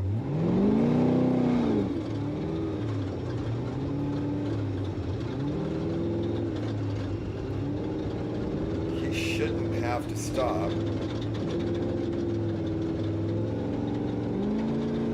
So Rob's pit was kind of right in this area right here. It's about just over a minute. Yeah, Rob's pit was right there. So about a minute, 5 seconds. But then Connor started, I believe, a minute ahead of of Rob McCachran. So Rob McCachran should have, on adjusted time, about just over 2 minutes. About 2 minutes 5 seconds on adjusted. And he's about 1:05 on physically out in front on course.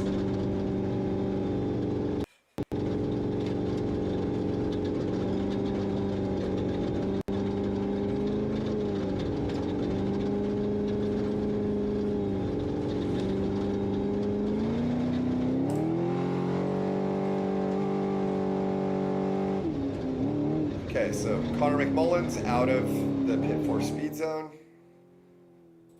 So we have both of our two top trucks, Rob McCachran and Connor McMullen, back at full race speed.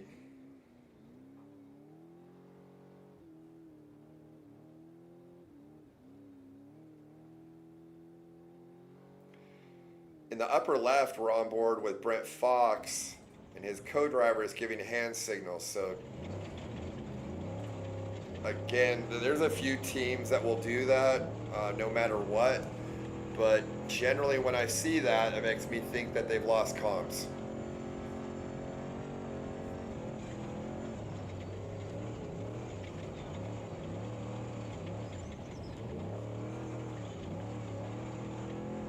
So this area that are coming through, our two lead trucks are coming through now after pit 4. It's a little more open than what it was coming into here, but an area I really want to watch, and I think it'll be fun. We'll go, I think, full screen for these guys when they get in there, is about race mile 201 to, like, say 206. I think that's the most technical section of the entire race course. In 1,180 If any of Connor McMullen's crew is watching, if you could tell him to wipe his camera, that would be great.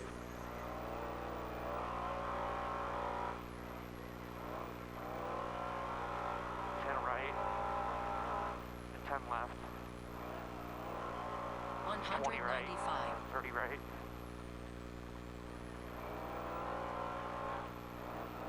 10 left, 20 right, 10 right,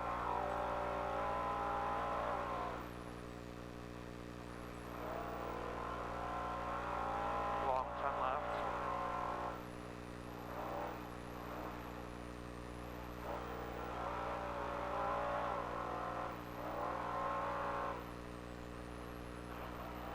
10 left, 45 right,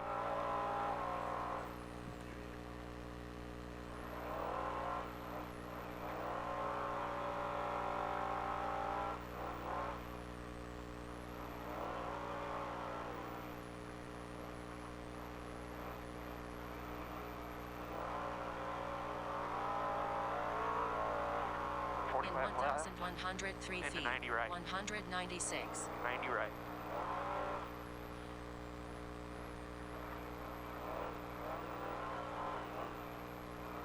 70 left,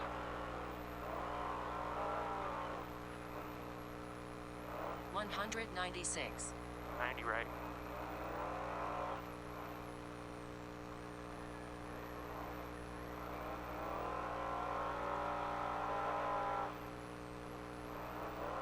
45 left,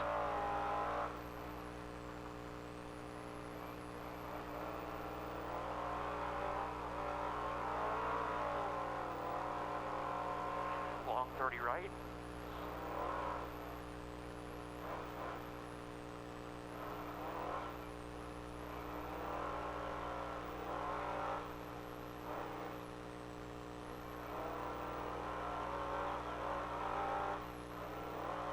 90 left, sorry.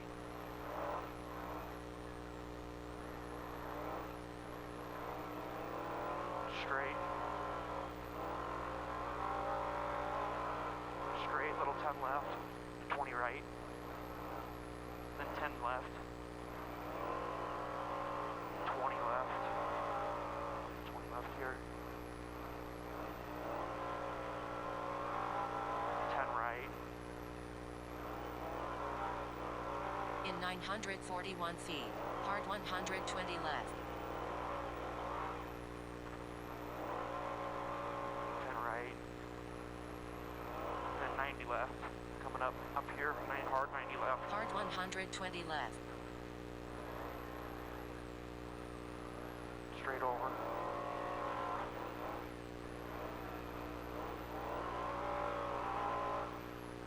Do a 10 right, into a 20 left, 30 left, into a 45 right. 45 right.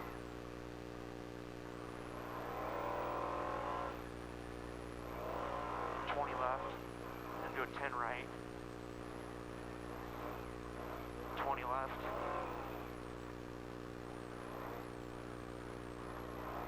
Pretty straight over eyes.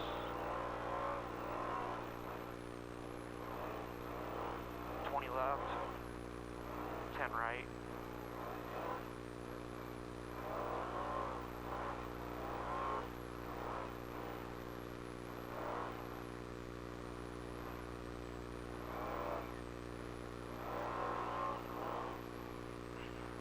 Medium 45 right here.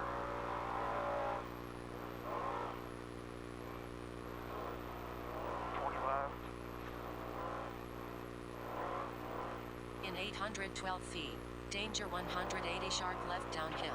20 right. And 120, 180 left downhill. Danger 180 sharp left downhill. In 600 feet, 198.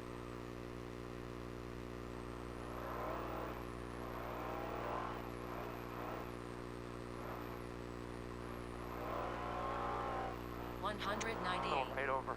In 988 feet, danger sharp right. GPS was right. Whoa, God damn it. Danger sharp right.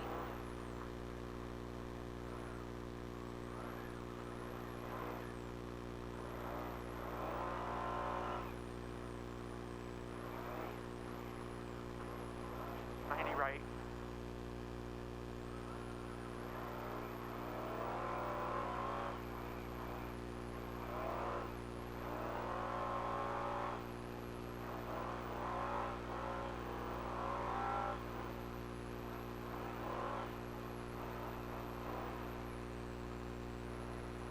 Straight over. 90 right.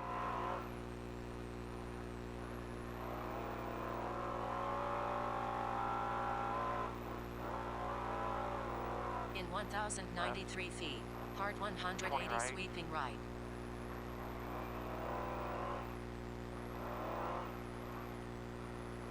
Straight over, a little left.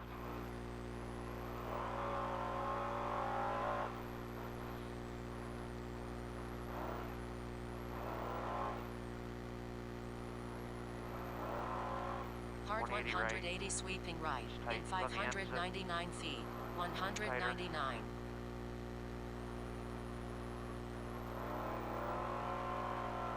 Long left, keep going, keep going.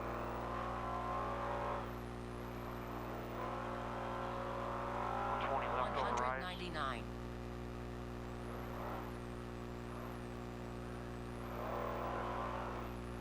Little left.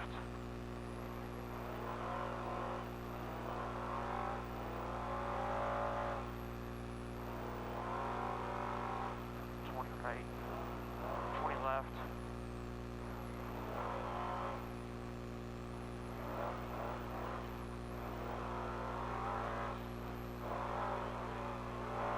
Straight. In 0.3 miles, Hard. danger high speed drop off. Hard 45 right.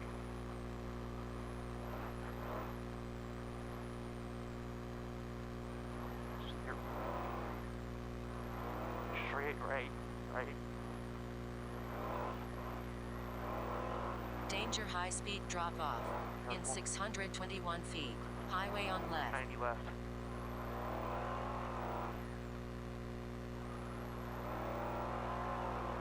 Long 45 right. Highway on left.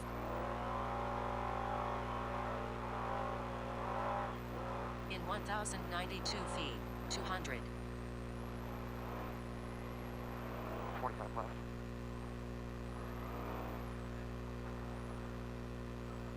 Long. 90 right.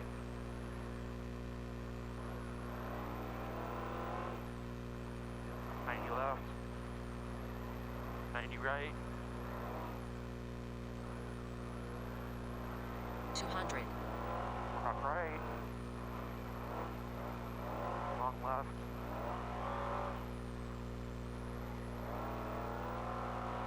30 right.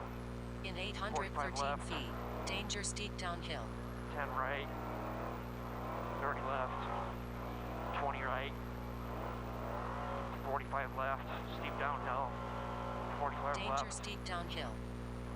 45 left.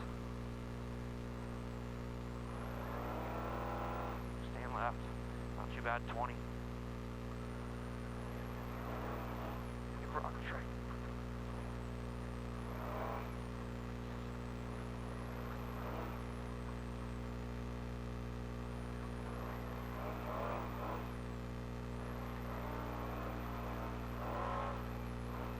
Right, 10 right, and that's a 45 left. Straight, 10 left, 45 right.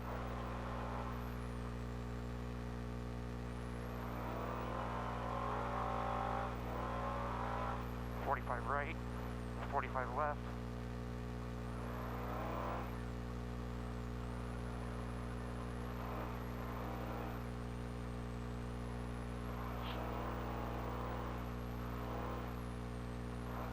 Left. In 865 feet.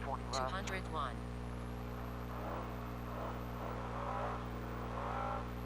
Going right.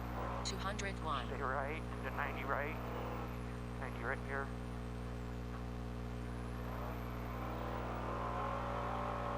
And 45 right.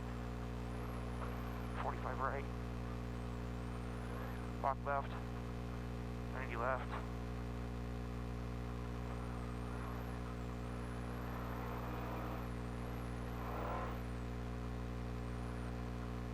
Twisty. Just back and forth like this. Stay right. And then let's go full.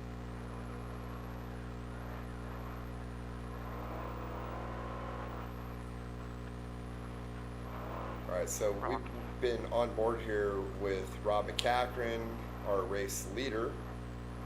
For people that are just tuning in, our fastest qualifier and race leader for the first 158.5 miles was Tavo Vildosula, but at that point he had a high-speed rollover. I just want to give an update on Tavo and his co-driver Hobby. From what I understand, they are good, they're sore but don't have any obvious injuries. Unfortunately, their truck, the whole cage is bent, and the truck is going to need some major work, it sounds like. So I don't think that's what those guys were looking for out of this race. They were doing some testing and wanted to get prepared for some of the upcoming races down in Baja, and so this is definitely going to be a setback for that program.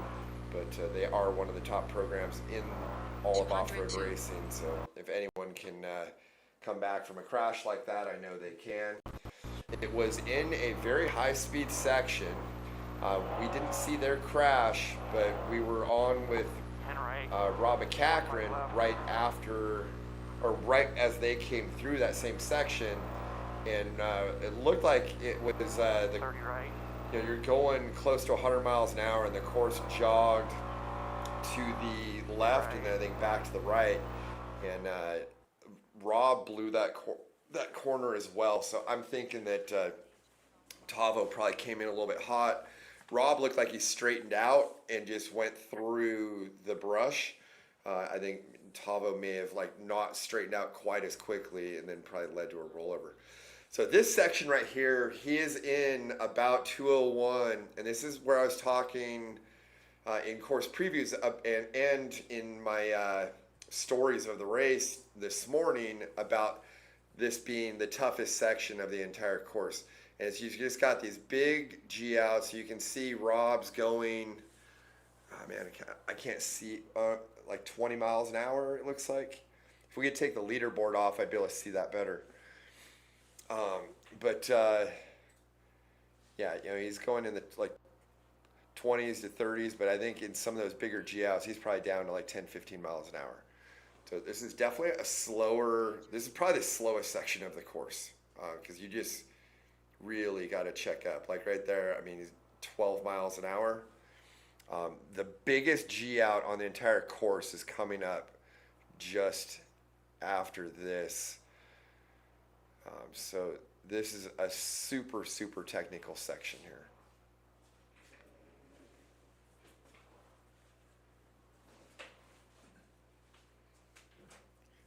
Do we have their audio?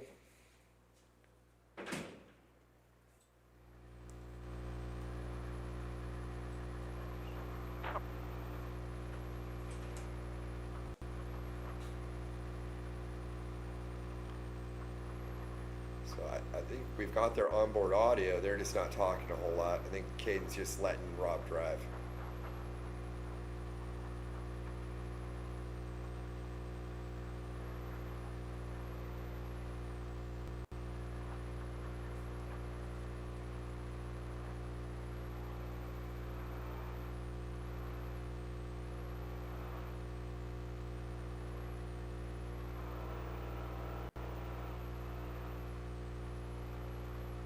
Left. Right. In 677 feet, Straight. stay right. Straight. And then left. 45 left. This way? Yep. 45 right. Stay right. So this is what I was talking about, how you could barely see the course. I think he's coming into the big cross crane In right now. 665 feet, 204. Careful. 204. In 690 feet, danger crosswash. Yeah, this is the big cross crane right They work here. the small ones, not the big ones. That's smart. Danger crosswash. Wow. It's fucking stupid. I love Caden's comments there on the course. But he was down to 7 miles an hour right there.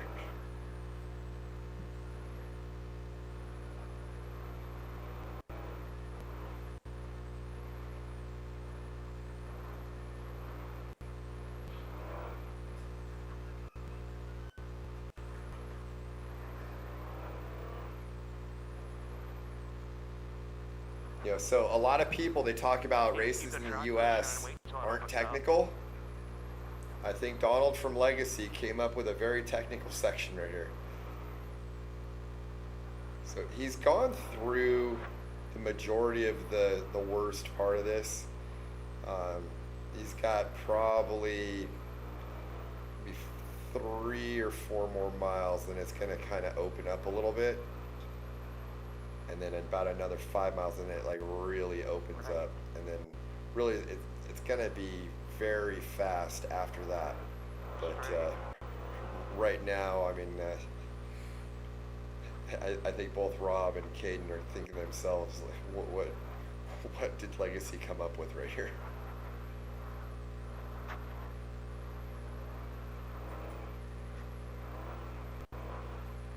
In 789 So if we feet, could maybe go 205. split screen, and then I don't know if we had intercom on Connor McMullen, but we could kind of see Connor McMullen come through some of this as well. And that's our second 205. place truck out on course right now.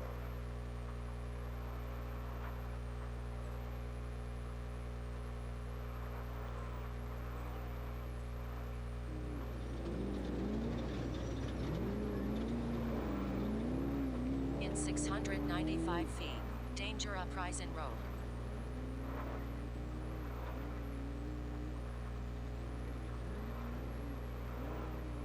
Danger uprise and road.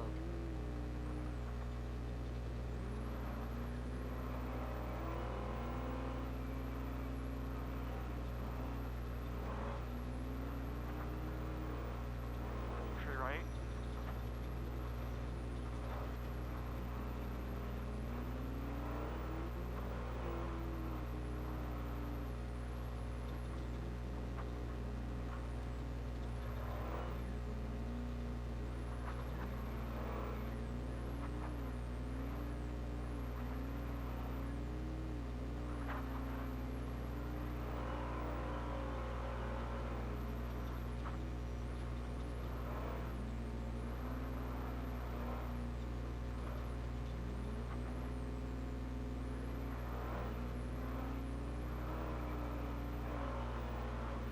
In 912 feet, 206.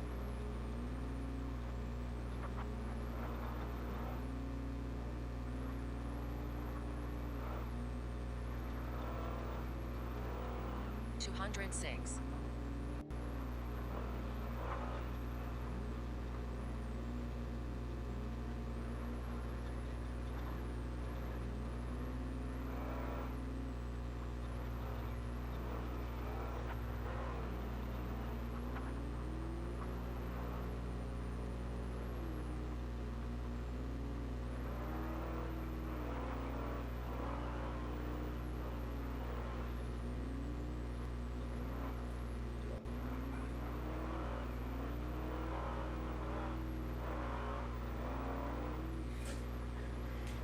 Okay, so we're on board with some of our lead trucks here. Upper left is Sam Baldy.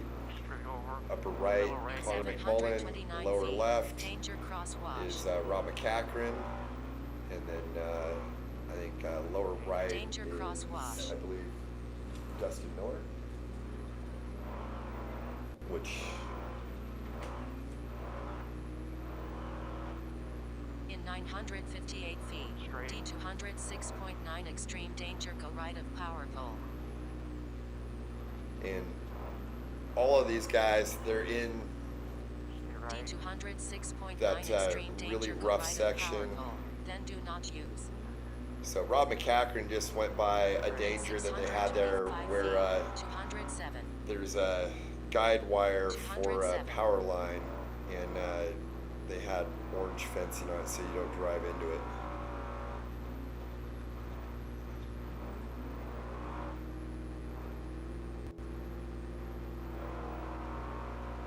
Straight.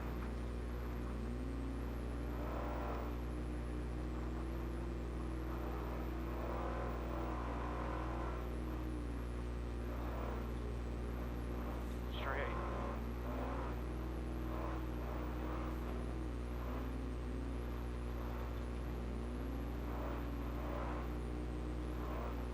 So in the upper right there, Connor McMullen should be coming through that danger here very shortly. So if you watch here, he's going to come up on a power line. There's a bunch of orange fence. It's coming up very soon. I think it might be this tower right here. In Yeah, right 800 there. feet, danger high speed Just rollers gotta, 4 like, in a row. Go around it. Danger high speed rollers 4 in a row.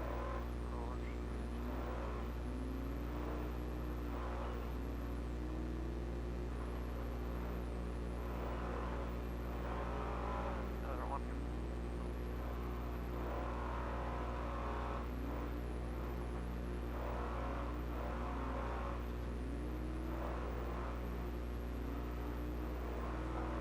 Seven. Seven. Is it at seven? Yep.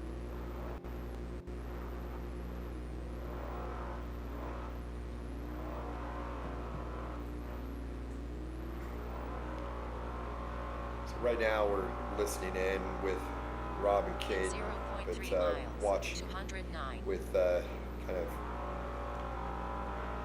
our top three trucks, which is Rob Mack in the bottom corner, 209. Connor McMullen second in the upper right, and then Sam Baldy sitting third Straight. in the upper left.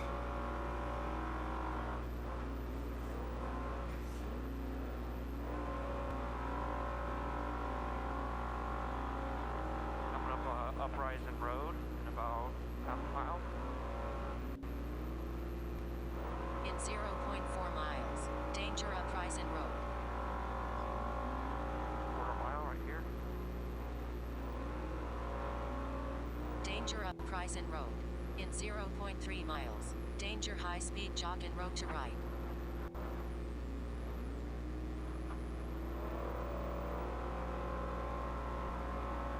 Right. Danger high-speed jogging road to right. 45 right. In 547 feet. Stay right, stay right.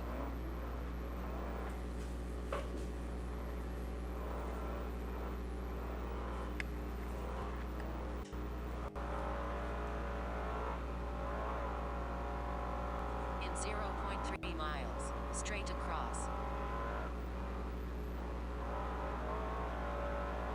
Going down to a Straight hard 180 across. left. In 718 feet. Hard 160 180 left. left. Hard 180 left. 160 left. In 495 feet. Hard 160 right. 120 right, maybe cut inside.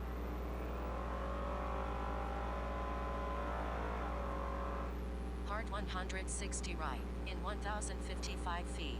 211.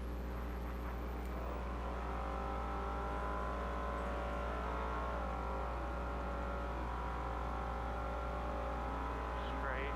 211. Straight.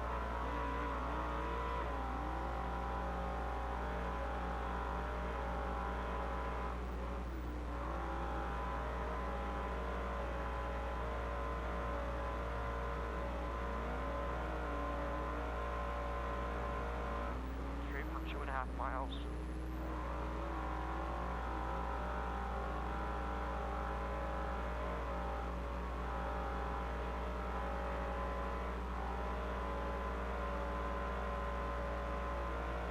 In 0.5 miles. 212.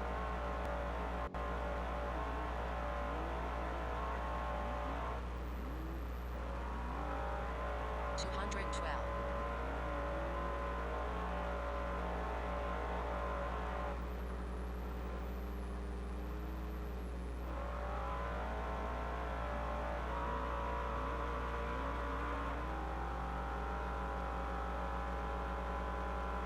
Going 30 right, 30 right. 30 right. You're good.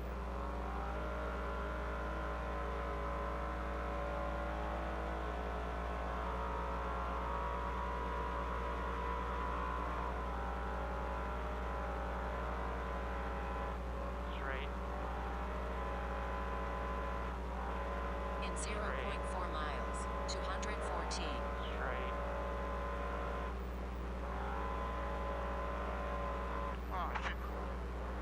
Yeah, it's fucking stupid. Don't mark shit. 7. It's fucking dangerous.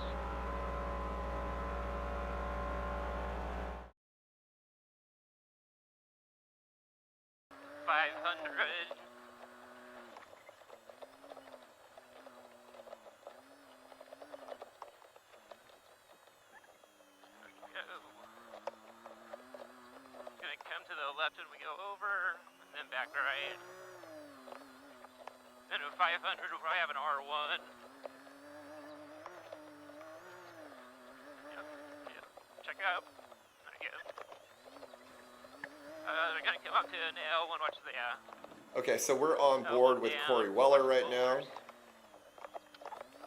I believe she is the second like an R3 around. UTV on course. I'm looking right now. Come back to L1.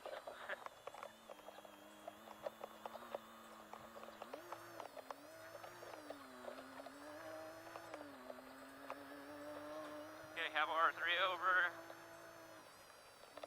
Alright, pretty straight for 500. They'll probably have Yeah, another so- R3. Back to the left. According to the trackers, it looks like Corey Yeah, They is. turn back left and She's over. sitting second physical behind Zach Quiroz. And Let's see. should be 1500 catching out, up we're to gonna the have an L190. 1536 class 1 1,000 out, course marker, water tanks on our of right. Corey Boyne. And right now I think 1,000 out, Zach L190. Rose should be in the dust 500, of we're gonna sweep left. the 6149 6100 truck. L190 inside.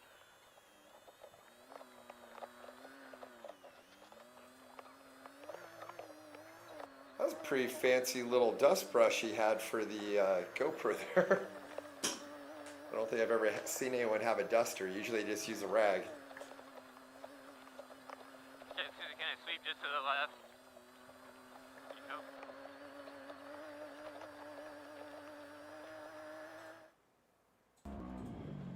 Here we're on with Ian Torfey. I believe Ian is our first place NA. Looks like he's got a little bit of a lead over Trevor Lee.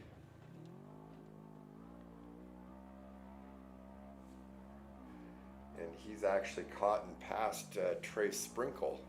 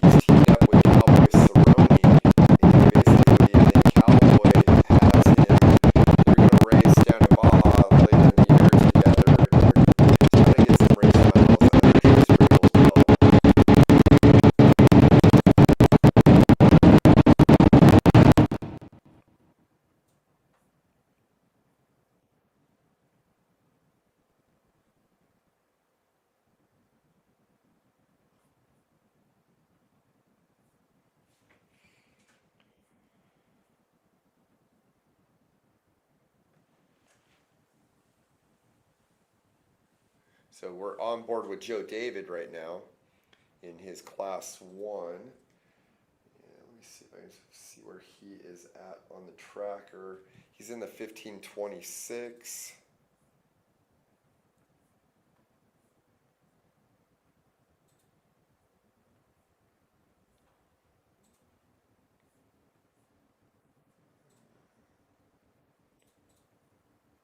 Actually not seeing him right now. I'll see if I can get an update as to where he is at. Right now in class 1, it looks to me like we've got a good battle going on between the 1510 of Brandon Dawson and the 1511 of Dustin Miller. We were on board there with Dustin Miller a little bit earlier. They're actually getting ready to go into that really bad cross grain.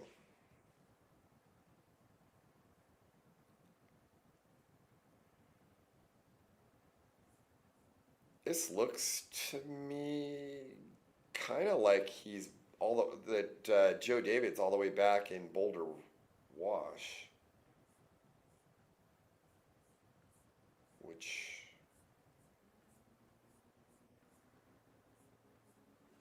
yeah, he is. Yeah, so Joe David is almost to pit 3, so he is way back. He must have had some issues. See if we can go back to our leaders.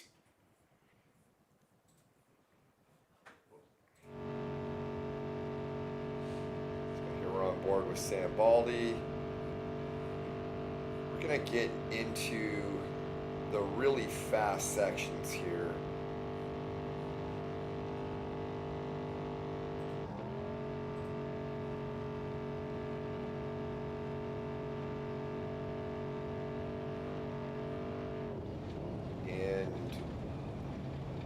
The lead group, Rob Mack, is at race mile like 220 or so.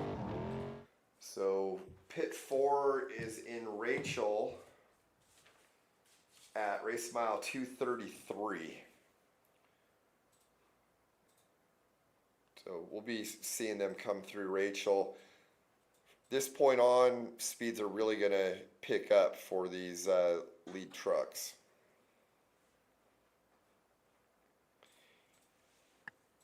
Like Max Verstappen, 45 right, 45 right.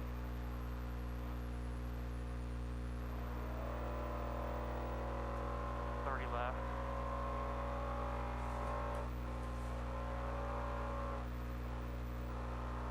In 0.3 miles, 30 right long. 222.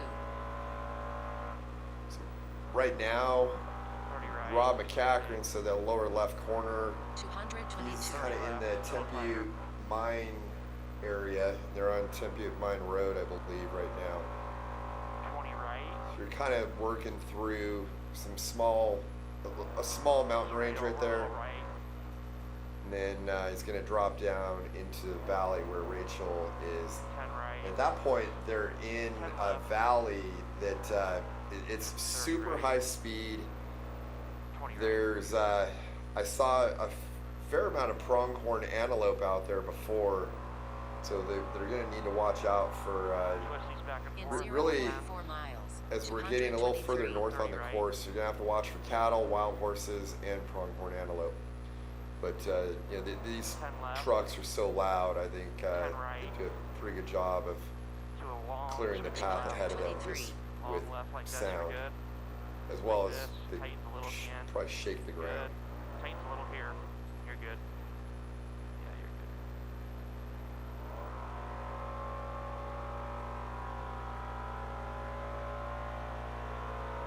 Straight. Long 10 left. 10 right. Long 10 right.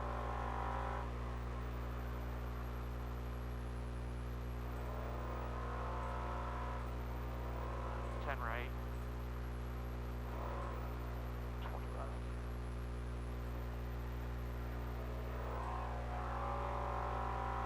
Straight. 0.3 to miles. 45 left. 224. 45 left, kind of open. 224. 45 right, tightens probably. In 0.3 miles. Danger high speed sweeping you're through left. it. 90 left. 90 left, under. So we've Danger got high speed Adam, sweeping or left. actually, I believe Adam got out, so it's In 1,100 Terry Householder is straight. behind the wheel, and that's our shot in the upper left. Straight. In 1,237 feet, 225. 45, 20 right, 20 right. 45 right, up here. In 1,082 feet, stay right. 45 right, after. Stay right. 20 left. In 1,138 feet, stay right. 10 right. Stay right. 20 right. Into long In 30 left. 0.4 miles, stay right. 20 right. Long 30 left.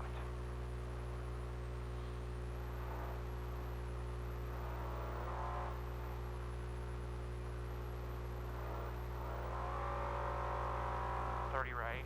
Stay right. Tighter. In 895 feet, danger power pull on left. 30 right, power pull left.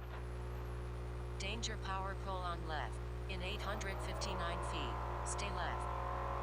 10 right, 30 left. Stay left. Good. Straight over, 20 right, 20 right.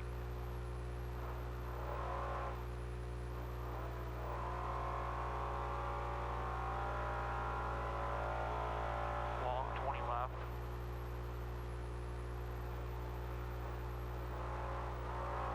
Long 10 In right. 0.3 miles, 227. Straight. 227. Straight over.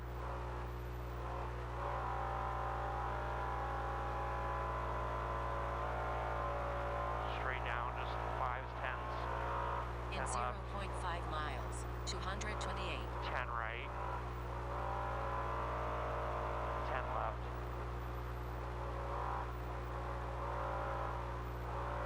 228. 20 right. 20 right there. Brakes suck right now. Pretty hot. I don't know. Probably hot. I wouldn't think so. I would. 10 left. In 0.4 miles, 229. 30 right.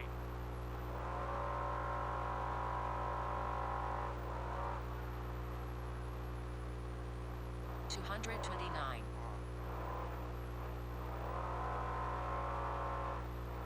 Got a problem? Brakes suck. Yeah, brake pressure. In 0.4 miles, sweeping fast left.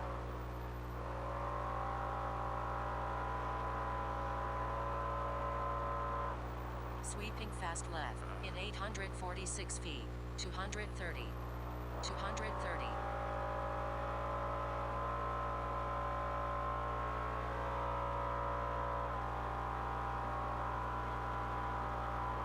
In 0.4 miles, 20 right.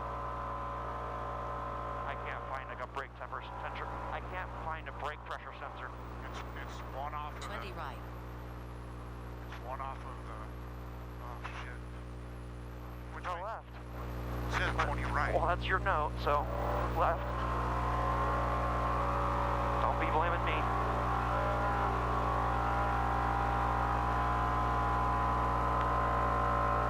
In 0.3 miles, danger fence very narrow sing. It tightens up after the fence, 45 right. Danger fence very narrow sing. Stay right.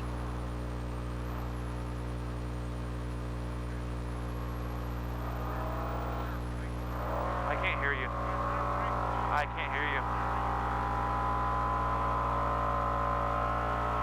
Hold the brake real quick. I can't tell the brake pressure without brakes, so.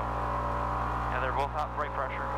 In 0.4 I can't hear you. miles, 10 right 232.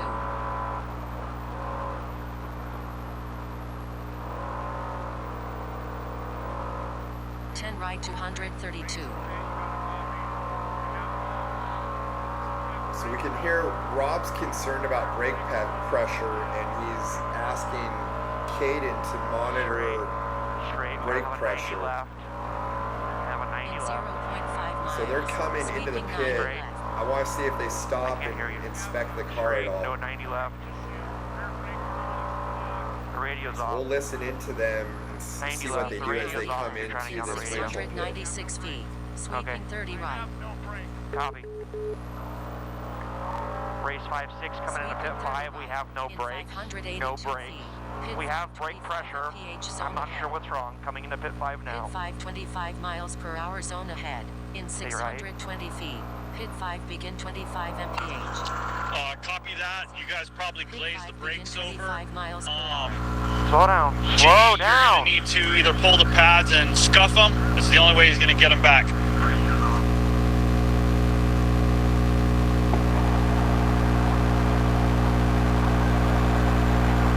I can't hear you. Your fucking helmet's fucked.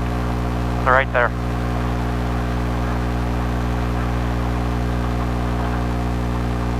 Move your cord. Come here. Look at the brake fluid. Look at the brake fluid. It's fine. Oh, the rear's out. The rear's out. Rear's out. Kyle. Jimmy, you could also put those pads on that you have in the back in the chase truck.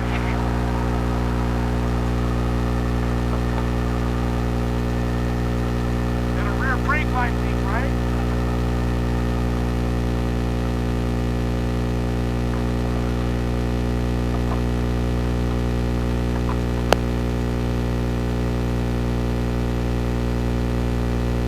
So I'm thinking what may have happened here is through that really technical stuff where there's a lot of brush, maybe they tore a rear brake line and lost some of their rear brake fluid, or lost their rear brake fluid.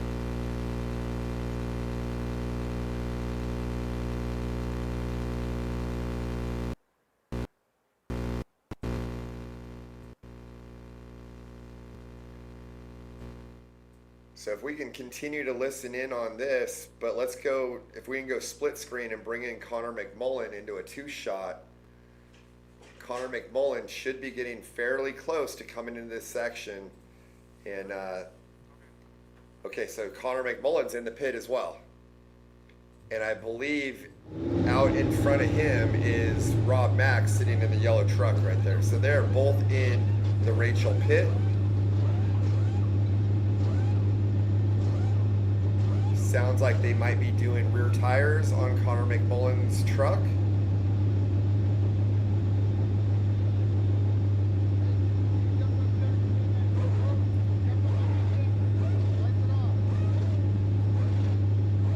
And this right now is our battle for the lead. We have our 2 lead trucks. I want to say thank you to Kevin McMullen for telling them to wipe the camera. I appreciate that. Was just texting with him.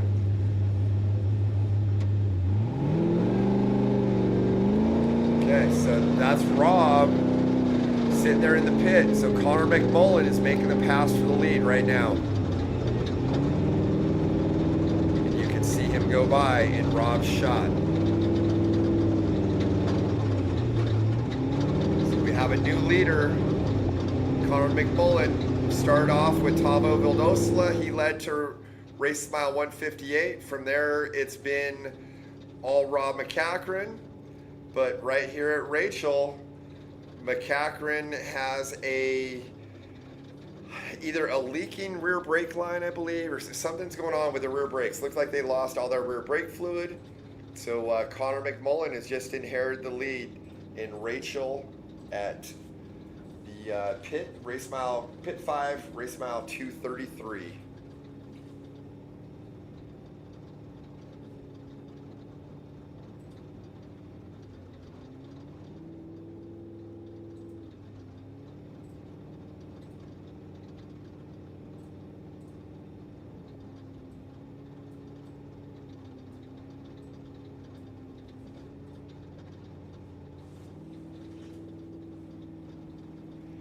If you're wondering why it's going so slow, he's still in a pit zone right now, or yeah, in a speed zone in the pit right now. So he'll clear that fairly shortly here, and then he'll be back up to race speed.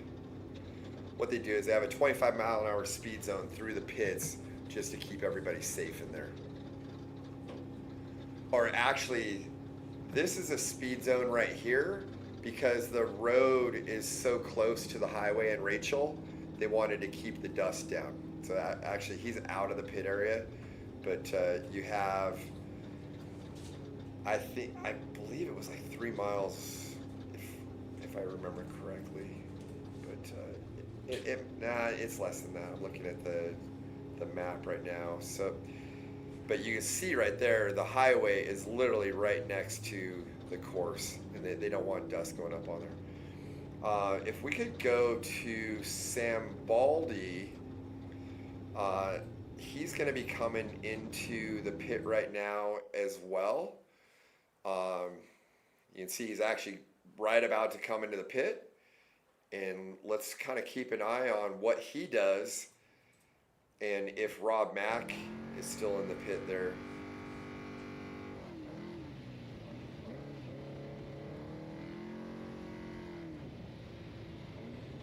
If they're still having to work on that 56 truck that Rob McCachran's driving. Okay, so I believe Rob is up and going again. Maybe we can do a split screen with both. Okay, yeah, so Rob's going.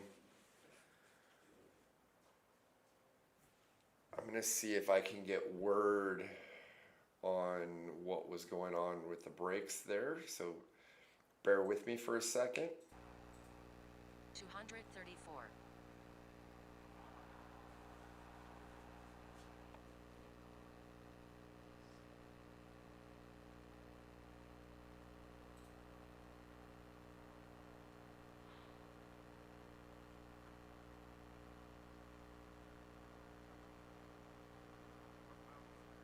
I can't hear you. What? 4. I don't know.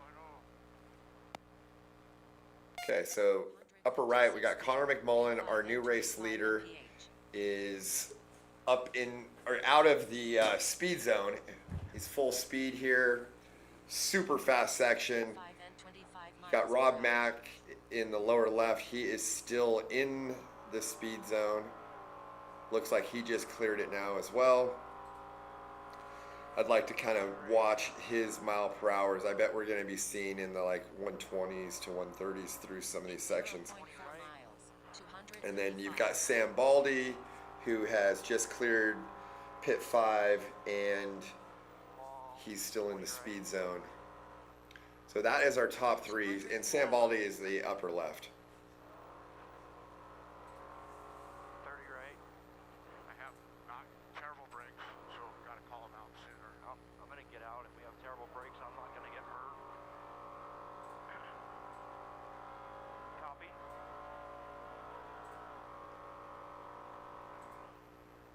Right. So we could hear there the talking between Caden and Rob. Rob said he's got terrible brakes right now, so it sounds like they were able to make it a little better, but not ideal. All right. We've got Brent Fox is in pit 5. So he's not too far back right now.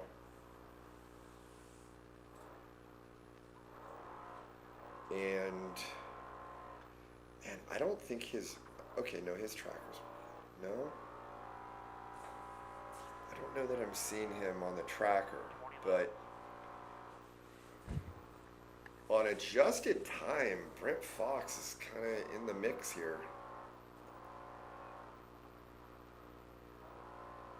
I believe he qualified 9th. Let me check that. Yeah, so Brent Fox qualified 9th. Connor McMullen qualified 2nd. So you'd have a 7-minute gap.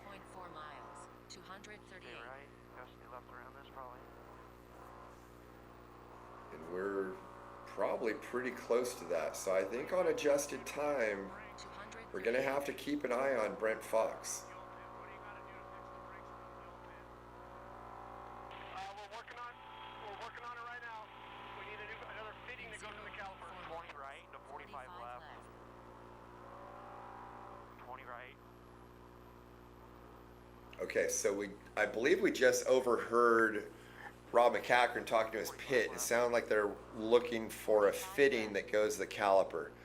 So if I had to guess, I'm going to say in that technical stuff, like a stick or a piece of brush or something may have caught the brake line in the rear and either damaged the line, damaged the fitting, possibly broke the fitting and pulled it out of the caliper, and then that would have caused him to have lost his rear brake fluid.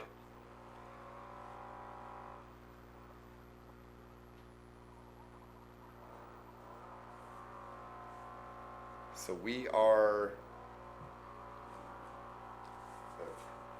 about getting close to 250 miles into today, which means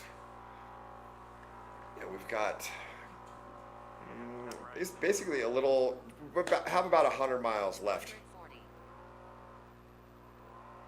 But it's going to be a fast 100 miles. So we can see Rob's going 106. He's probably being a little cautious just because of his brake situation. But this is the section I said we'd probably be seeing 120 to 130 miles an hour, and we just saw 120 right there in a truck that has wounded rear brakes. And he's got Connor McMullen out there. Oh, man, it looks to me like he's reeling Connor McMullen in. And this is where earlier on we had Ray from Dugan's on here talking about this and how Connor McMullen has about half of the horsepower that Rob McCachran does because he's in a 6100 limited engine truck versus Rob McCachran is in an unlimited motor. So you're looking at, you know, close to 1100 horsepower versus about 525. And then these guys, I think you're at about 5,500 feet elevation here. So you have potentially about a 20% horsepower loss. In 0.5 miles, 243. Yeah, so Rob's 128 miles an hour here.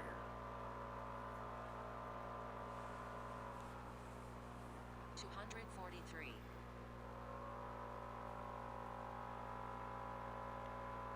You know, if Rob can just manage the rest of the day, because this is a 2-day race, if you can get it to Tonopah in one piece, then they have an hour and 5 minutes to work on those rear brakes, which should be plenty of time to put like a new line in, new fitting, you know, whatever they need to do, new caliper even if they had to.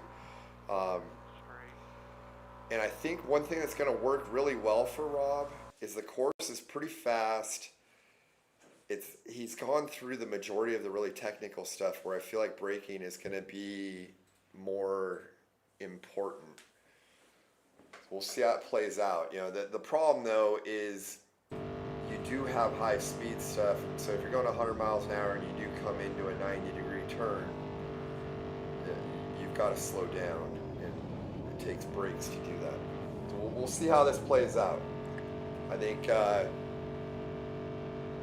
McCachran's got to be thinking, you know, just don't let Connor get away too much here. I mean, he's probably actually thinking because it's so fast they might be able to reel him in, but you know, just keep him in striking distance and get to that work zone where you can fix the truck, get good brakes on it, and then you know, go win the race tomorrow.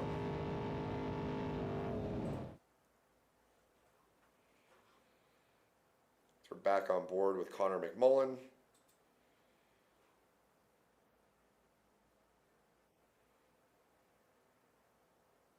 And you know, super impressive to me what Connor McMullen was able to do in this 6100. And again, when we were talking to Ray from Dugan's, we talked about some of these 6100 drivers in a few different series that are extremely competitive and can run right there with the unlimited trucks with a limited motor. You know, so you're talking half the horsepower. Chassis are pretty similar, but very, very impressive. And then, you know, we were talking about Brent Fox. I think on adjusted time, Brent Fox is not far off of Connor McMullen. I'll see if I can find a leaderboard that might have an adjusted time here.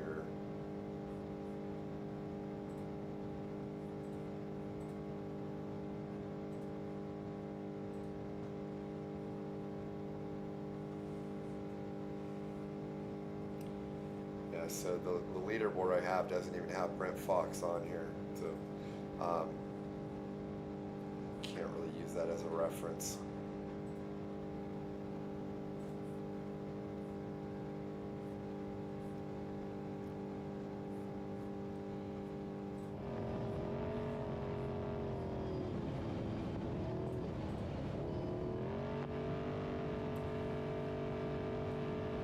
So right here we're on with Sam Baldy.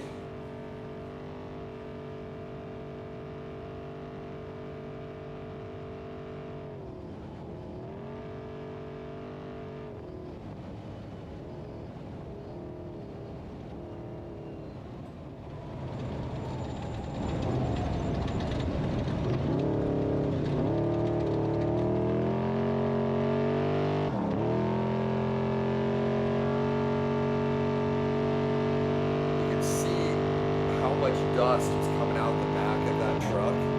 Just imagine trying to close through that dust. It's basically impossible.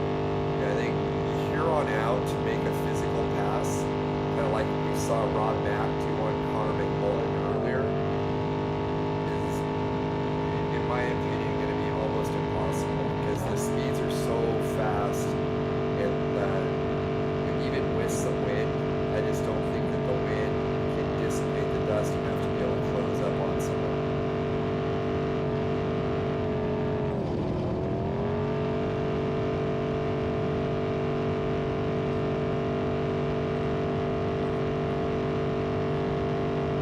gonna take a look at Rob's in-car and see how far off Connor McMullen is, because I do think that through this really high-speed section, okay, so looking pretty dusty right there. You know, I think that Rob would be reeling Connor in with this horsepower advantage, but they're gonna, those mountains in the distance, that's gonna lead up into Quinn Canyon, and that's gonna be tough for Rob because it's a little more kind of rally style through that section where it's fast, kind of graded roads, but you've got flowing corners through that, and if he doesn't have rear brakes, that's going to be an issue. Hey, Caden, this is David, pit 6, the fuel pit. I've got a brand new caliper we can throw on there, and if you guys want to. Straight.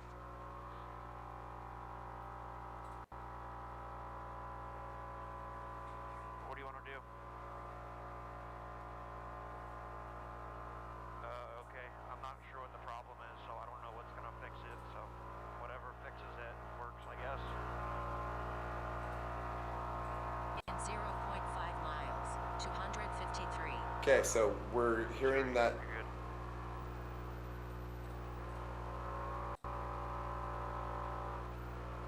Can you hear me? 53. Okay. Straight.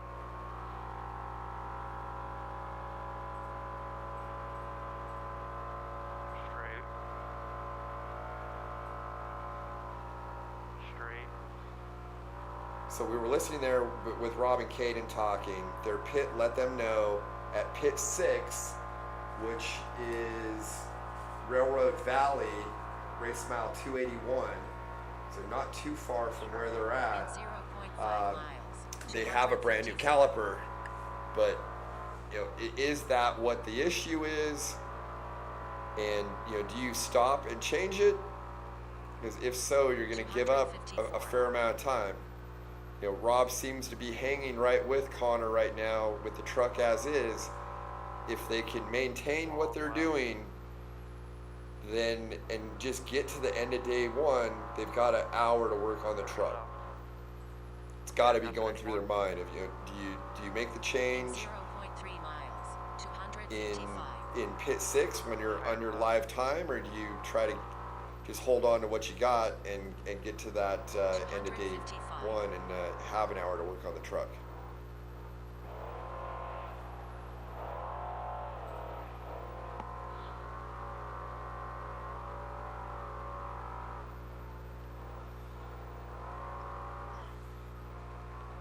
So Brent Fox is now missing his hood. I'm gonna say I didn't notice that before. So maybe they took the hood off at the Rachel pit. In 0.4 miles, 256. Yeah, we saw him sitting and staging at the restart at race mile 35. And they hopped out and pulled the hood, and they were. It looked to me like there's a little bit of steam or something coming out. So I don't know if something like was leaking and going on to potentially, like say, a header or something and creating some steam. It wasn't a whole lot, and he pulled a knife out. So it looked to me like they did something with a hose. But you know, we'll see if we can talk to him at the end of the race. With cliff on right.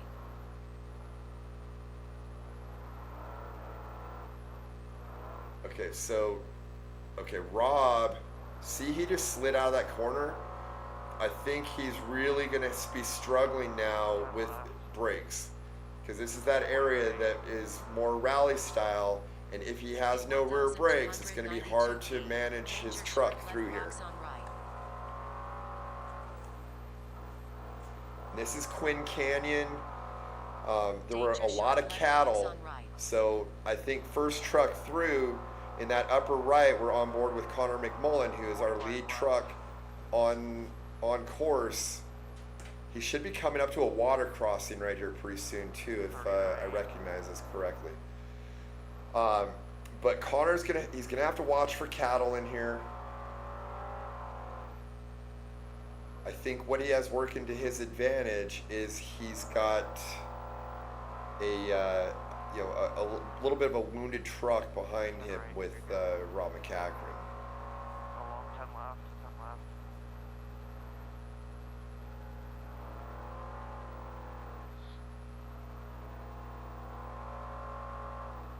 In 0.3 miles, danger cliff on right. 10 left. 10 right.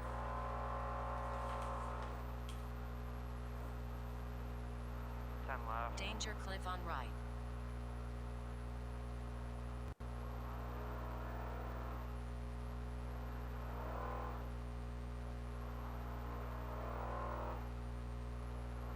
Be straight, just 10s. Do a 45 right. Okay, so a couple people messaged me and said that they saw Fox pull over before pit 5 and some course workers ripped a damaged hood off. So apparently, probably in that technical section there, he clipped something, damaged the hood, and they ended up ripping it off. Okay, here's that water crossing. McMullen's going through it. It's actually pretty deep. That didn't splash that high. He kind of checked up for that pretty good, though. Yeah, so from what I'm hearing, it sounds like Brent Fox possibly hit a tree. Thank you to Robert Campbell for giving me some updates here. 45 right.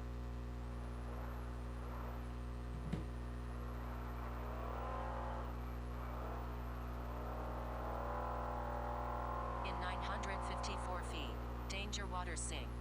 Water crossing. Stay left.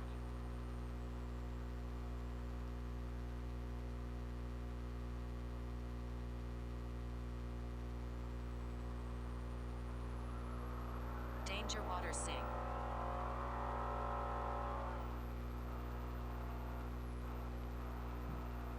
Straight over. 45 right. In 994 feet, danger fence in middle of corner very narrow. 90 left, fence in middle.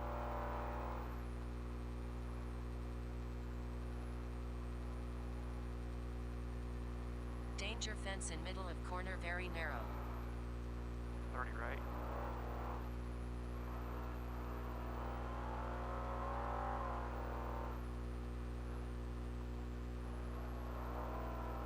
We'll continue to kind of listen in between Rob and Caden as they're trying to manage that truck with brake issues through these winding And then 45 left. roads here. Danger sharp left cliff on right. I want to see if Rob has any more comments on how the truck's performing for him. In 1007 feet, danger cattle guard sink straight through. 20 left. Cattle guard straight through. Danger cattle guard sink straight through. In 666 feet, 260. 260.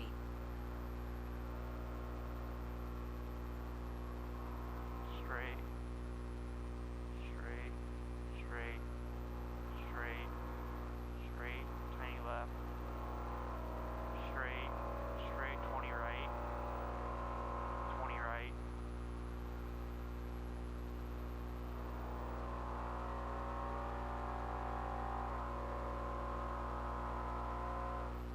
Left.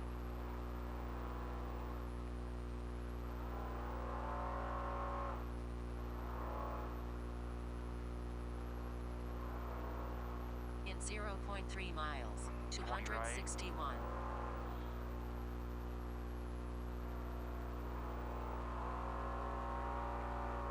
Left. 261.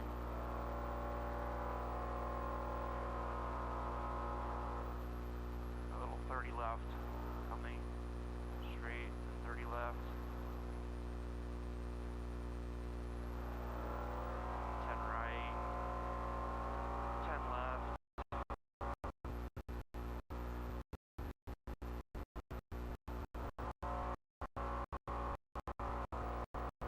Long. 10 right. Keeps going. Cow.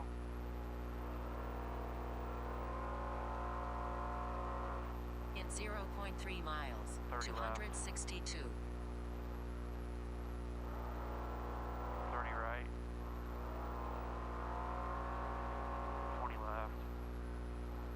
262. And 45 right.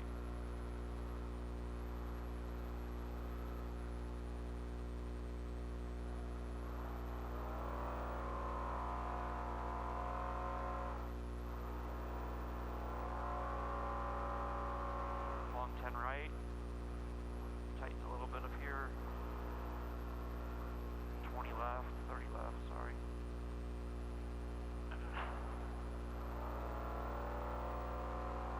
Straight.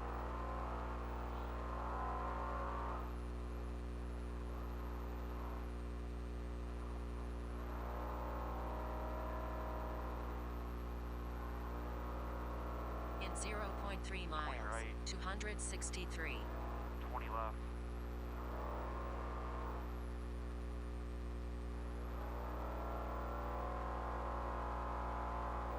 $263. Straight.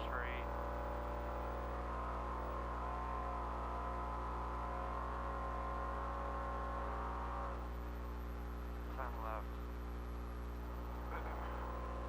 10 right.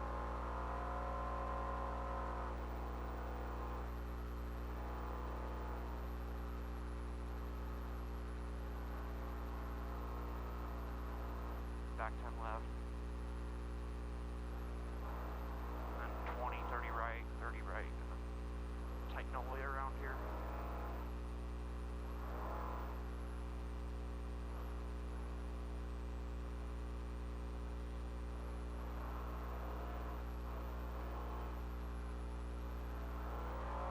In 978 feet, 264. 30 right. 264. 45 left. Longer 45 right.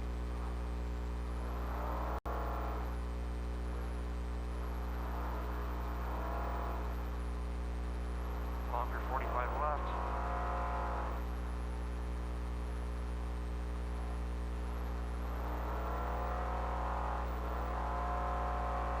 Right.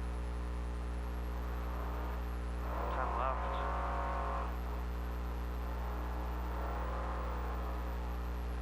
Oh, 30 right. 30 right.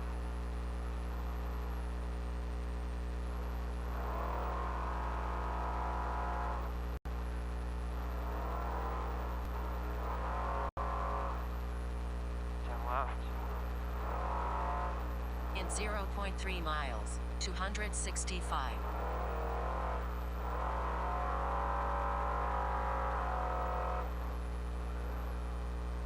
265. In 1,068 feet. Danger sharp left rocks on outside of corner. 10 left and 90 left.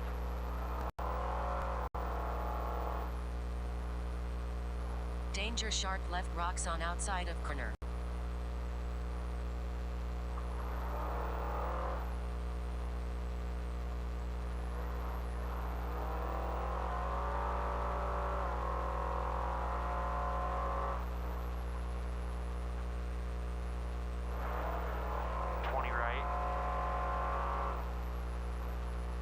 Left.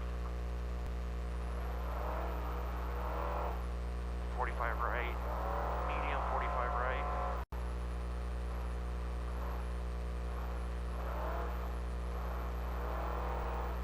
In 1,076 feet.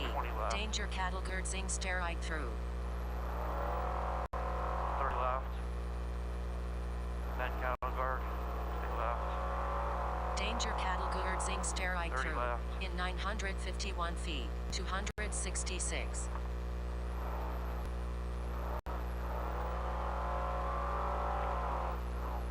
10 left. 266. Long right. 20 right. 45 left. 45 left. 30 right. In 673 feet. Danger sharp right atop of hill.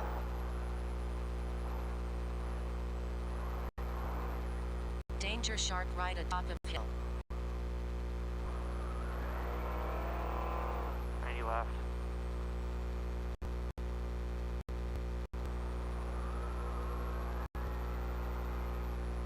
30 right.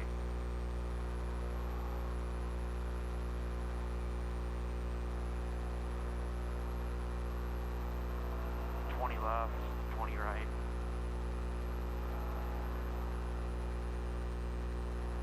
10 right.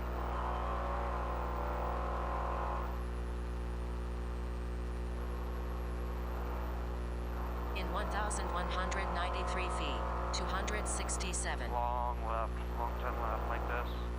267. Same thing over the rise, 10 left.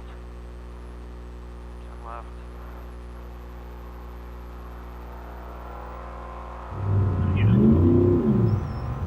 Alright, so here's a shot we've got. That was sort of Warriors kind of ripping the hood off. Looks like Brent actually kind of did the rest for him on his own. 20 right.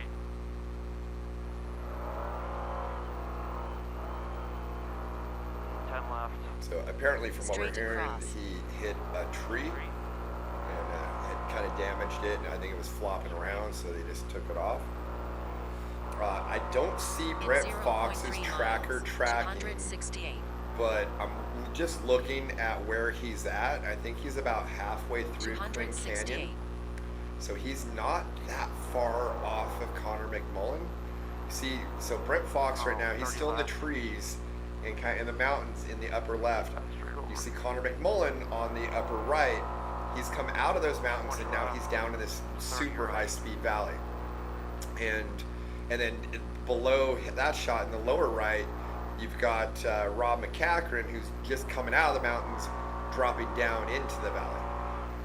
So it looks like, you know, across the high-speed valley, Rob had really closed up on Connor McMullen. Now through those windy roads, having the braking issue that Rob had, Connor's opened up a decent gap on Rob. But now it's going to get kind of real high speed and more flat and straight again. So Rob might be able to reel him in with that horsepower advantage. Twisting, going back 10.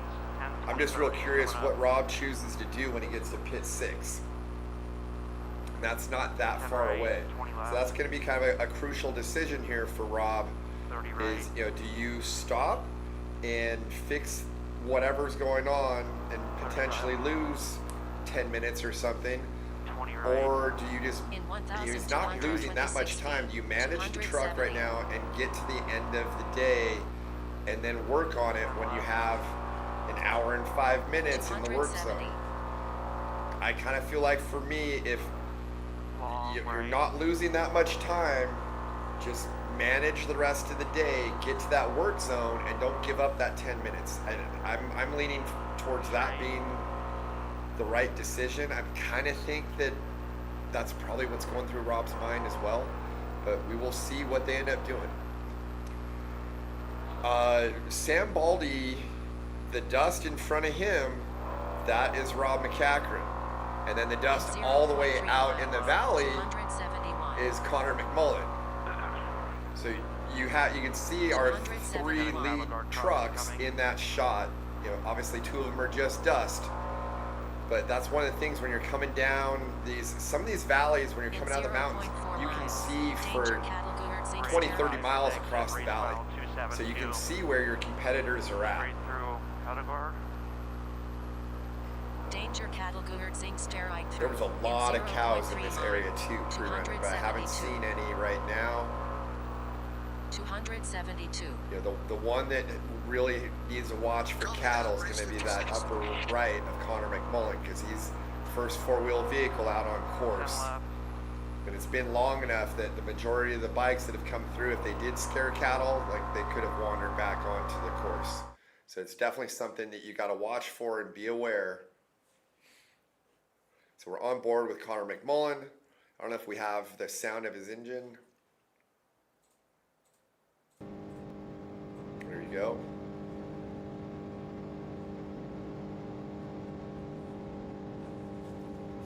I think from Connor McMullen's standpoint, you know that you're down on horsepower.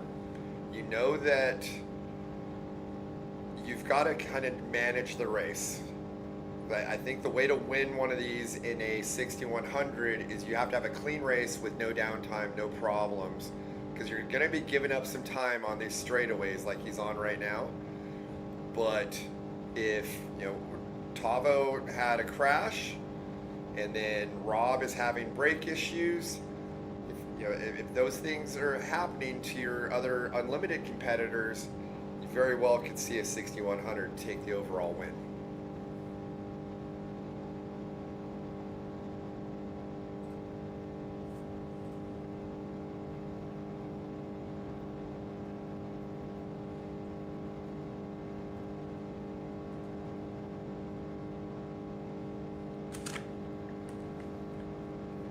Look at the tracker here and see.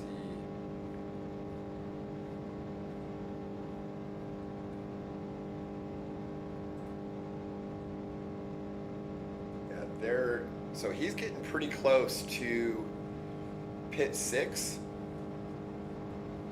So I'm going to say about just over 5 miles away.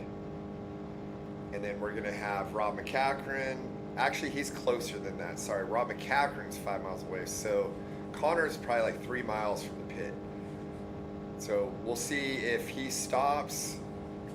I don't think, I mean, it depends on how they're doing their fuel pits, but I think Connor should be okay right now. This is race mile 281 is pit 6 at Railroad Valley. And we'll see what everyone does here. I think the big decision is for Rob McCachran. Sam Baldy's not that far behind him. And if he stops and they fix the brakes, then so Connor's gonna, I think, go through a little water crossing here. There's like a little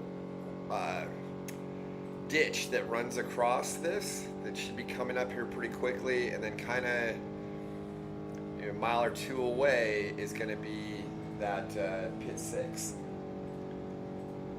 But back to talking about Rob McCachran. So he's got Sam Baldy is in his dust. If he pits and they fix the brakes, he's going to let Baldy by as well as potentially a few other people and lose track position. If he doesn't, and he can just manage the truck, get to Tonopah, get to the work zone. So here's that water ditch. Okay, he just cruised right across that, a lot easier than my Razor did. And he's coming to the pit right now. So this is pit 6. Let's see what he does. So into the speed zone.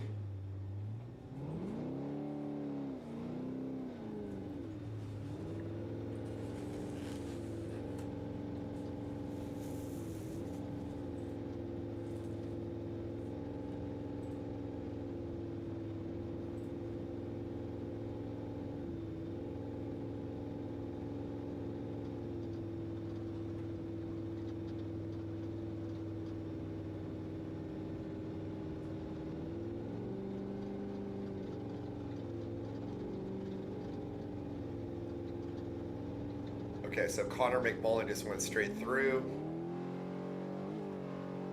And then those mountains you see off in the distance there, that's the Reveille mountain range.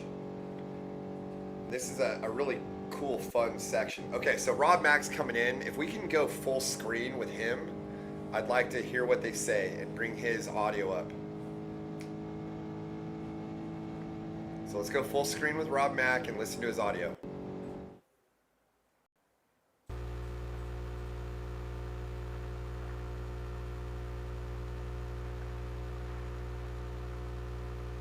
In 504 feet. Okay, he's pulling into the PRC pit.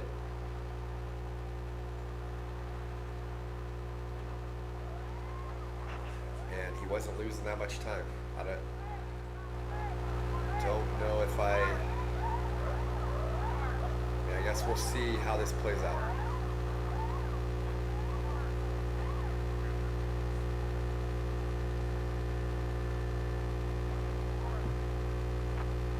Use a headset. I can't hear you. I'd like to do a 2-shot and bring in Sam Baldy. Can't hear you. Because Baldy's going to be passing him in the pit here in just a second. Okay, so Baldy's in the lower left. He's coming into the pit. Let's stay on audio with Rob Mack. Rob Mack's already been in the pit for 30 seconds. Got a stopwatch going on this so we can monitor. And then the other thing is in the upper left, that's Brent Fox is going to be coming in this pit area very soon as well. Okay, so here comes Baldy, and he's going by, and we're going to see him in Rob's shot. There he goes. So Sam Baldy into second place. First place unlimited truck.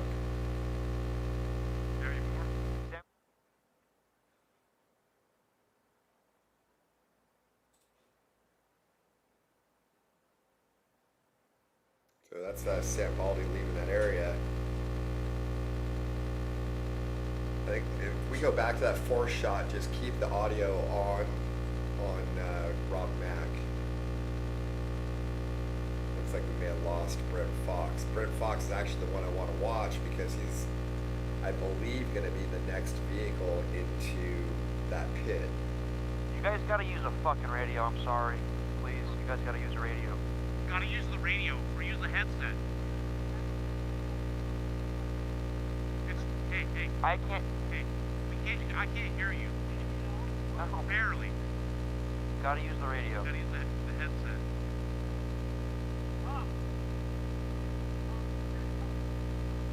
Down.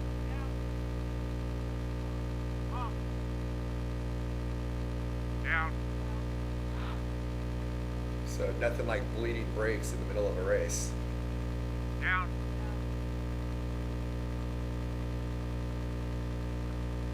Can I do the other side? Yeah, do the other side.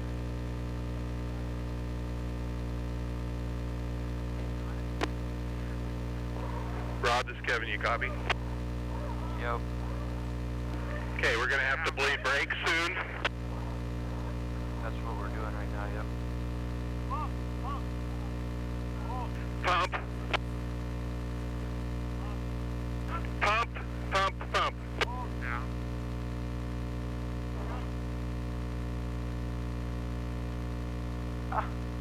Fucker. Do you have pedal? God damn, dude, I gave you half of mine. Whatever. Do you have pedal, Rob? Brake pedal. Do you have pedal? Yeah, but it didn't have brakes before. It had brakes before, it had a pedal before, but no brakes. I understand. Yeah, all right. They took the lines off. They had to bleed it. If the bleeding was successful, you have a good pedal. Copy. You can go.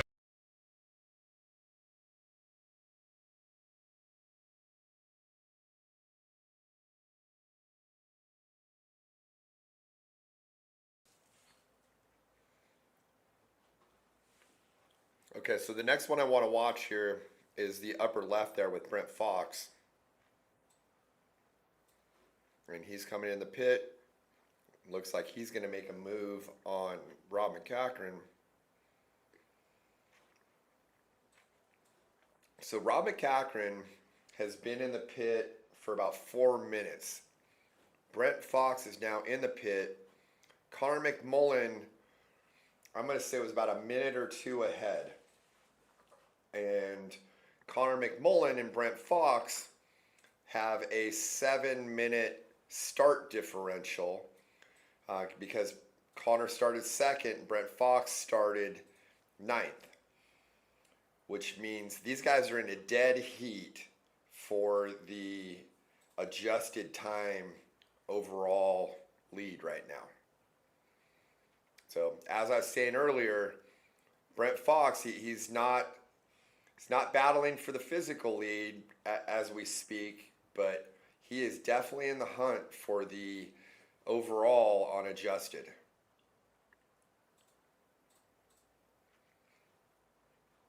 So on course right now should be In 1,125 feet, Sam 283. Baldy, and then Brent Fox.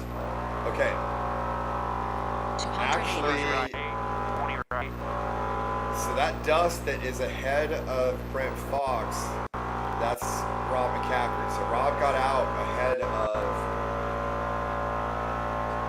Rob got out ahead 30 of right. Brent Fox.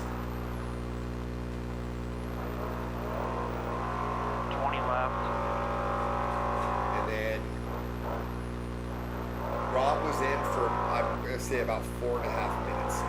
In 1,261 feet, danger high speed That was drop off actually to a pretty left. fast And brake 30 job left, they had drop off to left. pit 6 there. Drop off Danger to high left. speed Okay, drop going off to left. We're going In left. 695 feet, 284. I'd like to stay on Rob's 284. audio and see what he says about the brakes now. 10 right. 20 right. 20 right.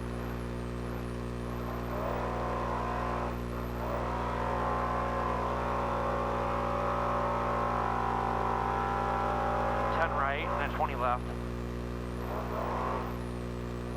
45 left. 45 left. 90 right. 90 right. 20 left. 10 left and the 10 right. In 45 left. 1,279 feet, 45 285. left and a 90 right. And a 90 right.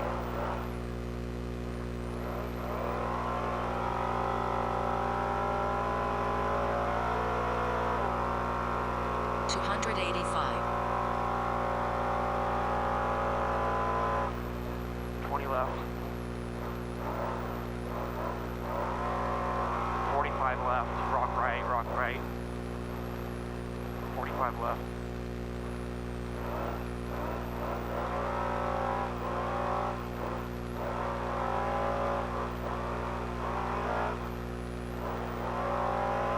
20 right. That bookend was that, you know? 6. Take ounces there? Yes. You're supposed to. 10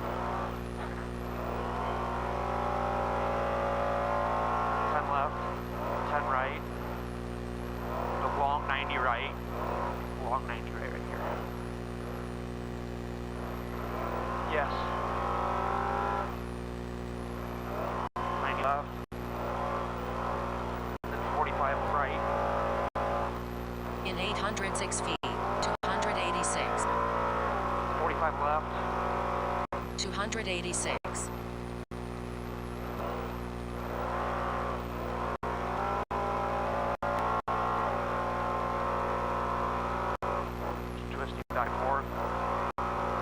30 left. 45 right. 45 right.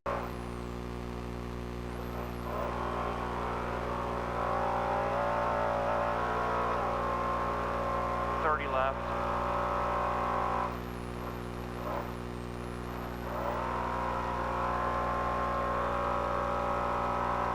10 right.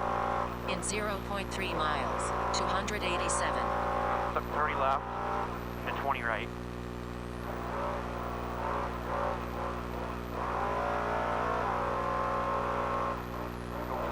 287. In 544 feet. Right. Stay Here. left, stay left. 45 left. 20 left. 45 right.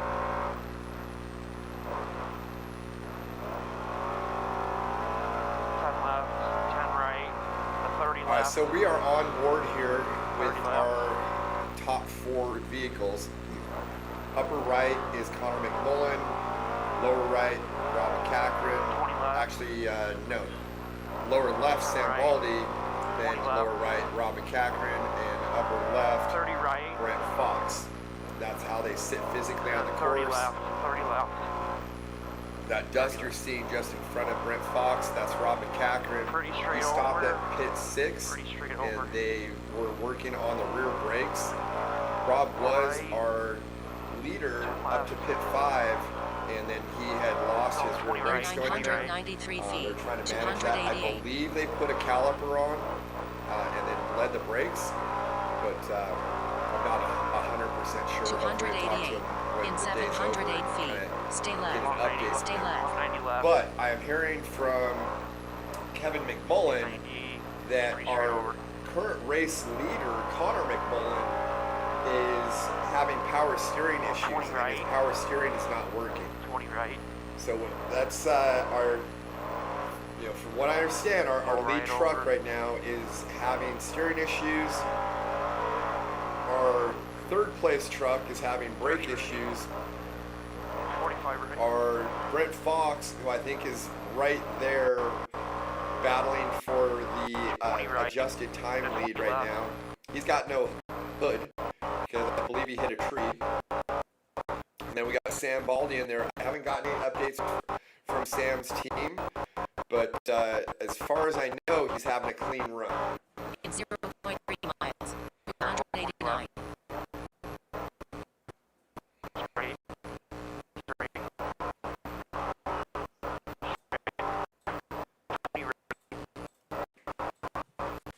20 right. 20 This is all up in the Revelay Mountains. 225 feet. 100 left. Pretty cool section through here, and then they are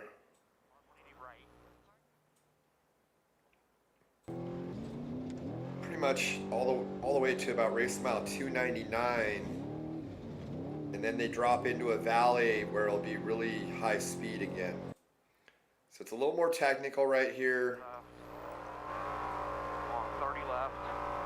Stay left. Been trying to listen in on Rob and Caden and see if we can hear if Rob's brakes are good or not now. 30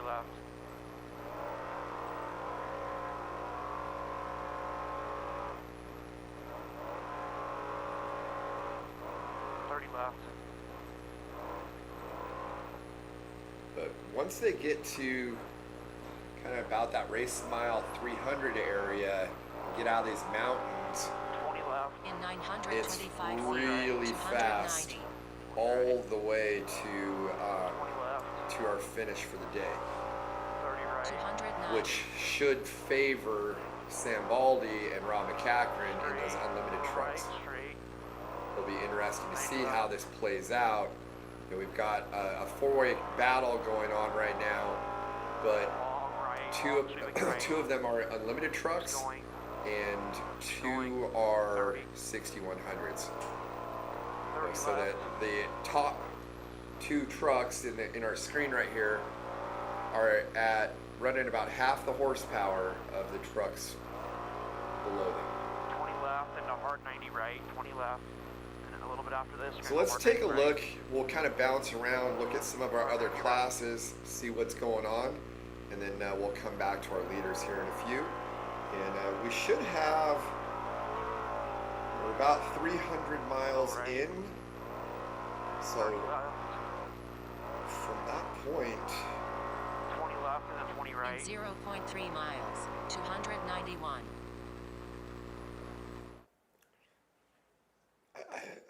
I think earlier I maybe misspoke a little bit. Okay, so right now we're on with Jake Fry. He's running an unlimited truck. I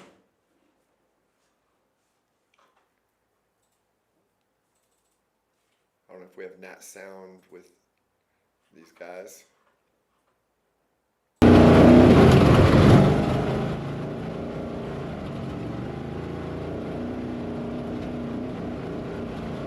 And if I remember correctly, they had stopped at pit 2 and they were talking about having an engine problem.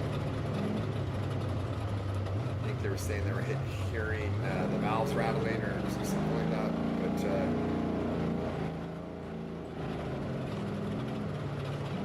it's looks like they're up and going. They're in that really technical section, so it's the area you're really not going to be on the throttle. But I think it also doesn't sound like he's pushing really hard through this either. And I think they're probably quite a ways back. I want to take a look at where our lead UTVs are. Maybe we can hop on board with Zach Kuros and Sweep right. So from here, we're straight for about 2 miles we're on again. board with Straight-ish. Weller. Now a little right. So our lead UTV is Out race mile. Just past 250. And then let's see where. Are those silt pockets? They kind of grab you a little. Yeah. It's like water. Oh, no joke. So Corey is 1,000. at race We'll mile probably have like an 240. L5 jogs left. 500. So is she's good. in that valley. She's gone through pit 5. She's made it through the really technical stuff, and she's into the high speed valley. Pretty straight after for a you little over a mile. leave Rachel. Then we'll probably have an L3.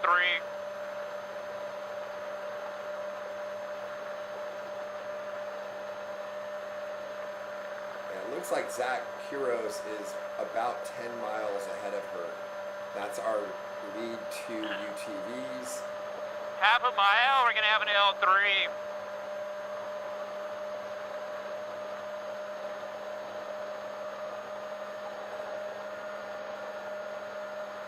$1,500, 1,000,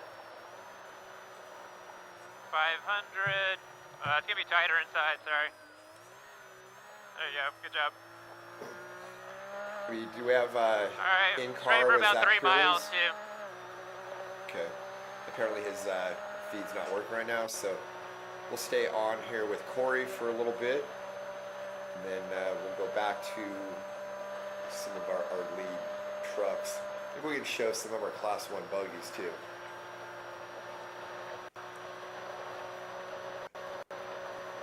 So is now the time we call Wes and FaceTime him? As we're doing 100 across the lake bed. What's that? As we're doing 100 across the lake bed. Yeah, 100%.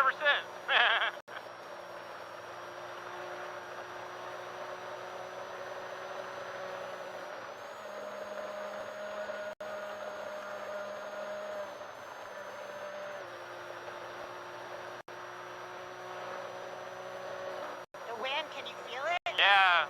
It also comes behind us and pushes us. Or it's a headwind and it lets up. Because I feel like I'm really pushing hard.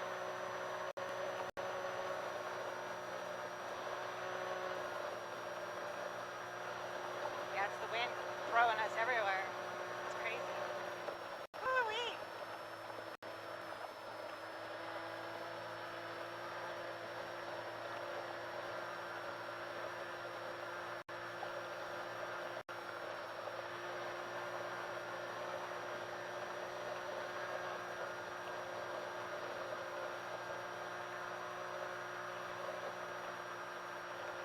Right, you're between the wind and the sill. It's like driving on ice. Right, it is. 1,500 now. We'll have a little jug ride. Okay. 1,000. 500. You can see it. It's just gonna jog right then back left.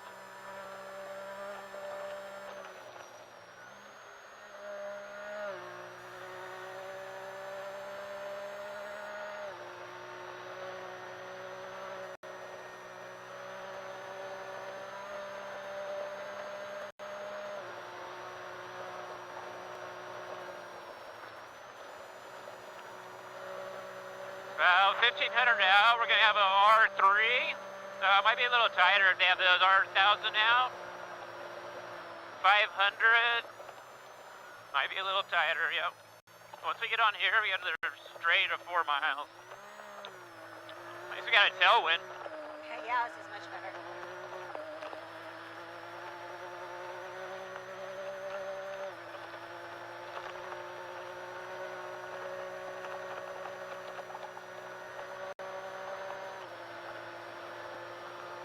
I think they did this to make up for those last 40 miles of bullshit. Right, maybe. That was a bad, rough section. Fun, but rough. Yeah, tricky. It was tricky. It was.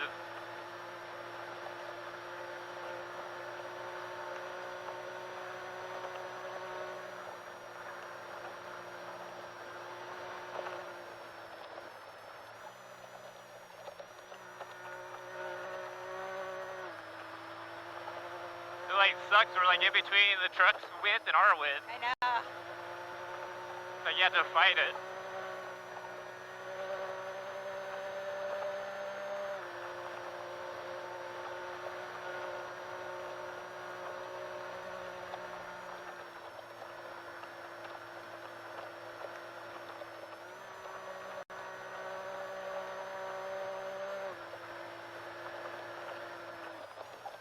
Little jog left and back.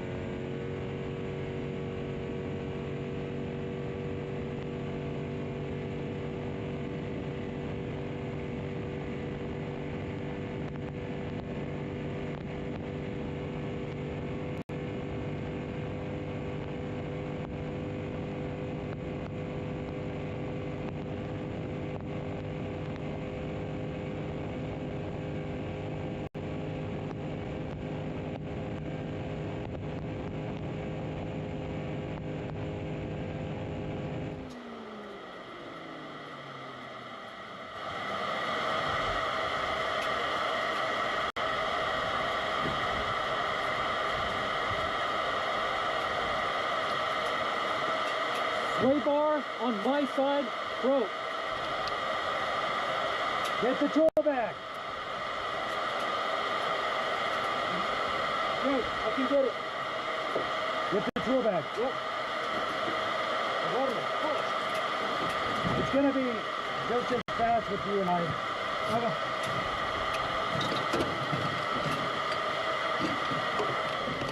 It's the end link to the trailing arm broke off.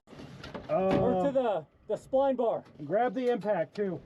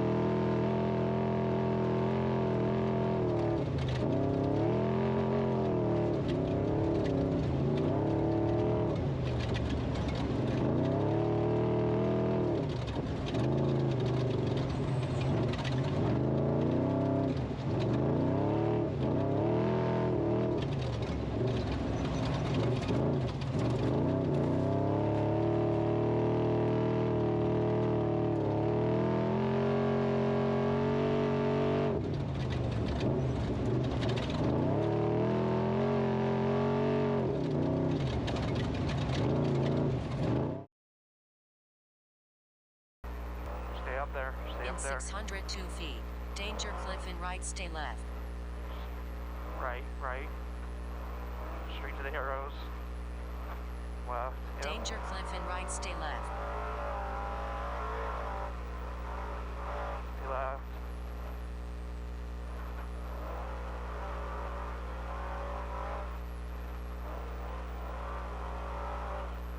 Stay right, yep.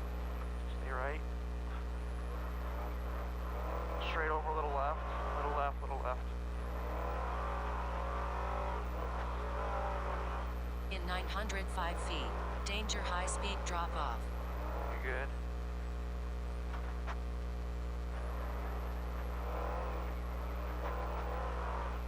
Straight up. Danger high speed drop off. Right here.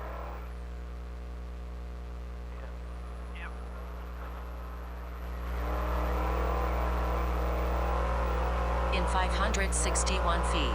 313. 313.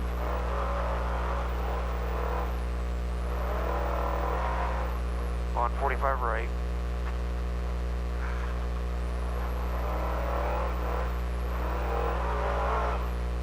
Left.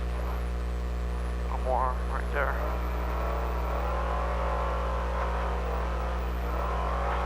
90 right, little less, 70 right. In 816 feet. Danger power pole on right, guide wire on left. 45 left. Rock right. Danger power pole on right, guide wire on left. In 502, danger high speed drop off to right. Careful, danger, high speed drop to right. There you go. Stay left.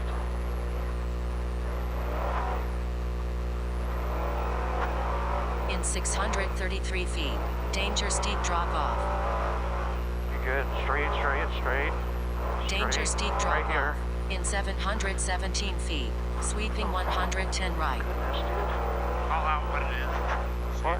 What? Call out what it is. Why are we running Sweeping lead now then? 110 right. In Turn 180 right. 260 feet, danger fence sink straight through. Right, right. Danger fence 180 sink left. straight through. In Hard 180 214 left, feet. into wash. Hard 120 left. In 314 Hard, feet. hard, hard. Stay right. Hard 120 left.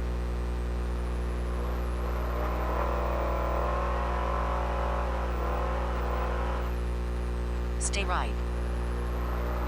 Stay right.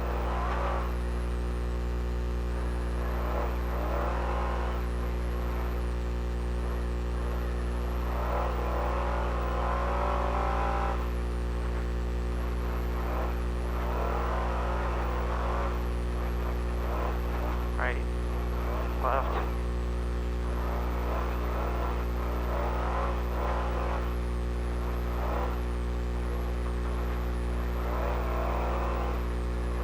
Left. Left. 45 right.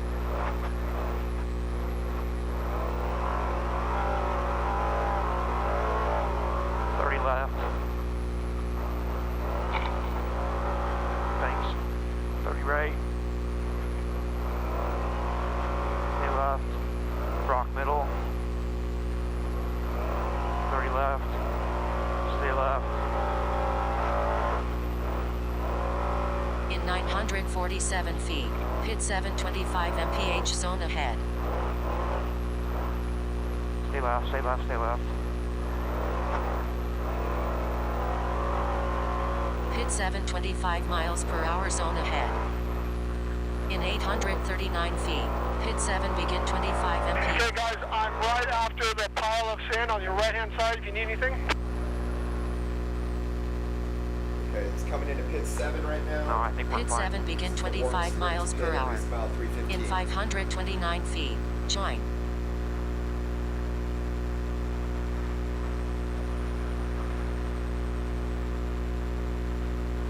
Join. In 554 feet, stay right.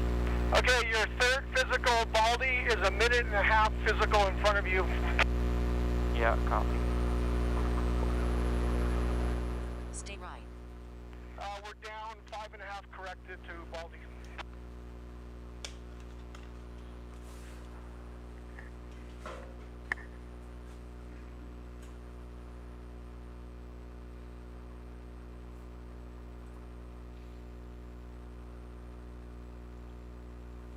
So as we're on board here with Rob McCachran, he just came through the Warm Springs pit, which is pit number 7 at race mile 315. And he is, Connor McMullen is our physical leader, although he's having some power steering issues, followed by Sam Baldy. And then if we could cut to a shot of Brent Fox, I want to see how far back Brent Fox is right now, because he should not be too far off of Rob McCachran. So here we've got a 3-shot with Rob Mack, Sam Baldy, and Brent Fox. So Brent Fox should be coming into that pit area pretty soon. Baldy's out ahead. I don't know if do we have Connor McMullen? So I guess Connor McMullen's camera's down for right now. But here we're on with Brent Fox. He should be fairly close to getting to that pit area. Let's see if I can look at the tracker here. Yeah. Okay, so I'm showing Connor McMullen stopped. That might be why we are not seeing in-car, and maybe they stopped to work on the power steering, I'm gonna message his dad, see if we can get an update. Okay, so Brett Fox is coming in the pit. Let's see if we can see Connor McMullen in the pit here. I don't see Connor McMullen stop there.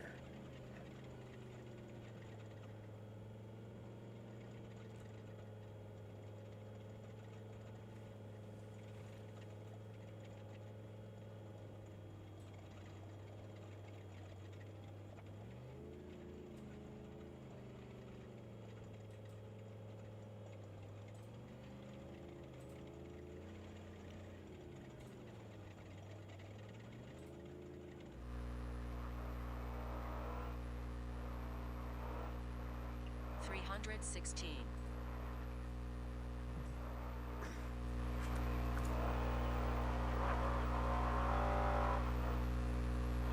Stay straight, yep, straight, little right.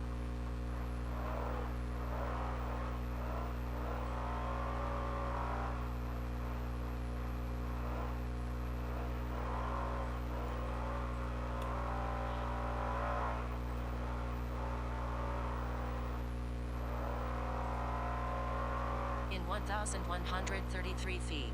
Danger rock wall on 45 right. right.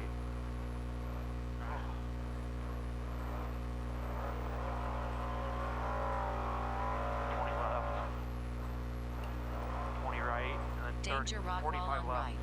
45 left.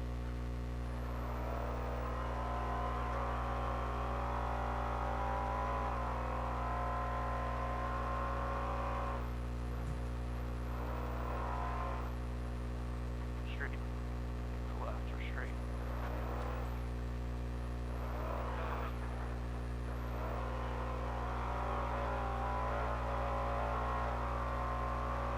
Stay left, straight, straight, little left, little left, In 0.3 miles. Hard 90 left. one hard 90 left. Just further, only Hard 90 180 left. left, In 180 left. 721 feet. Danger crosswash. Yep.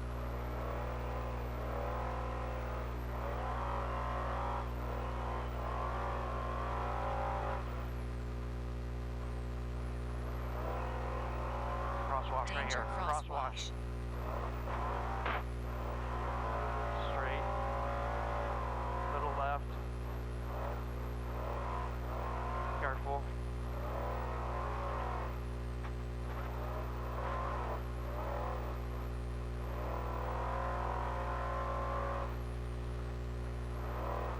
Got 45 right. 45 right.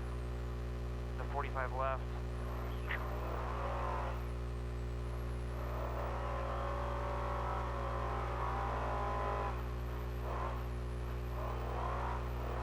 Long 90 left right here.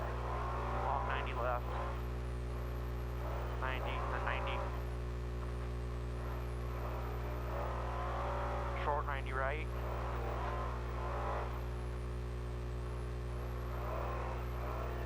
Ten left. 10 left. 10 right. And 20 left.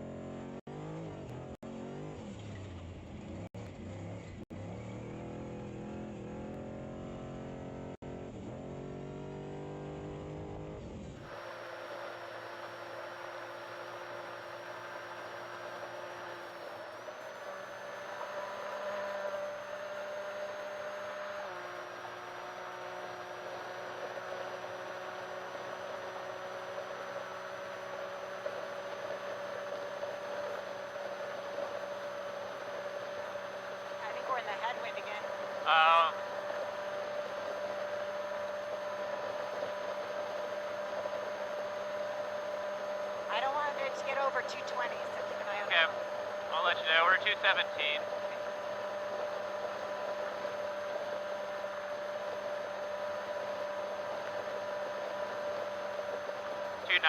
Let off a little.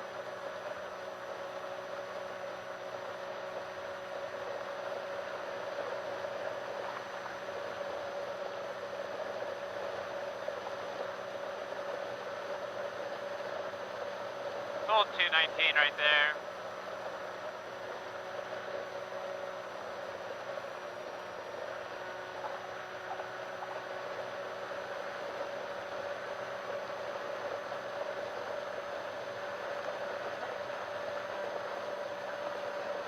And 221.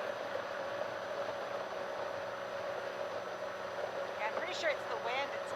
Yeah, with the wind, like uphill. Yeah, Like, it's really weird. See any lights back there? nah, keep looking. Okay.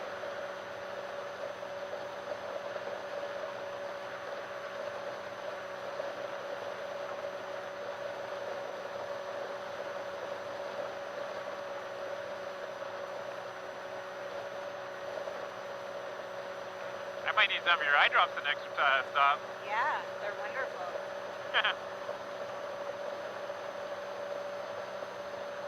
Hey, look at that. Pit 6 is in 2 miles. Oh, no way. 1.5 miles. We're in the industrial turns. We have an L1 90. Guys, if you're Yeah, I can see that truck behind us finally. okay, like Well, oh, he's a ways back there. We should beat him to pit 6. 1 mile out for the L1 90. guys, we're just gonna go through pit 6. We'll see you guys at pit 7. You're still doing good.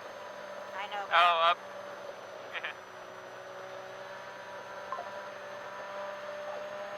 I don't know. Let me hit refresh. I heard a beep, but nothing's up there.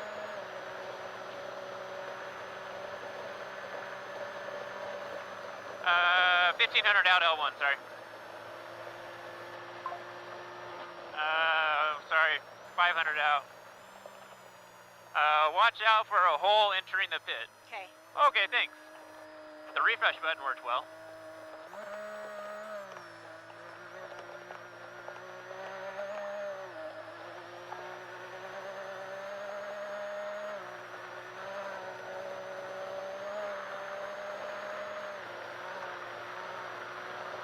That guy's almost making the turn. Let's see.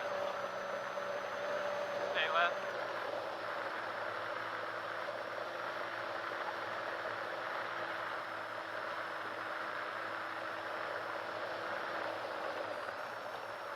It's coming up. Yeah, 1,000 out. We already have an R1 with a crosswash in it. 500 R1 crosswash.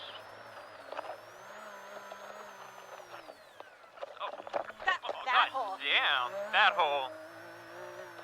Yeah, I need to know about that. Holy cow. That was bigger than the crosswatch. Oh, speed zone. Oh, up here. Do we have to stop or no? No. Oh, we hit the. Why is he waving us? Speed zone's right there. That was weird.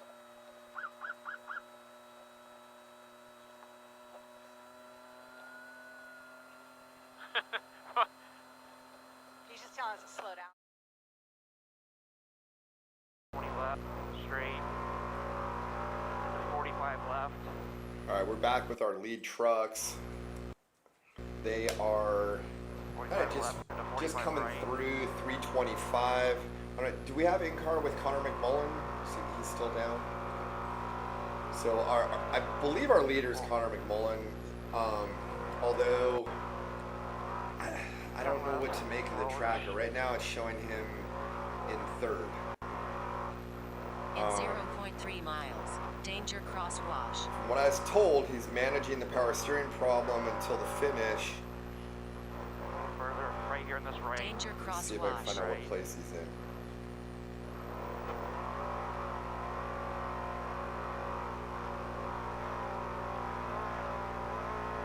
Left, 10 right. According to the trackers, I'm showing Sam Baldy, followed by In Rob 0.3 McCaffrey, miles, 326. who's teamed with Kevin Straight. McGilvray, and 30 then left. 20 right. and then I'm showing Connor McMullen, but I just don't know that I 326. believe this.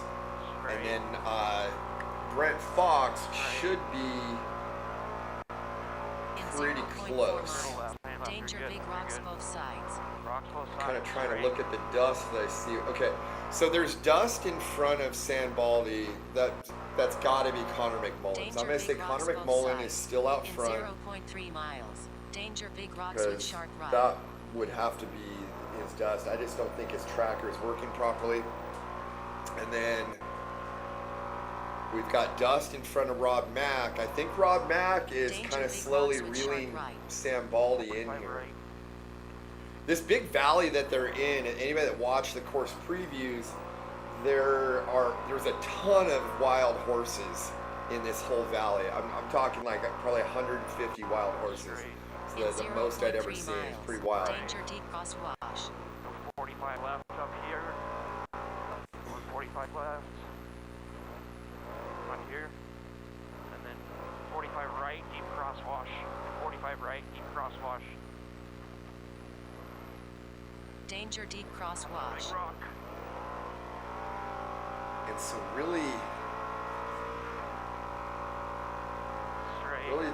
the rest of this is just going to get faster and faster as they close up on Tonopah. Where we're seeing like Rob and well, really all of them other than Dustin Miller up in the top right. It's all kind of really fast flowing, a little bit of elevation changes here and there. There's a few rocks you got to kind of watch out for. They're actually in an area, they went by where Bell Helen Ghost Town was, and then really where they're at right now, there's two ghost towns that were in that area, Silver Bow and Golden Arrow. So some kind of cool history there. And then as they get down to about race mile 340, really from like 338 to like 350, they're going to be right near the Area 51 test site, and they'll be kind of like on the south side of it there. Straight. In 0.3 Actually, I'm sorry, north of this test site south of them. They're going to be like just north of We're it. going to have a 45 left. 329. 45 left.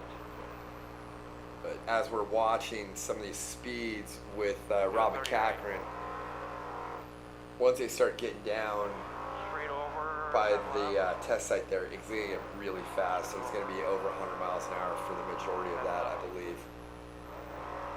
30 left. 30 left.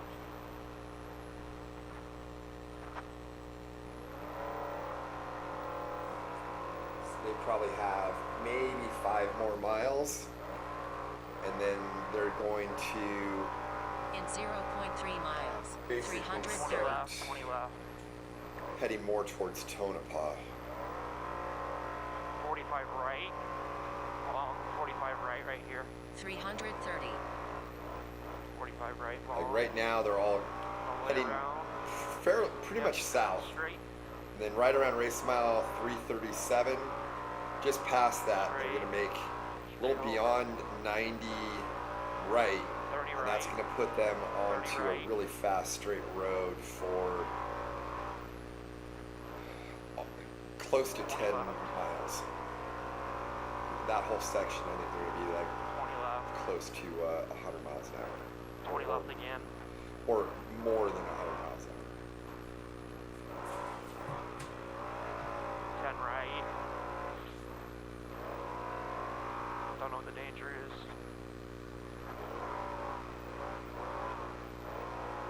In 1,201 10 right, feet, 10 right. 331.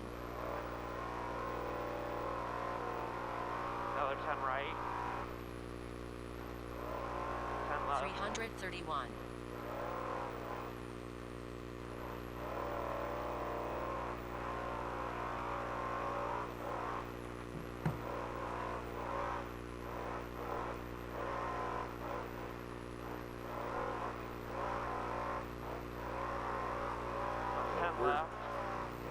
too much longer left in this 10 left, 20 right, day one race. I think we've got 20 left, pretty close to, say, like race mile 335. 20 left again. So they've got about 40 miles or so to the finish. Longer, then I think they're 45 going to be left. averaging 70 plus In miles an hour 0.3 miles, getting to that point. 332. So we're less than an hour to the finish, which is right on pace, I believe, with what we were thinking was going to be about a 332. 30 finish. Straight, 20 right, We're at 301 right now.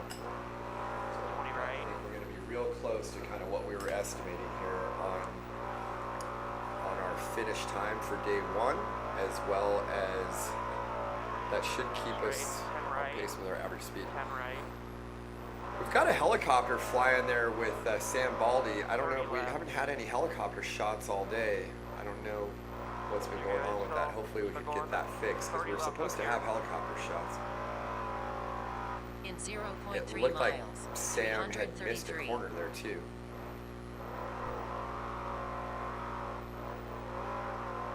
I think that might be the turn 2 helicopter actually flying him right there.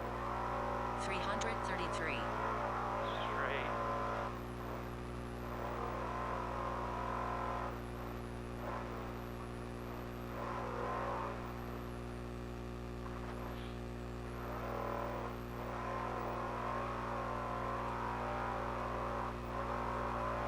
And 20 right.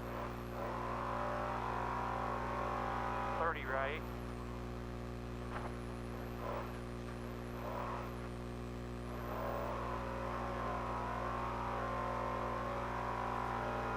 Straight.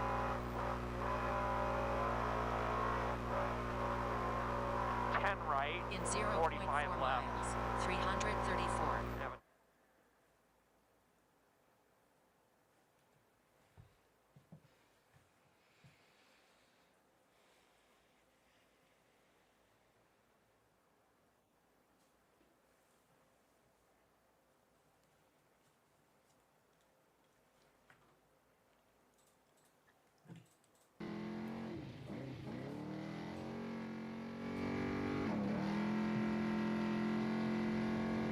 We're on board with Sam Baldy here. Pretty cool seeing that helicopter right there.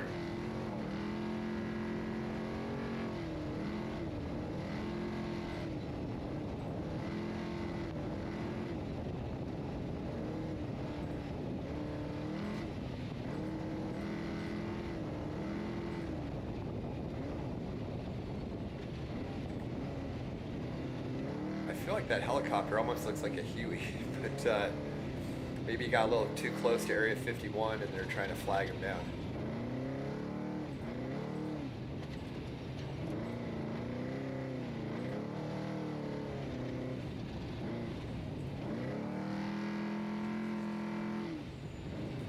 For those of you just tuning in, let's kind of get you up to speed here. So Tavo Vildosula was our top qualifier yesterday, and Yeah, I see his lights now, but he's still a little ways led. back. Let's get around another 1,000. There's an L1. Rick got back right, R3. And so Tavo led for the first 158 miles, had a high-speed rollover, and is out of the race. Luckily, he and his co-driver are okay. My best wishes go out to both of them. Both Tavo and Javi are great guys. And we had a battle going on between Connor McMullen and Rob McCachran. And just past race mile 2, Rob McCachran was able to make a physical pass for the lead through a high-speed section at the base of a dry lake bed. And then Rob was leading all the way to the Rachel pit. So coming in that Rachel pit at race mile 233, Rob complained that he was losing his brakes. And they pulled in the pit, and he had lost his fluid to the rear brake. I believe from what they said, I think that a fitting broke off in one of the rear calipers, and they lost their fluid, lost brake pressure. But they ended up stopping at pit 6 at race mile 281 and change. But while they were in that pit in Rachel at pit 5, Connor McMullen got into the lead. Since that point, Connor McMullen has been our physical leader, and he, though, is having power steering issues. So he's managing that. I think going to try to get it to Tonopah on the finish line, and then work on it when they have that hour and 5-minute work period in the work zone there. The kind of people that we need to keep an eye on, though, is Sam Baldy right now is, I believe, leading on, well, no, he for sure is leading on adjusted because he started behind Rob McCachran. So no matter how much of a time gap he has, Sam would have him on adjusted. And then the other one that is up in the mix here for the overall adjusted time lead is Brent Fox. Brent Fox started 9th.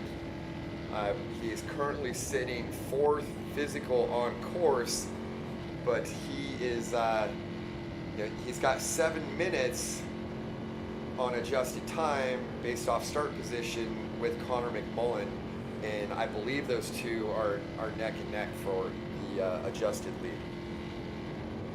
So if I had to guess right now, I haven't seen time splits, but I would say it's 50-50 between Connor McMullen and Brent Fox. And then I think we would be Sam Baldy followed by Rob McCachran, if I had to guess off using this math off the top of my head. But I think that's fairly accurate.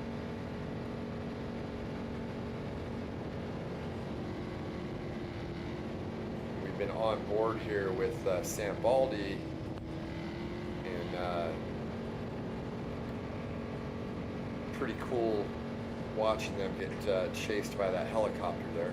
Let's see if we can go back to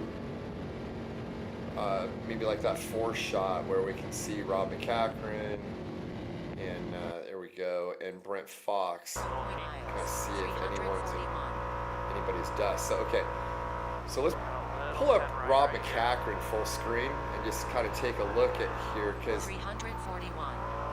that dust out there that should be Sam Baldy, and he's not that far away. You know, we kind of watched earlier in the day that Rob Mack was able to reel in Connor McMullen, although Connor McMullen was, had half the horsepower, so he was down mile per hour to Rob, so which in those high speed sections allowed Rob to really reel him in.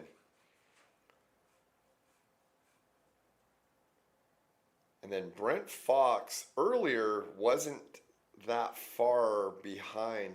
Like coming out of pit 6, Brent Fox was right behind Rob McCachran.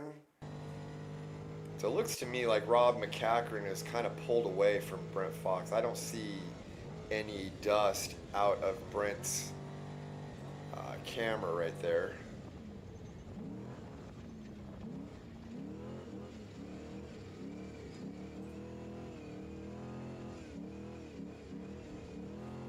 So that in-car with Sam Baldy, that dust out in front of him is Connor McMullen. This is a really big valley, and just off to their left is actually Area 51. So if you're wondering where all the aliens are kept, it's just maybe like 2 miles over to the left over there.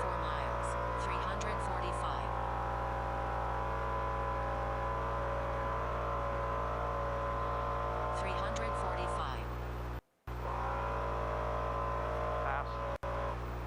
Fast, back and forth, real fast. 10 right.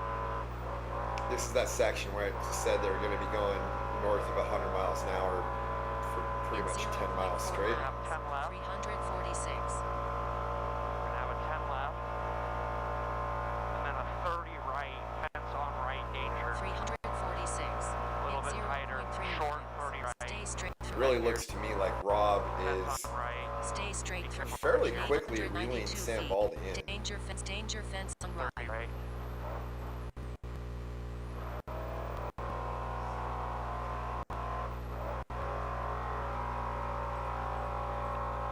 Fence crossing straight through. In 0.3 And we got a miles. paved road Danger crossing coming. fencing straight Okay. through. Highway crossing coming. You're good, you're good, you're Danger good. fencing So straight right now through. they're right by the 1,106 feet. Danger paved road zing watch entrance to the test site. Danger paved road zing watch flagman. Okay. Go ahead. And they're getting pretty close to pit 8, which is at race mile 349, and that's the test site pit. Basically, they're going to go up here and then make almost a 180 left, and this will allow, so if we have out the front of Sam Baldy instead of out the back, we should be able to see probably Rob Mack as Sam Baldy makes this 180 turn. 10 right. And 10 left. And 10 right. He's in Connor's dust. 10 right, go. 348.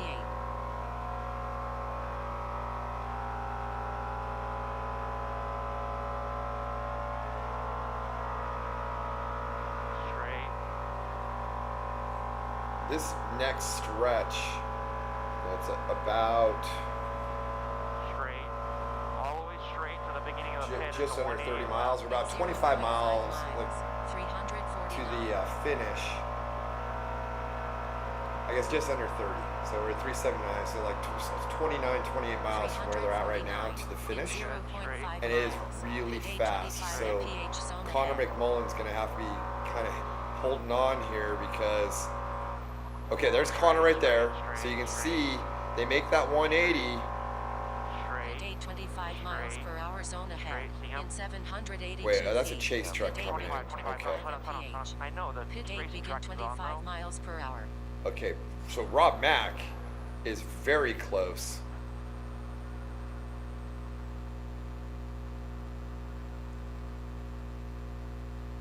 So we've got Rob McCachran in the lower right and Sam Baldy in the lower left. Those are our two unlimited trucks. Baldy's leading right now, but Rob Mack is right behind him. And the upper left shot is out the back of Sam Baldy's truck. He just cleared the pit in the speed zone. Problem that Rob Mack's going to have is the dust is going to be really thick. It's going to be hard to make a move on him. You can see he's trying to stay over to the right, but Got a 10 left. the one thing that you really got to be careful for on this course is you just got random rocks and bushes lurking out there on the edges of the course.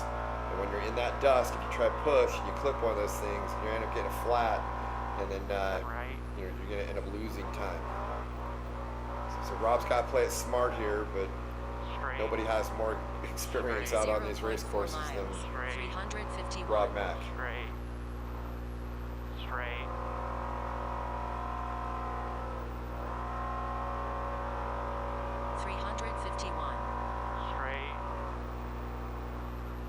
Straight.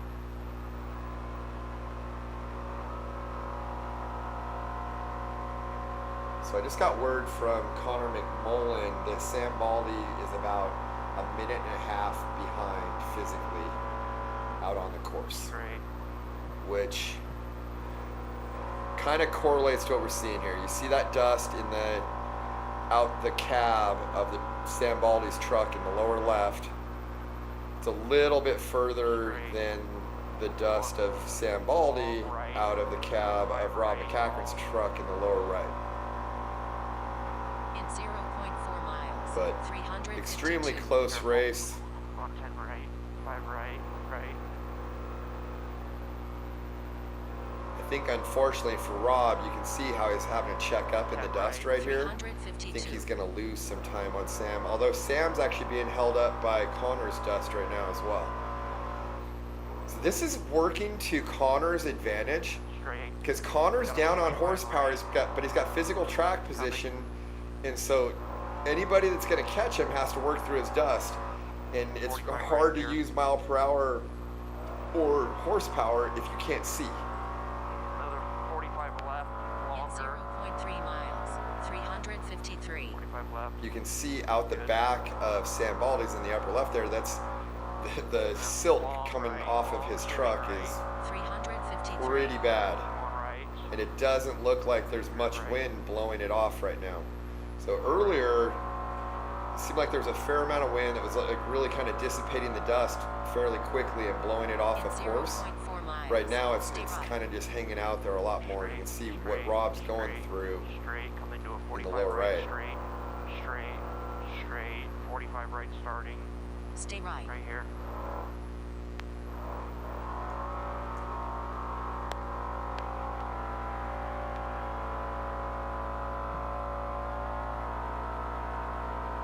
In 0.4 miles, 354.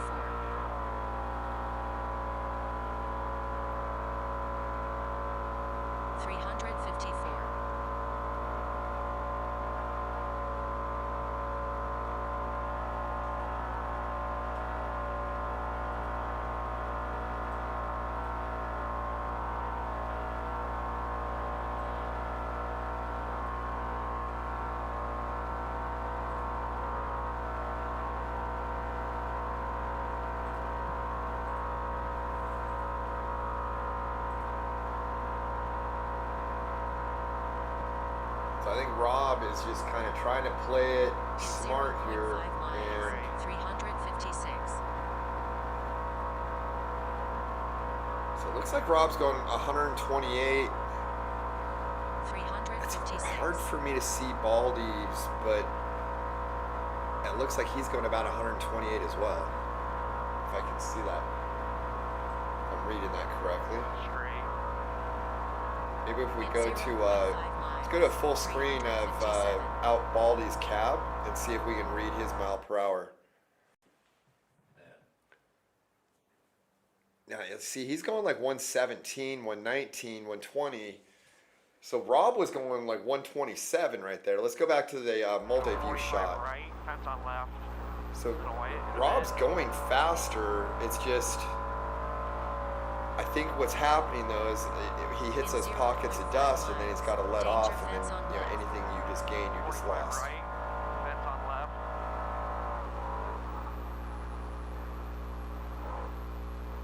Danger fence on left.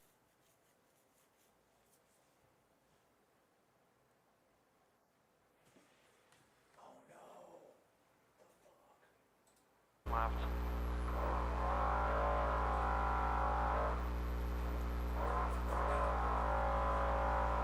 So we've got a great race going on here between Connor McMullen, Sam Baldy, Right. Rob McCachran, 90 right here. and Brent Fox. Hard ground. We're about 20 miles from the finish. So I think we're about dead on with our 0.3 estimate miles, of a 3:30 finish.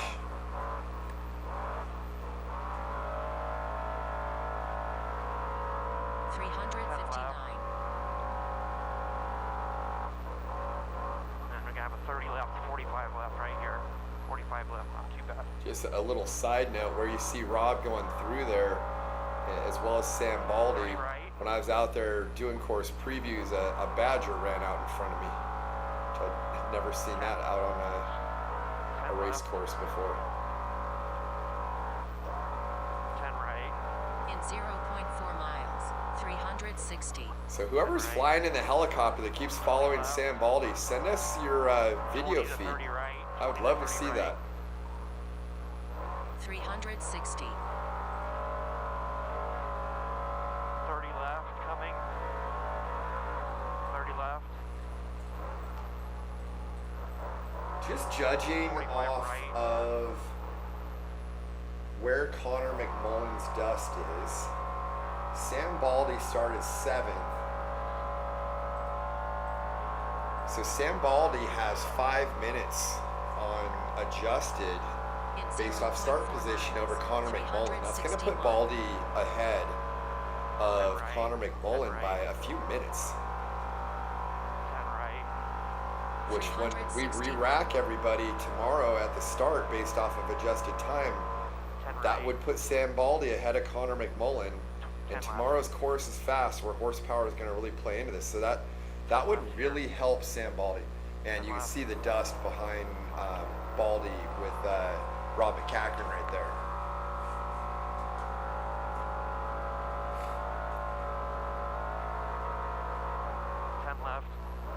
And Rob McCacken, I think Connor McMullen's going to have Rob McCacken on adjusted, but not by much.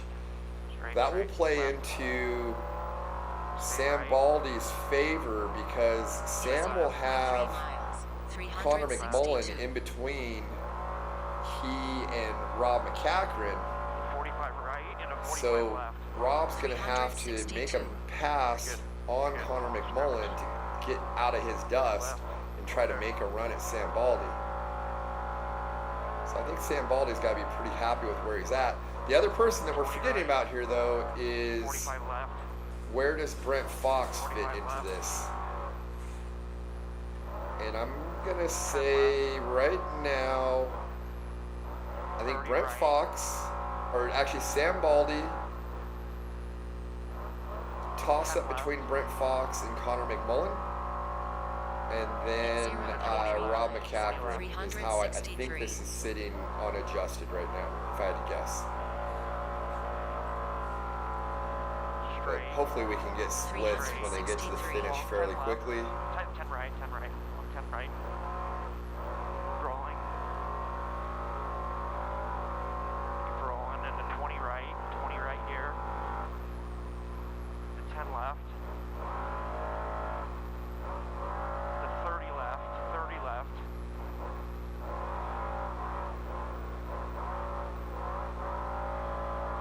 Right, 45 right.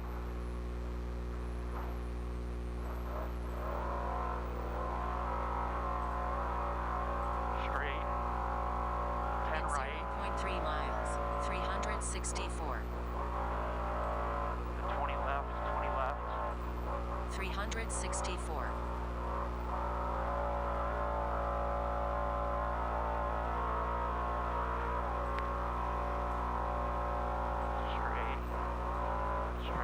Long 10 right, you're good.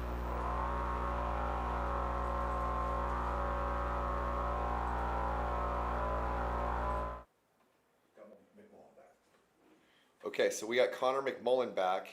We had lost his feed for a while there. I don't know if we've got audio with him. I think we're working on bringing that up.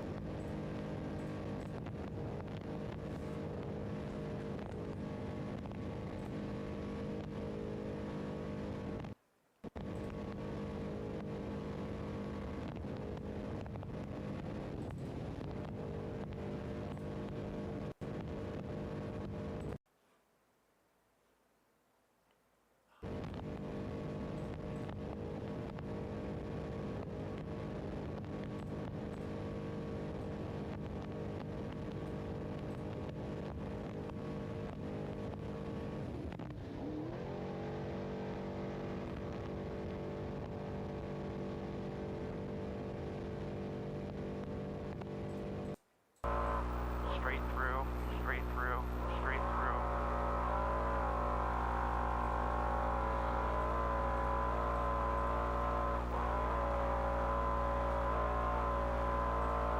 Straight.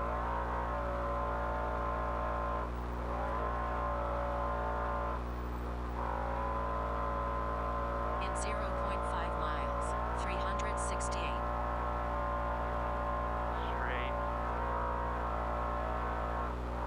Okay, we're closing in on the finish here. This is our battle. Upper left, Connor McMullen, physical leader, followed by Sam Baldy, who's in the lower left, and then Rob McCacken, lower right, and Brent Fox, upper right. But Connor McMullen's getting pretty close to our finish in Tonopah.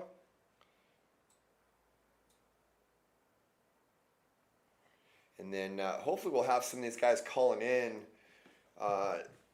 and we'll do some interviews post-race here and hear what they have to say about how the day played out. We know that Connor McMullen is managing power steering issues. We heard that from his dad. And the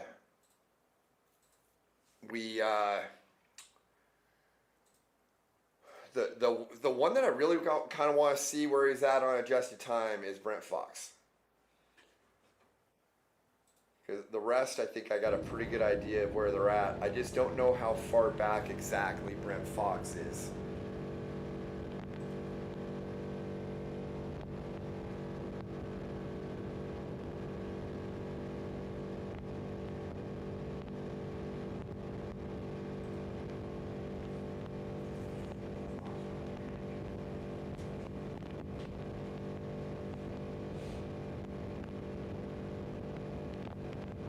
We should be, Connor McMullen should be less than 10 miles from the finish.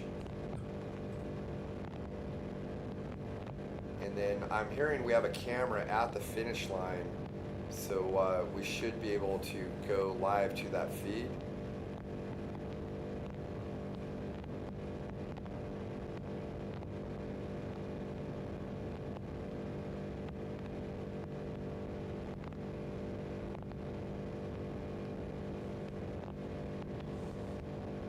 Though I think if we do a Zoom call, it might be better so they can hear my questions.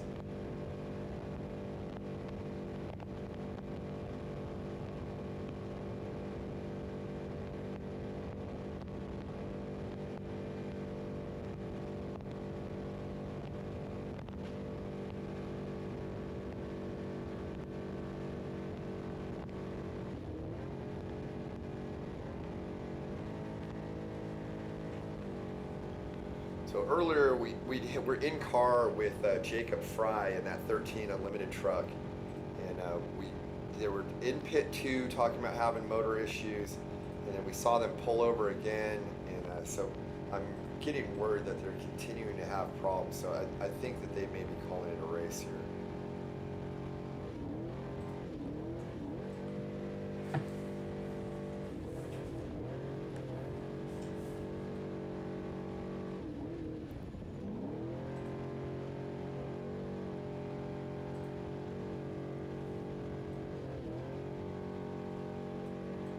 Connor McMullen, our physical race leader right now. Did he miss a turn? Okay, has he got it flat? What's going on? Let's stay on his audio. Or maybe his camera first. Okay, so that was Rob Mack. I think may have just gone by. Let's see Baldy and Rob Mack. I want to see Rob, because Rob Mack, I believe, is right on Sam Baldy, unless that was Connor McMullen pulling out in front of him. But I need to see the front shot of Sam Baldy. Apparently it's not working right now. Man, Connor's camera cut out right at the wrong time. Okay, so the two shots I need is Connor McMullen out the front and Sam Baldy out the front, so I can tell what's going on. Unfortunately, we don't have that. It is desert racing, and we are relying on Starlinks and cameras that are mounted in cars that are getting the heck beat out of them. So we are extremely close to the finish line. I think that our saving grace here is we should be seeing the finish line and then get some interviews with these drivers, and then we can get some concise information directly from them as to how things played out today, as well as how things finished. It looks to me like Brent Fox, you can see dust out there in the distance. I think that is what we're seeing with Baldy and Rob McCachran. I just really want to know what happened with Connor McMullen there, where he pulled off course and stopped, because he is like 5 miles from the finish. Okay, so I'm getting word that, hold on here. Okay, so Baldy physical lead. So when we saw Connor McMullen pull over there, I think Baldy went by, And then Rob Mack went by right in his dust. Okay, apparently, from what I'm understanding, Baldy's feed's working fine on his feed. So I'm not sure what we got going on, but we'll try to get that up for you. But Rob Mack is right on Baldy in his dust. The problem is Baldy started a few minutes behind him, so it's not going to help Rob on adjusted when they reset tomorrow.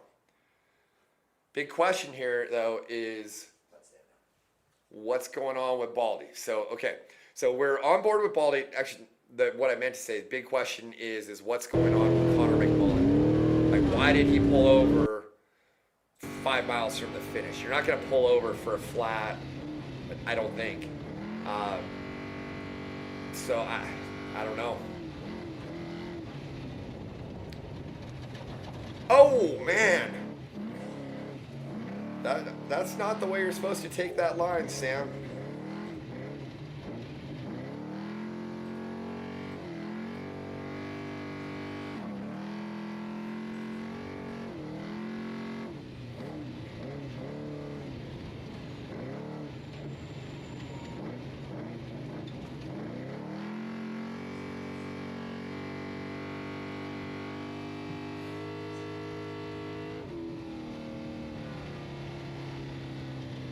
Okay, I think that looked like the yellow finish trailer, so I think Baldy just finished.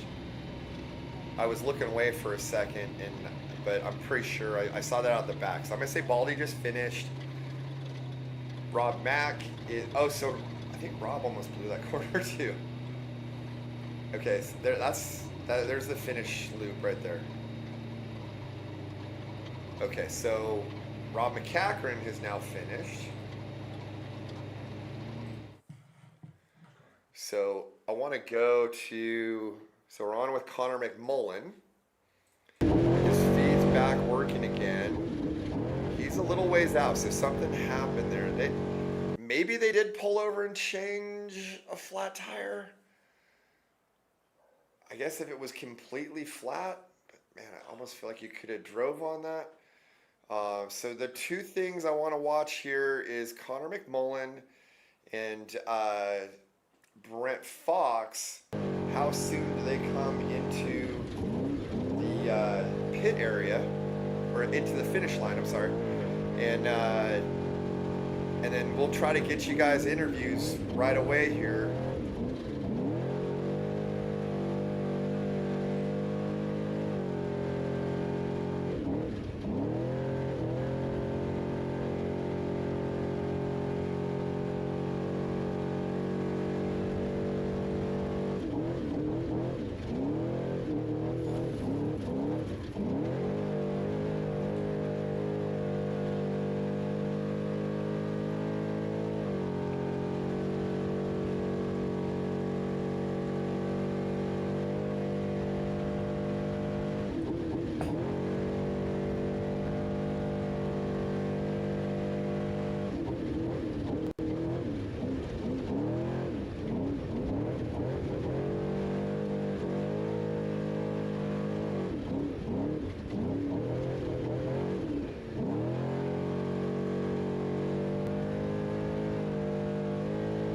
As we're on board with Connor McMullen right now, we're waiting for him to come into the finish. You can see Sam Baldy and his co-driver.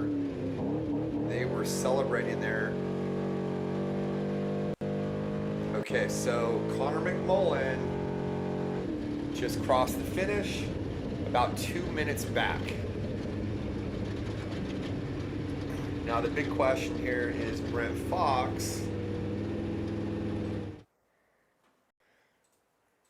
What I'd like to do is just stay on board with those shots, but if we could hear the in-car audio from Baldy, I'd love to hear what they're saying right now. Something that tells you some of those. What do you mean split off? Where they jump off the graded road onto course, like jumps off into the desert. There's nothing there. There's pink, like bushes, no arrows, no nothing. No, there's some pink feathers. Some yeah. Huh. So I think they're talking about that 172 to 210 section. Yeah, it's definitely harder when it's like Yeah. It's like a two-tracker, hasn't been racing forever, and it's so hard to tell. It's fun though. No clouds. Isn't that section freaking so fun from pit 5, Rachel, up to the mountains where the water crossing is, and then back down where all the cows were? And then I liked it once you jump the road right there. Just that sand wash and hilly stuff. Yeah, that's really cool. Yeah. That's cool. Now we saw, there had to be 50 or 60 horses altogether. Yeah, back here like 305, 310. Pretty badass. Yeah. Pretty badass. Yeah. Well, our homemade job did it today. Good job, buddy. Yeah, great job. I was surprised when we came out in Alamo and came across the road, though. I'm like, we're only in Alamo? Yeah, right? Holy moly. It's been a long ways getting here, huh? Yeah, climb up.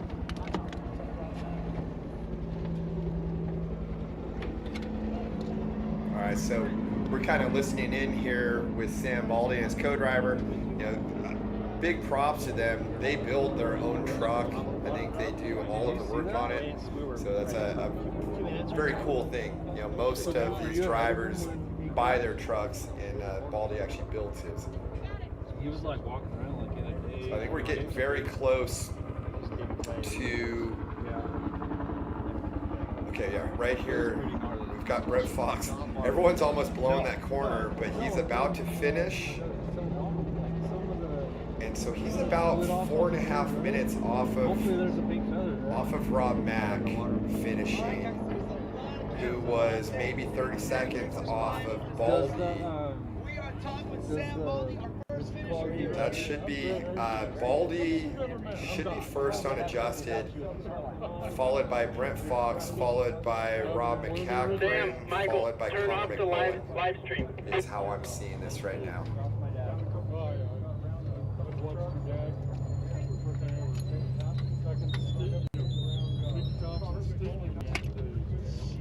Turn off the live stream. You just wanted to stay right in the gut.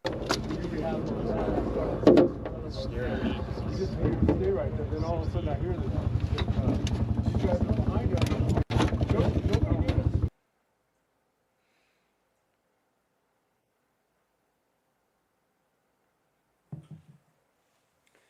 I want to see if I can look at our leaderboard. So we have our top 4 trucks in the finish line, 2 unlimiteds, 2 specs. And I'm speculating that on adjusted, it's going to be Sam Baldy, Brent Fox, Rob McCackran, and Connor McMullen.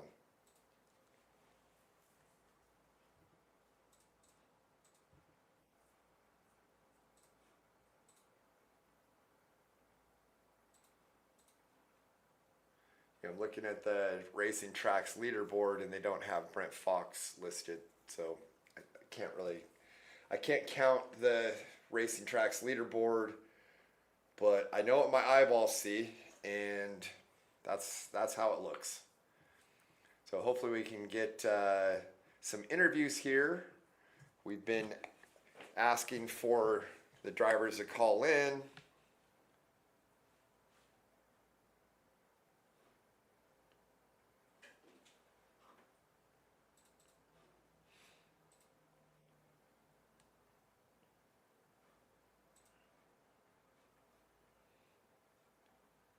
Okay, so unofficially what I'm seeing here is Sam Baldy, and this is out of all of our classes today, period. Sam Baldy, Matthew Coombs, Brett Fox, Kevin McGilvray, which it was the truck driven by Rob McCackran, and then Connor McMullen. And let's see what these time splits are. Yeah, we I think MotherF.com is it's a food company that the Baldy brothers built, and so we are pretty close here. So this is a feed that we've got going on, and then we should have Sam calling in on a Zoom call here. They a lot, and Baja Designs, King Shocks, of course, all them guys get us here today. today. So perfect. Well, Baldy Racing, great first day to start off the Baja Nevada race here at Legacy Racing. Great job for today. Yeah, thank you to Legacy. All right, Sam, Baldy, we're gonna everything running. Everything's live right now, so we're gonna try to slide over here, get into Rob Mack. Laura, if you guys want to follow me up here.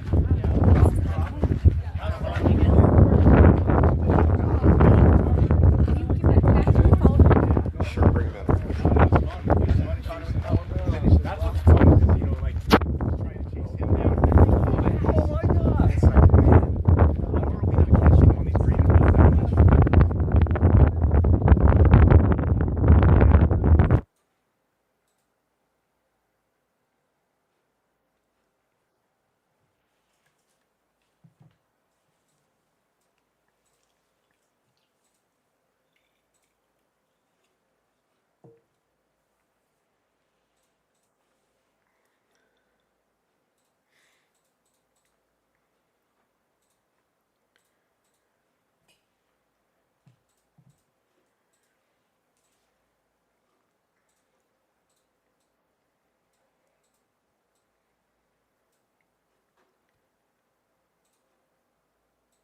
Why is there no?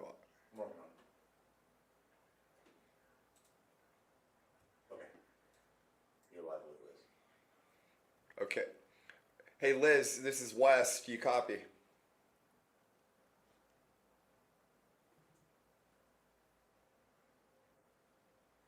Okay, so we're trying to get our Zoom call set up to do some interviews with these guys so that they can actually hear the questions I'm trying to ask them. So bear with us for a minute here, but we have our top finishers are at the finish line right now. You can see Rob Mack is being interviewed by our announcer Mark. When we found a good place, we did that, and you know, that went okay. And then we ended up having a brake line before Rachel. I think the brake fitting. So coming into Rachel, we got it there, and they capped the line, sent us out of there. We didn't really have good brakes all the way to 281, and we got to 281. They put a new caliper on it, so I could charge again, because it's pretty scary with no. We had front brakes, but just the rear brakes weren't working. One rear wheel, so I'd be super cautious. But you know, great day, great course. You know, always racing here in Nevada. You know, I love this land and this area, and the valleys are so fast. And that last section coming in here, we went across the valley. It was like people were going 120 miles an hour, 130 the whole way across. And Sam ended up getting up into Connor's dust, and I got up into Sam's dust, and the helicopter's flying above. And it's like, how could it get any better than this? You know, it's like everything you wish for in a race. And you know, I had my son with me, and I know all the co-riders. It's great. You know, just having fun, and I'm sure there will be a lot of stories we told later. Well, that says a lot about your, you know, being a veteran of the sport. You flashed the brakes, got a flat tire, and you're just standing with the brake like 30 minutes. Yeah, no, I mean, you know, we qualified third. You know, we got by Connor out of pit. I don't remember, out of pit two out of pit two. We got by him on the fast graded road, and then just tried to put time on him and get to my pit, get tires. We got out of there, and then you know, Tava was first on the road. Then he had us by about 40 seconds, I think, when we left pit three. And it's time for me to. Hey Sam, Wes Miller here. Can you hear me? Your guys, your voice is muted. Can you guys take the mute off? How's that? That's a lot better. How you doing, man? Man, technology, it's awesome, huh? So, all right. First of all, I want to say congratulations, man. You were kicking some ass out there today. Oh, thanks, man. Thanks. It was rough out there a little bit. We were in the dust quite a bit, but we got around some of the guys that qualified in front of us, and we were able to let it fly.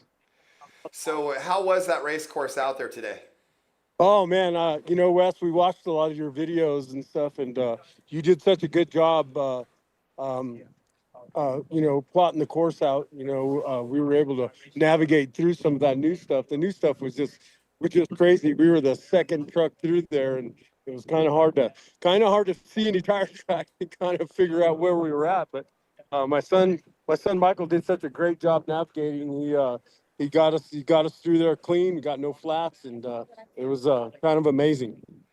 Yeah, if you could hold the camera away from you a little bit more, like that's great. Thank you. Oh, my arms are only so long. I am Italian. Or hand it to Christy and let her hold it. Hand it to Christy. Yeah. But I'm My arms are not long enough, I guess. Like that? Is that better? But I want you to be able to hear me, so hopefully you can still hear me. Yeah, well, when I did those course previews, I said I don't know that you want to be the first truck going through there. I mean, is that how you felt? Oh, it absolutely helped. You do a pretty good job at showing us where the course is at. Through memory and some of that, we were able to navigate through there. My son Michael did a phenomenal job getting us through it. There was a couple times where I had to raise my voice, and kind of reminded me when he was a little kid. But he's 33 years old now, so it's kind of hard for me to raise my voice to him. But he did a great job. Yeah, that's a good co-driver is very key. So let's talk about at race mile 158.5, Tavo had a crash. What did that look like when you went by, and what do you think happened? So we got a call a half a mile before we got there that Tavo was on his Tavo had a crash, and all we wanted to do was know if Tavo was okay. We were willing to stop and help him if he wasn't okay. We had a helicopter with us, so I don't know what the rules are here, but if somebody was hurt, believe me, he was going to land it and take care of that. But Tavo was outside the truck. His navigator was outside the truck giving us thumbs up. It was scary looking for sure, but it looked like they were okay. So it looked to me, because we actually got to see that. We were in car with Rob Mack, and Rob was second physical at the time, so he was the first truck on the scene. It looked like it was a really high-speed straightaway that kind of jogged to the left and then back to the right, and Rob almost crashed as well. And we saw, it looked like it just creeps up on you really fast. So did you have an issue there? Did you almost crash? And then because we got a word a half a mile before we got there that there was an incident, we were slowed up and we were able to idle through there, and like I said, we were able to check and make sure that both of them were okay. So yeah, it is a very high speed section, and it's a lot of fun. It's kind of a fun section, to tell you the truth. So I can see where you might get a little overzealous and make a mistake and put the truck on its side. Yeah, definitely. Yeah, luckily they were okay. It actually looked like, from what I could tell, it looked like they got out of the truck and then ran to warn other drivers so that they didn't crash there as well. Because when I saw some other vehicles come through, Tavo and Javi were like a couple 100 yards up course, like kind of looked like waving to drivers away from their truck. So that was pretty cool of them, I think, if that's what they did, Javi, try to save other people from crashing. For sure, Javi was up course, making sure that nobody, got everybody rode up before they got there. So yeah, they did a good job. Okay, Most important, they were okay. How about you guys build your own truck? Why don't you kind of talk about that? Yeah.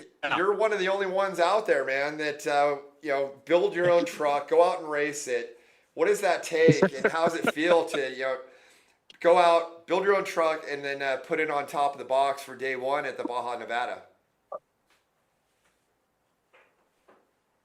Oh man, it's a great feeling for the Baldies. The Baldies are crazy people. We build our own truck. Long story short, we build our own truck, and we were all trying to get healthier. We couldn't find something healthy to eat, so now we build meal replacement bars, and that's what's on the side of the truck. And they're really good. All right, well, there you go. We just have a knack for building things. How about we like building things? So, go ahead. So tomorrow you're going to be first off the line. What's your game plan for tomorrow, and how do you plan on bringing it home and put it on top of the box tomorrow and taking the overall? Well, we're going to put fresh tires on it, and I'm going to hold it to the floor all day. All right. I think that sounds like a good plan, man. Well, hey, thank you for calling in. I appreciate it. Congratulations on today. You did an excellent job, and good luck to you tomorrow, man. Thank you, Wes. Appreciate it. Okay. All right. Thank you to Legacy. All right. Yep. Okay, so can we get Rob Mack? Yep. Okay, thank you. Okay. All right. It's kind of hard to hear. All right. Stop. Who's talking? Oh. I'm trying to like scoop it so you can hear it. Yeah. I can go get my headset if you want. So, Do you want me to go get an earplug? I don't care. Okay. I'm like, Try to hear him. I think all race cars are deaf from being in cars with motors forever, right? yeah, we also like other things that go bang. So, what's up, Wes? Hey, Can you how's hear it me? going, man? Good job today. We were on board with you for quite a bit. Looked like you had a pretty wild ride today, man. We saw you make that physical pass on Connor McMullen. Maybe kind of talk me through that, and then I want to talk about the rest of the race. Yeah, last qualifying third, it put Connor in front of us, and he's in a 6100 truck. So they have about 525 horsepower, and we probably have close to 1,000. So, he can run strong, 0 to like 110.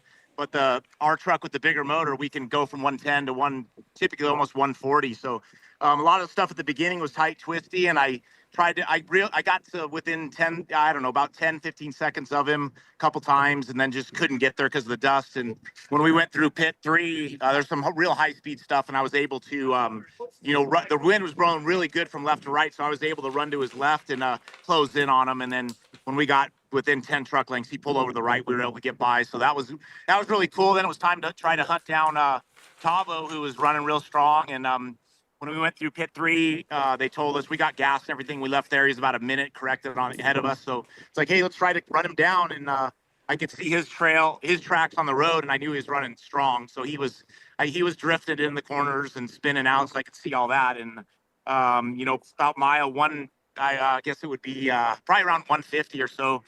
Just super fast graded road, and it was coming up over a rise, went into a left, and I came in there super hot, and I'm like, I'm not going to make this corner, so I just steered into it to go straight off the road. And about that time, I saw a truck to my left and was on its side, and then I said, Tavo, he's running back and flailing his arms, trying to get us woed down, and we made it off straight and then turned back. And as I turned back, I looked at Tavo, and Javi was standing there by the truck, and they both looked like they're fine. We radioed into David at Racing Tracks. Caden texted him and said, they're out of the truck and they're okay. And then we called our people and told them as well. And just continue on the way. That new section there in Whipple Ranch, that was pretty unique. We crossed the road there, ran through the ranch, and I used to race against some of the Whipples, Courtney and Laird, back in the late 80s. So I haven't seen them in a long time, but we went through their ranch, went out the backside. It's like, where's the course? And all we could follow was, a single track motorcycle trail and pink ribbons. And, you just really had to look ahead for those pink ribbons. And it was pretty exciting, trying to find that. Definitely increased the intensity that you had to have navigating and it up that level. And I think there was a lot of brush and stuff. We got a stick flat in there. And Caden got out and jumped. He got out and changed that tire. And we got out about 30 seconds to a minute in front of Connor. Then stopped in our pit, re-racked, and coming into Rachel, we lost rear brakes. We broke a fitting off, and we stopped there. They capped it, sent me with just front brakes, and basically went from Rachel to mile 281 with just front brakes. Kind of had to just take care of the truck. Couldn't go fast. We stopped at Rachel. They put a new left rear caliper on it. And then it was time. Sam got in front of us, and Connor was still in front of us, and Brent Fox was real close. So just tried to chase them guys down, and it was really fun from 281, the last 100 miles, trying to catch back up to Connor and Sam. And about 30 miles out, we got back in their dust, and it was the three of us coming in, just solid bumper to bumper almost in the dust. And then, Connor and Jenica, they got a flat right there, about, less than 10 miles out. Otherwise, they'd have been the first ones here. And super fun race. We're all here. It was about 6 trucks here right now that have finished, and everybody's just talking and having a good time. It's definitely a lot of camaraderie at these legacy races. Yeah, no, that's awesome. What was really cool, I mean, I feel bad for Tava and Javi, but we were on board with you when you came up on that. Like, we had you full screen. I heard you blew that corner, and I was like, oh, man. And I heard Caden apologize to you for not calling it right, I think is what he said. And, or missing the call. And then I was like, oh, man, there's a truck over there. And I'm like, that looks like Tavo. and then we heard you guys radio. So really, all the fans at home got to see that live, play by play. And I mean, it's so cool how far the coverage of these races has come, because I mean, we literally saw that live as it happened. So is Connor had a flat? Is that what happened at the end? Yeah. About 10 miles out, he had a flat tire. Just a lot of high speed stuff and a lot of sticks. So yeah, he had a flat. That's what let Sam and I get by Connor. Do you think so? I was trying to speculate what happened with your brakes, and we could hear you guys talking, which was very cool. Thank you for giving us a link to your intercom. But but you came through all of that really virgin course, and I figured probably a stick or something came up and broke that fitting. Is that what you're thinking happened? Yeah, probably so. I haven't actually, they already changed the caliper, but they told me a fitting broke. That's what happened. Probably a rock flew up there and broke the fitting off the caliper, and then it leaked all the rear brake fluid out. So, but they capped the line there, bled the brakes, sent me. And then the brakes weren't that good. And there's so many 100-mile-an-hour straightaways, and you got corners and stuff like that. We had to be really cautious all the way to 281.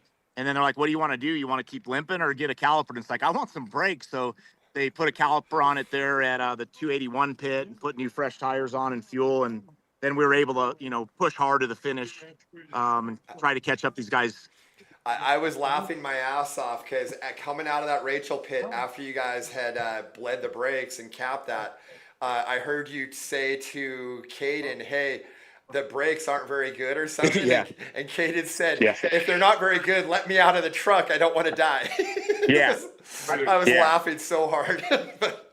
Yeah, well, you're going 100, 120, 130 miles an hour, and all of a sudden there's a roller. Or we didn't get to pre-run. We have, Donald Legacy put some notes together for us, dangers and stuff like that. But, just like that thing happened with Tavo and us, you go off a corner. So you're really on the edge on some of the high-speed stuff. And when he knew that I still didn't have good brakes, maybe I shouldn't have told him. But yeah, it's very sketchy. Oh, yeah. So we had to, from there, from Rachel all the way to 281, I had to baby it, just make sure we didn't go off a corner and make a big mistake. But the guys, ID Design guys that are here that prep the truck and everything, they worked real fast and they got that caliper on there and bled the brakes and all that stuff and got us going again. Kevin McGilvery let me drive this truck, super fun. BF Gooders tires, Fox shocks, and we got a lot of good people here helping us. So I'm definitely very appreciative of being able to race these races in Nevada and, go this route. It's super fun. A lot of scenery, horses, cows. I didn't see any. What'd you see? A bobcat or something pre-running or? Badger and then badger. A bunch of pronghorn antelope too. There's that one valley by Bellhaven that you come into like around, I don't know, 310 or so. Was there? Yeah. There was like 150 horses when I came through there. Yeah.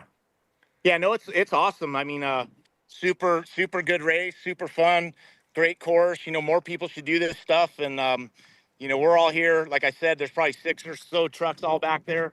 I don't know if you can see them, but we got behind me's Connor and then Brent Fox. And then the 6100, I'm going to mess up his name, but it's the yellow and blue one. Gutierrez, yeah, he's back there. And then Webster is finished in the two-wheel drive trophy truck, and then we got a class 1 car. It looks like 1511 or something, green and blue class 1 car back there. Yep. So according to what I was seeing, I think you finished third on adjusted time. Is that what you're thinking? Well, Sam got us for sure because he started behind us. Connor's, and he finished in front of us. Connor finished, he started 1 minute behind me, but I'm pretty sure we beat him. He didn't finish within 1 minute. Brent Fox could have got us, I guess. And other than that, I don't know. Maybe Gutierrez. I don't know where he qualified either. It's probably close. I could be second, third, or fourth, I think. The way I'm seeing it right now is it's going Baldy, Brent Fox, you, and then Connor. Yeah. All right. So what I was saying as you guys were finishing here is, you're in an unlimited, Baldy's in an unlimited. Tomorrow the course is pretty fast. You guys are going to have an advantage on top speed, but now you need to run Sam down and put some time on him but you're going to have Connor between you, and you're going to have to work through his dust and pass him. So what is your strategy for tomorrow? Did you hear that, Rob? Yeah, well, I think, okay, so if you say Brent's leading, if you say he's leading, so that means he starts first, then Sam. No, it's Sam. Who do you think's leading? It's Sam, Brent, and then you. I'm sorry. So Brent Fox is going to be between you and Sam. Okay. So you got to All right. run him. So You're you're going to have to saying run him Sam, down and pass Brent, him. me. Yeah. Oh, okay. All right. So, sounds good. You want to talk to Brent? Yeah. If you want could to talk to throw Brent? if you could throw Brent Fox right. on, that'd be awesome, man. Thank you. Hey, All good right, luck here's tomorrow, Brent. man. Hopefully, we talk to you in the morning before you race. Yeah, thank you. Brent, how's it going, man? You know what? Just a good clean day. Got here to the finish, and everything's good. And looking forward to tomorrow. So we were watching you kind of all day, and we were on board with you quite a bit. I wish you would put your intercom on so we could hear what you're saying, but you won't do it for us. Yeah. You know what? We'll try to figure that out, Wes. Sometimes words get said that people don't need to hear. But you know what? With this. We're in 2026. We'll see if we can get audio into our live stream and kind of incorporate that. And we're looking at a couple other things also. We'd like to get like heart rates, something like that. At home, they can kind of be a little bit more involved and see what's going on while we're out here in the desert. Yeah, well, I mean, because we were able to hear the intercom with Rob, and hearing Rob and Caden talk all day, there was some stuff I was laughing my ass off. So I would love to hear you and your co-driver talking as well. Because just the interaction. I bet that's entertaining. We're not going to make you guys look bad, but we want to hear what you guys are saying. The fans at home want to hear what you guys are saying, so they can actually really experience what it's like being in these, because there's some high pressure situations sometimes. You know what? It gets a little tense out there. You're in the heat of the moment, and you got so much on the line. You know what? Things get exciting a little now and then. But we'll try to incorporate some voice in with our video, so you got audio and video and stuff like that, and maybe people can get a little bit of an idea what is being said in the truck, what's going on, stuff like that. If you could maybe back away from the truck a little bit, I think your service is a little spotty. The cage might be kind of blocking your service. Good job with the brambles. All right, thank you, man. Hey, so let's talk about how your race went. You qualified 9th, so you had your work cut out for you a little bit. You finished physically 4th.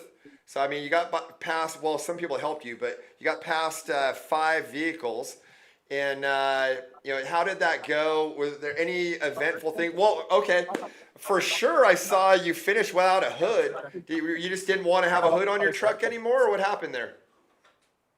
We got into some of that cross drainage before pit 4 and just come into one, and that hood flexed enough. When we come in the bottom of it, that tire just reached up, that front right reached up and grabbed that hood, and that was, unfortunately, that was it, just shredded the thing. So we rode with it about 5-6 miles, maybe a little more than that, and then there were some course workers up off the side, and they just grabbed it and ripped it off because it was starting to flap up, and we couldn't see, and just kind of getting to be a safety hazard, so we just ripped that thing off.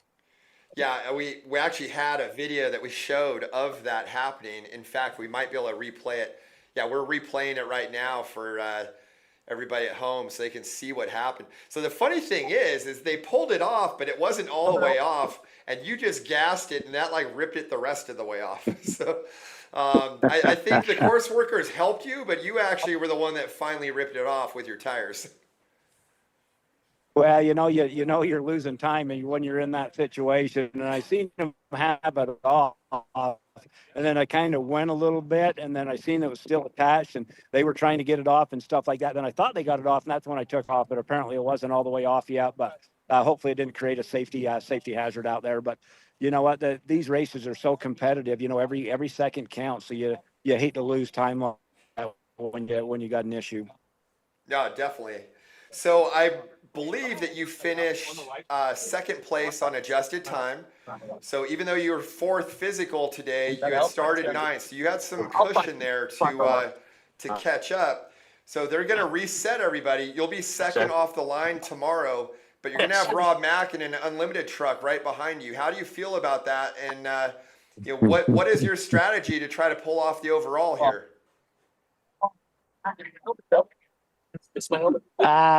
You know what? We one out at a time. We don't try to get too far ahead of ourselves. Having Rob behind you, that's going to be a little more than a little bit intimidating. But all we can do is our best. All we can do is go out there and do our best and try to hit the corners and keep our speed up and go from there and let the chips fall where they may. Okay. Well, anything else eventful happen out there, or anything you want to talk about? Anybody you want to thank? You know what? Thank all the Mach 1 crew. Thank Coy, all the Utah guys, Coach. Thank all those guys for coming down, pitting us, taking good care of us. All the Mach 1 guys from California come up, make sure the truck's working right, take care of our pit stops. So want to thank those. Jay and Adrian from Toyo Tires, huge help to our program. Adam Wicks does our motors, Gearworks does our trannies, rear ends. All those guys. It takes everybody to be able to keep these trucks going out here in the desert. So I'm sure I forgot a whole lot of people. Thank the family, my wife at home that lets us come out and do this stuff. Unfortunately, the family, it's where I grew up at it's kind of days this weekend, and our company's quite involved with all that. And so all the family stays home and enjoys that, and I get to come out here and go racing. So miss being around them, miss having them here, but just a lot of people to thank, and it takes an army to get out here and do this. All right. Well, hey, thank you for talking to us. Congratulations on a great run today. You're our Thanks, lead Les. 6100. Always a pleasure talking to you, man. Good luck tomorrow. Thanks, Maybe Les. if you can, I'd love to talk to you before the start of the race in the morning tomorrow when you're like in staging or something. And then, hopefully we'll talk to you again and you can put it on the box again. Yeah, happy to. We'll be around all night tonight, and obviously we'll be there in the morning. So you want one interview, come on up. We'd love to give one. All right. You wouldn't happen to have Connor McMullen standing around by you, would you? I'm about 10 feet away. I'm going to hand the phone to him right now, Wes. All right. Thank you, man. Here you go, right here. Thanks. I appreciate that. Hola. Hey, Connor. Wes Miller here. How you doing, man? Good. How are you? Doing good, man. That was a really fun race to watch with you guys.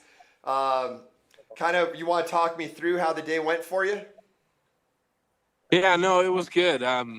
Just a long day of good competition. Battling up there with Rob Mack and Sam Baldy and a couple of those guys. We started, we were behind Vildosa, kind of chasing Vildosa a little bit through the stuff. He had checked out pretty good, so we had clean air going through some stuff, and then he ended up having a pretty good rollover. Made sure those guys were okay. Trucking along, and then Rob had got me in some of the fast stuff on the straightaway, so I kind of let him go. And then we were kind of right there with him. He had a flat in one of the version sections in there, so we can kind of see his dust, about a mile or so in front of us. And then he pulled into pit 5 with brake issues, so then we had to pull in and get tires and fuel, and then we pulled out in front of those guys. So then we were first on the road from pit 5, basically till about 3 miles from the finish. We had a flat. We had to get out real quick and change it, and then I think that led Fox to get us on time. So.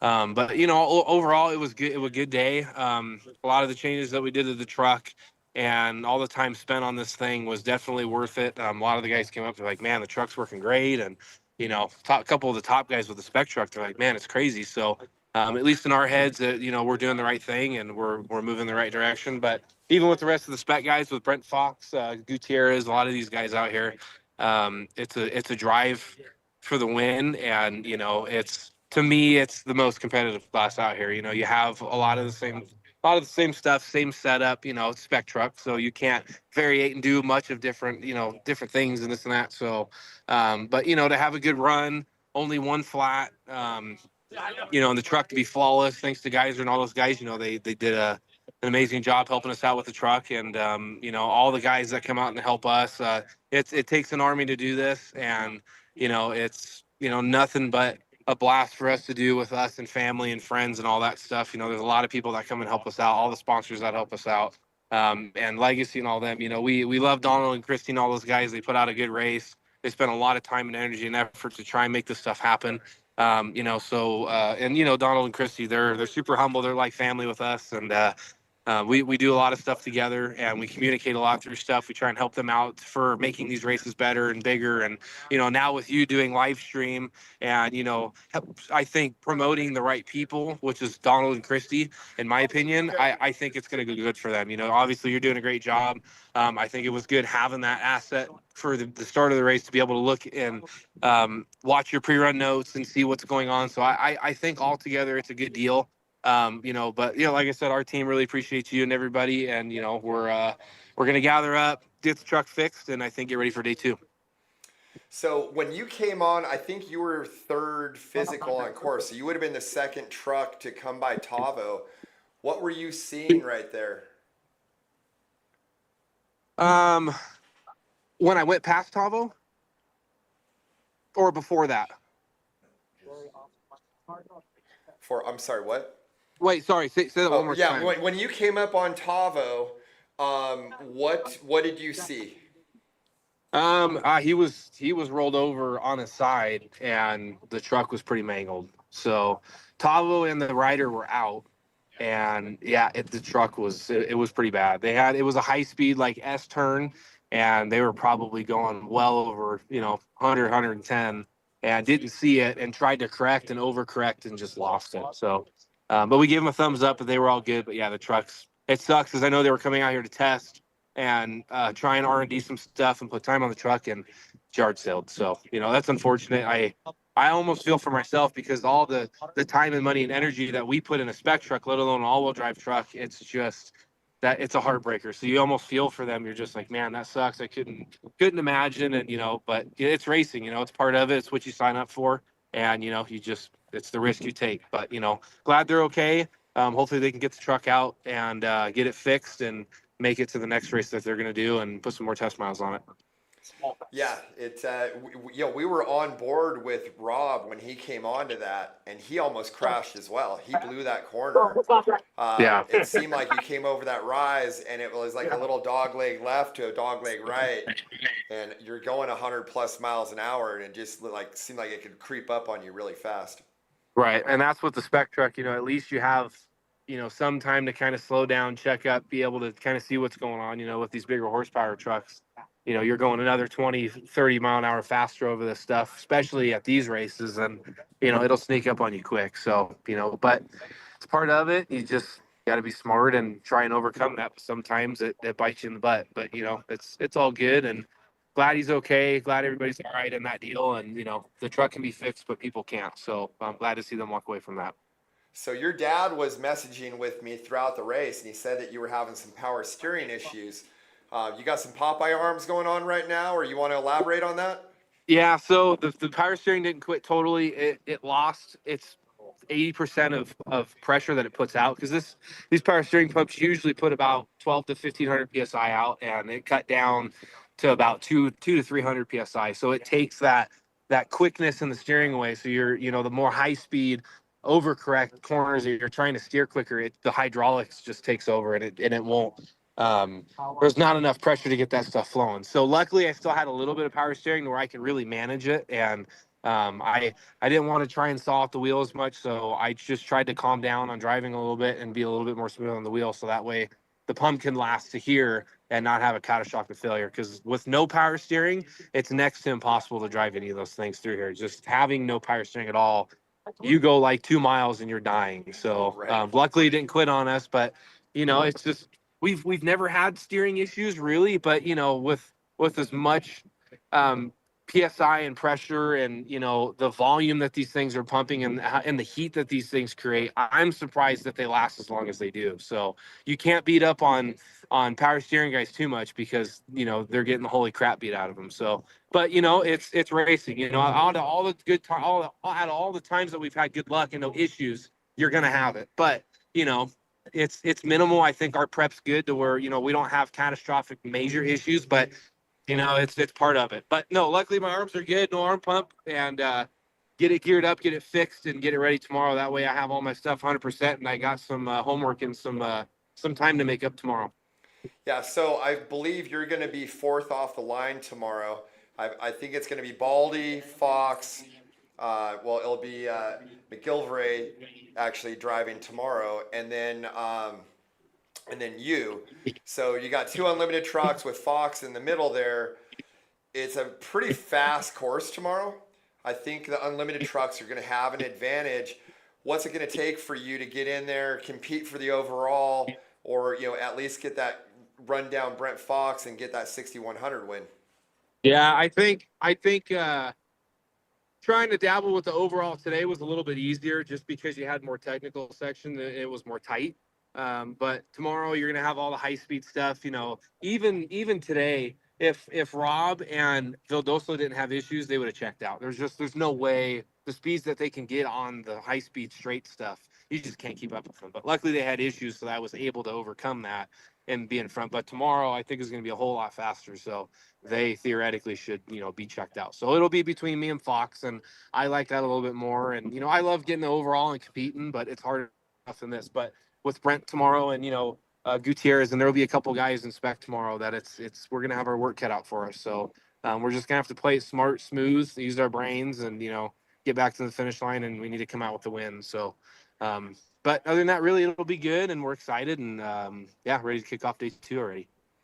Yeah, I think you're sitting in a good spot because if Kevin McGillivray is able to get past Brent Fox and put him in his dust, and you can just kind of stay with Kevin, then you can close on Fox, and it might kind of just drop you right onto the back of Brent Fox, because if he gets past, then he's going to be in Kevin's dust. Right. Yeah, that, and usually it's good to get in their head a little bit and push those guys into a mistake. So being behind a little bit, that way they know, hey, he's back there. It usually it turns the brain on overdrive mode, and it usually makes them overthink. They get a flat, they have an issue, and we overcome that. So I like getting in people's heads a little bit. It keeps the the adrenaline there, and it keeps people on their toes. Because we're here to win. Us and the Spectra guys are all here to win. So.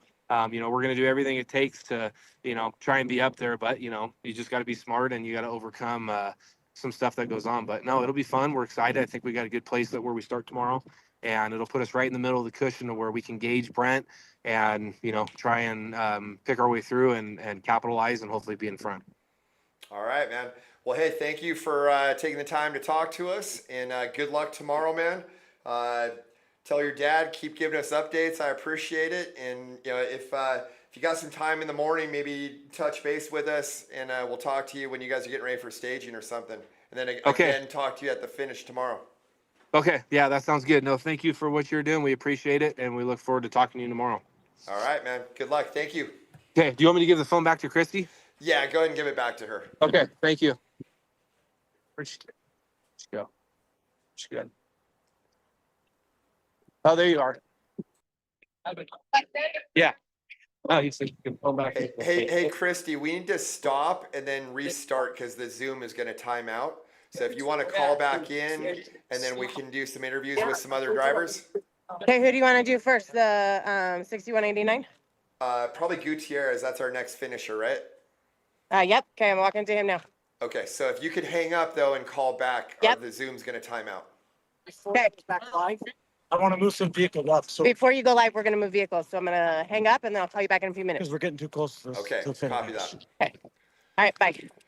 Okay, so while we're waiting for them to call back in on the Zoom call, we've got our top UTVs are right about to finish. I'm showing Zach Carroz. Looks like he's going to take this thing wire to wire. He's about 7 miles from the finish, it looks like. And then we've got Corey Weller. She's at... Oh, I think she is. Let me see here. I'm trying to find her on the tracker now. So we're on board with her. She might not be to pit 8 yet. I don't think she's tracking. I think she is... Okay, wait. I think I found her. Okay. Yeah, she is just past race mile 360. So she's about 10 miles behind Zach Carroz. So those two have been running a consistent first and second in our UTV class throughout the day. Unfortunately, Zach's camera quit working, but Corey's has been working good all day. So maybe do we have her audio right now? We could listen in for a little bit while we're waiting for our next Zoom call.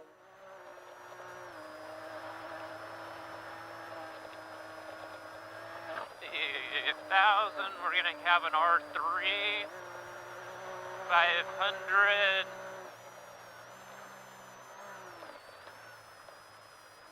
There we go. Back L3 right here. One more time, back R3. Right. Gonna stay left right here, L5. There we go. Good job. I have an R1 and 500. That's that tight green sign. You're good. Follow it straight. And L3 exit.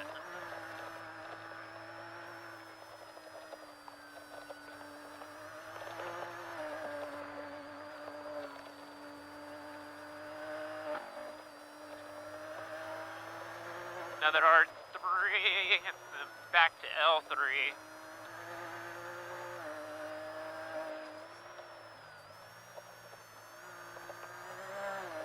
Another L3. 500, same turn back right, tight R3.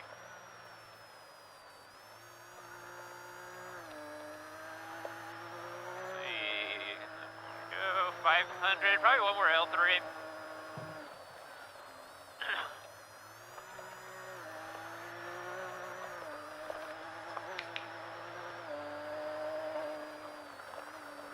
Kind of gonna jog left and then come back right R5. And yeah.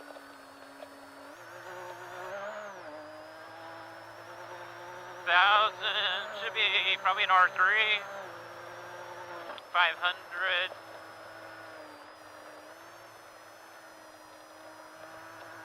Come back left, same turn.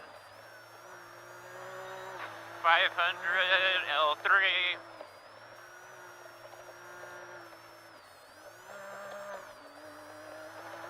500 R1, next turn.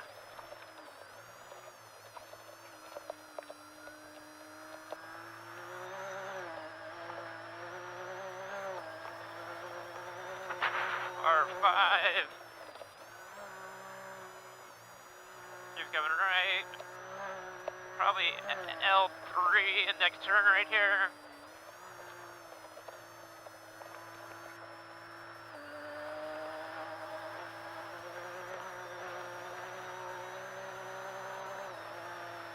Pretty straight with a little bit of right, but not a lot.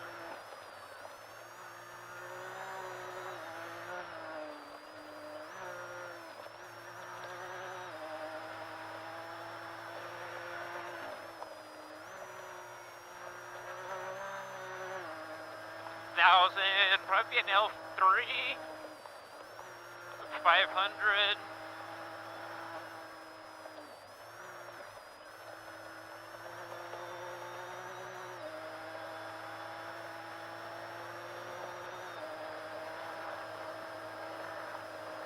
Yeah, we're straight-ish. We're like 12 miles along here. Oh, no way. Straight-ish. Got power poles on our left.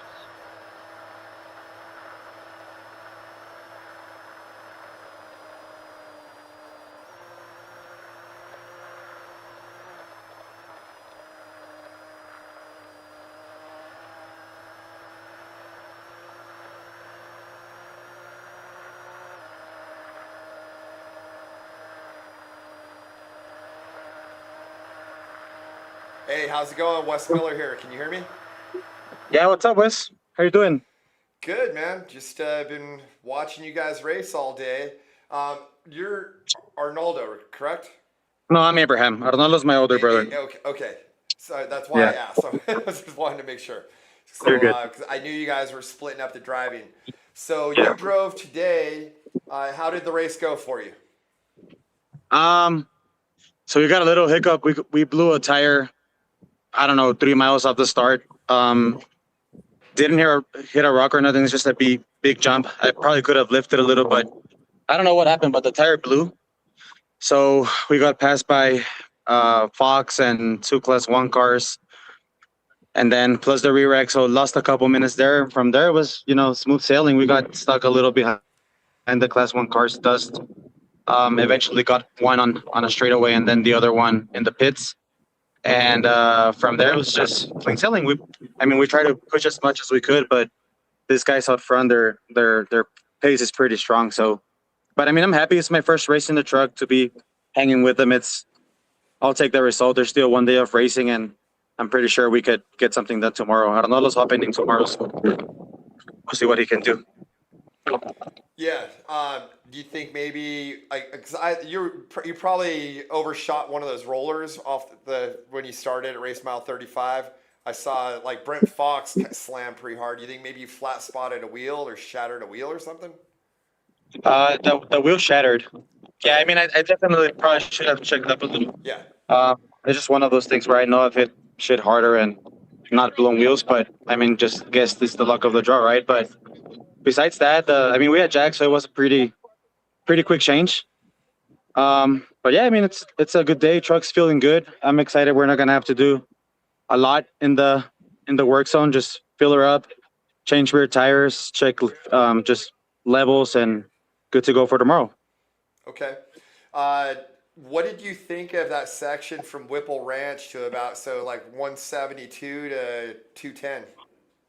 It's new. It was definitely tight, but we were moving.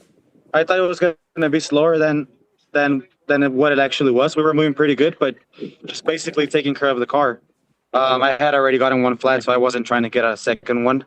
And you couldn't see a lot. There's so many branches. You could hit a rock and not even see it. So we just took our time through there, tiptoed, and by the time we were out of there, we were just like, okay, let's go again. But I didn't want to risk it. I didn't want to get a second flat. I know that was going to be a bad deal and it's going to set us back further. So definitely did the right call, slowed the pace down there, took care of the equipment, and got on it when the course cleared up back again. So are you thinking that you're going to end up 5th overall today and just be 5th off the line tomorrow? So we were 5th truck here. I don't know how the times look like yet, but I know for sure we're 3rd or 2nd spec truck. I don't know how many minutes. I don't know if Connor got it or if Brent got it, but we're all right there. It's racing, right? So we still have one day left. This 250 miles, so we'll make the most of it and hopefully get a good result. I'm thinking that you guys are going to be 5th off the line, but okay. Yeah, we'll see. But I'm pretty sure that's where you guys. So are be. you looking at our times, how do you know how they were, like coming up to the end? Yeah, I've been kind of monitoring where your start positions were and kind of watching all of that. It could, I guess, be kind of close between you and Connor, but because you guys were 8th off the line and he was 2nd. But I think you guys finished more than 6 minutes behind him, didn't you? Not sure. Yeah. We're right there in the fight. I know 6, or I don't know how much Brent got us by, and it's gonna be a tough day tomorrow, but hope for the best. Well, send it, I guess. Yeah, Brent started behind you, so he finished. According to what I'm seeing, he's going to be 2nd overall. It's going to be Sam Baldy, Brent Fox, and then Rob McCachran, which Kevin's going to be driving tomorrow, and then it could be close between you and Connor McMullen. But I think it's going to be Connor and then you guys. So, but you're still in a good spot. You guys are right there. So, well, good luck to you, man. If tomorrow you're going to be chasing, right? Yes, sir. So, if you want to kind of call in and do a Zoom call during the day and give me updates on your brother, let me know how he's doing. Did my brother give you any updates, or he was too lazy to do it? He's too lazy, man. You got to give him, smack him upside the head for me. Tell him, hey, man, if Wes asks you to call in, you got to call in. I'll make sure to get on the call tomorrow and give you guys some updates. All right. I appreciate it, man. You can count on that. Yeah, you guys, good luck, and then I'll talk to you tomorrow. And then if you can give the phone to Christy, all right, boss, and she can give it to the next person, that'd be awesome. Okay, copy that. Thank you. Appreciate it. All right, take care, man. Where's Christy? Upstairs. Christy! Okay, so I'll be back right now. while they're trying to find Christy and get the phone to Yeah, I our got her. I next, got her. I got her. She's here. she's slacking off like usual, not doing her job. All we ask her to do, all we ask her to do is hand the phone to the next competitor, and she's over like playing games, probably eating food, drinking some water. All right, here's John Webster. All right, thank Hello, you. how you doing today? What's up, Wes? You wanna What's hold it? going We meet on, again. man? How'd the race go for you? Oh, look at you with the flowers and plants in the background. I bet you there's air conditioning in there. There is, so have you ever seen that TV show, In Between the Ferns, with Zach Galifianakis or whatever? We didn't have ferns, but I'm in between an olive tree and some reeds, I guess I we'll call like it. that. I like it. So, we like to keep it high class here in the studio. Absolutely. But That's the way Legacy rolls. exactly, man. I'm in nice air conditioning, I can't be breaking a sweat out there in the desert. So, all right, talk to me. How'd that race go for you? It went good. All in all, we had a couple issues, but we got a pretty good start in the morning. We basically ended up on the Silver State course for a while, from what I could tell, which is always fun to get you the wheezies and right first thing off the starting line up in the trees. And then we were going really good. We had to splash early so we could make our pit strategy, and Baldy went by us at that pit. We tried to stay with his pace for a while, and I ended up smacking a rock, and we picked up a vibration and kind of milked that a little bit. It wasn't horrible, but it was enough to make us concerned, And then we dove into no man's land that Donald created for us. That is, just turn here and go off into the bushes and, hey, look for ribbon. And that was blast. And Fox went by us in there, and we said to ourselves, man, he's risking a flat tire. And then like 5 minutes later, we got a flat tire in there. So the good news was when we changed the flat tire, the vibration went away. So we think we bent a wheel or whatever. So other than that, we've had a pretty uneventful day. The truck ran good. A lot of high speed, long time, which was pretty fun. But we got what we wanted. We got the Tonopah in one piece. We don't have a big laundry list that we need to deal with from what we're seeing in the truck. So it looks like we're going to make our dinner reservation. Nice. Yeah, for people that are watching or other competitors, there's a couple places I think that are staying open. The Mizpah, I believe, was going to keep their restaurant open late for people. And then yes, I know there was a place that was going to have burritos. I think there's the Valero station, if I remember correctly. Yeah, we already talked to the station where we're staying that they need to accommodate 15 people. Nice. So nice. we thought ahead last week and talked about that. But it was good. The King Shocks did excellent. I was thinking of Kevin Croyer and his engine when we were singing for miles, just wide open. And the motor held up great. And, the tires did their thing for the most part. I earned the flat I got. It was my fault, so everything went well. Crews got ready up there for us. We're going to go, wipe it down with a little show shine and have it ready for tomorrow. Any close calls or anything eventful happen out there, or just that flat tire and gas and go? Yeah, that was really the eventful part of the day. My co-driver choked on his snack at the pit, and that was fun. He said he had cookie stuck in his nose or something. I don't know. and for those of you that a little discomfort for a while after we left the pit, but for those of the you pit went perfect. The crew was on top of it. No problems in the pit. They were on point. So for those of you that don't know, his co-driver is his son, who actually used to be my son JP. Yeah, who actually used to be my tuner for my Motec for my Razor, and he does a lot of tuning for people as well as wiring work. So So the truck's running great. Everything, the tune works perfect on this thing. So we're gonna do a little throw some fresh tires on it, check some fluids, and wipe it down a little bit. Throw some cold water back in the bags. It was warm out there. It was warm out there. I definitely was sucking on my water bag quite a bit. Well, the forecast for tomorrow for Tonopah, I think it's like a high of 81 and a low of 42 or something like that. So I think it's going to be fairly cool in the morning. Hopefully it shouldn't be All too right, so it'll hot. be a little cooler tomorrow. Yeah, and it's supposed to be windy, so that should be good for you guys. You know, we had a little breeze. The dust, we could, you know how it goes. If we turn the right way, we could run pretty good behind it, someone. So we did have some breeze out there today. That the dust wasn't horrible. Okay. All right. Well, hey, we got to keep the line moving here so that they've got Yeah, I room hear at the you. finish. But good talking to you, man. And hopefully we'll talk to All you right. tomorrow. Hey, get the camera working in your car so that we have in-car with you guys. All right, we'll work on that tonight. All right. Thank you. Thank you, Wes. Thank you, Legacy. Thank you. All right, you guys can go ahead and head up there.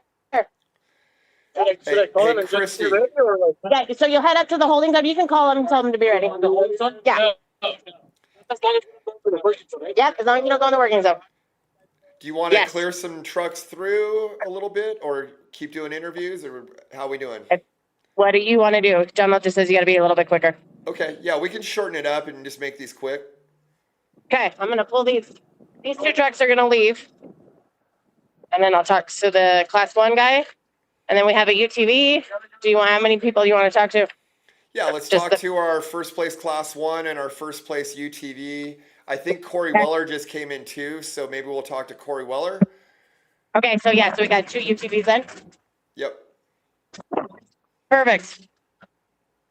So this is Justin and Dave Miller.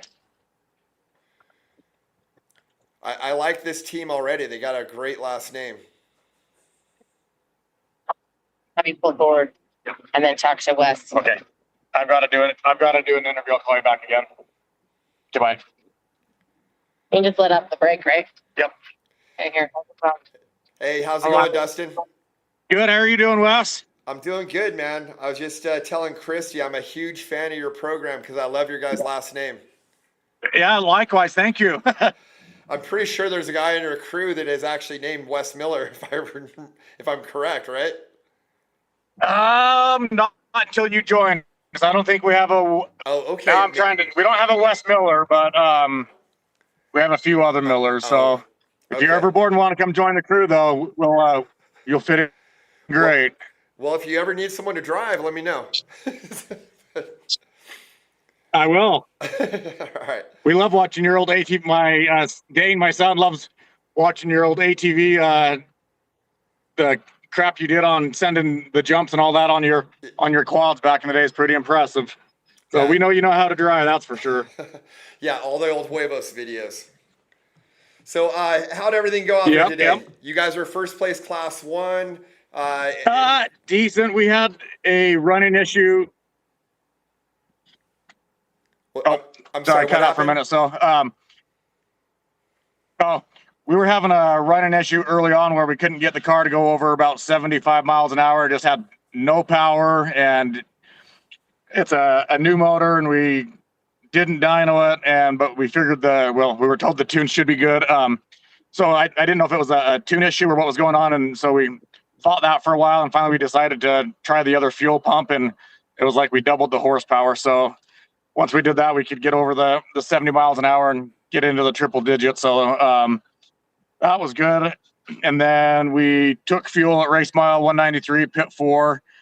And I don't know if we got bad fuel, but we have a pretty bad kind of backfire and pop on the bottom end, and it takes a little bit to clean up. So when we go into the impound, we're going to drain all the fuel that's in it and drain from a second pressure pro to hopefully rule that out, change the air filter. We're going to do rear tires and then just kind of hope for another clean day tomorrow and just keep moving forward. All in all, I'd say we kind of ran a medium conservative pace. I'd say I was more driving than racing today. And this class 1 car it's been a little challenging over the years trying to get it to finish. So we've had quite a few DNFs and just silly little things with it. So I'm honestly, I'm just happy that I got to the finish line today. And if we can do that again tomorrow, then we'll maybe put it on the Christmas list. Nice. So yeah, it's definitely not a race course that you want to be going 75 miles an hour. You know, a lot of that you probably want to be going about 120, 130, right? Yeah, no, there was some of the lake beds and the fast roads. And after I think it was pit 2, I saw another class 1 and a spec truck in my dust. I just pulled over and let them go by because I'm like, just those guys can run in the triple digits and I'm stuck in the 70 mile an hour range. So let them go by. And then once we were, I don't know why it took us so long. We fought this a couple of years ago at Parker and ended up being a fuel pump. But we did a lap and a half at 50% power. And you think I would have learned my lesson there. But so it took me a while again to figure out to try the other fuel pump. And it was just like double the horsepower instantly. And after that, we could get up into the 120s and let the car kind of run what it needed to do. So that was nice. Nice. All right. Well, they want me to try keep these interviews fairly short so we can keep the line moving. So thank you for talking to us. I appreciate it. And good job bringing home the win for day 1 in the Legacy Baja Nevada. And thank you. And thank you for putting together all the interviews and all the stuff you're doing behind the scenes to help grow the sport. We appreciate it. I enjoy it. And, I think it's great having you guys take part in this. And, I think it takes everyone to work together to build this. Absolutely. Okay. Thanks, Wes. We hope to see you at the finish line tomorrow. Okay. Yeah. You can give the phone back to Christy and good luck to you guys. And yeah, hopefully we'll talk to you and you can put it on top of the box tomorrow. Yeah, you'll just go down to the holding zone. You can call your team. Oh, okay. You'll wait for your team, then you go to the time. Okay, Yep. Thanks. All right. UTVs? Yep. Is that what you said? So Christy should be taking this over to Zach Quiroz, who was our fastest qualifier. He actually qualified second overall out of all of the vehicles, which is extremely impressive.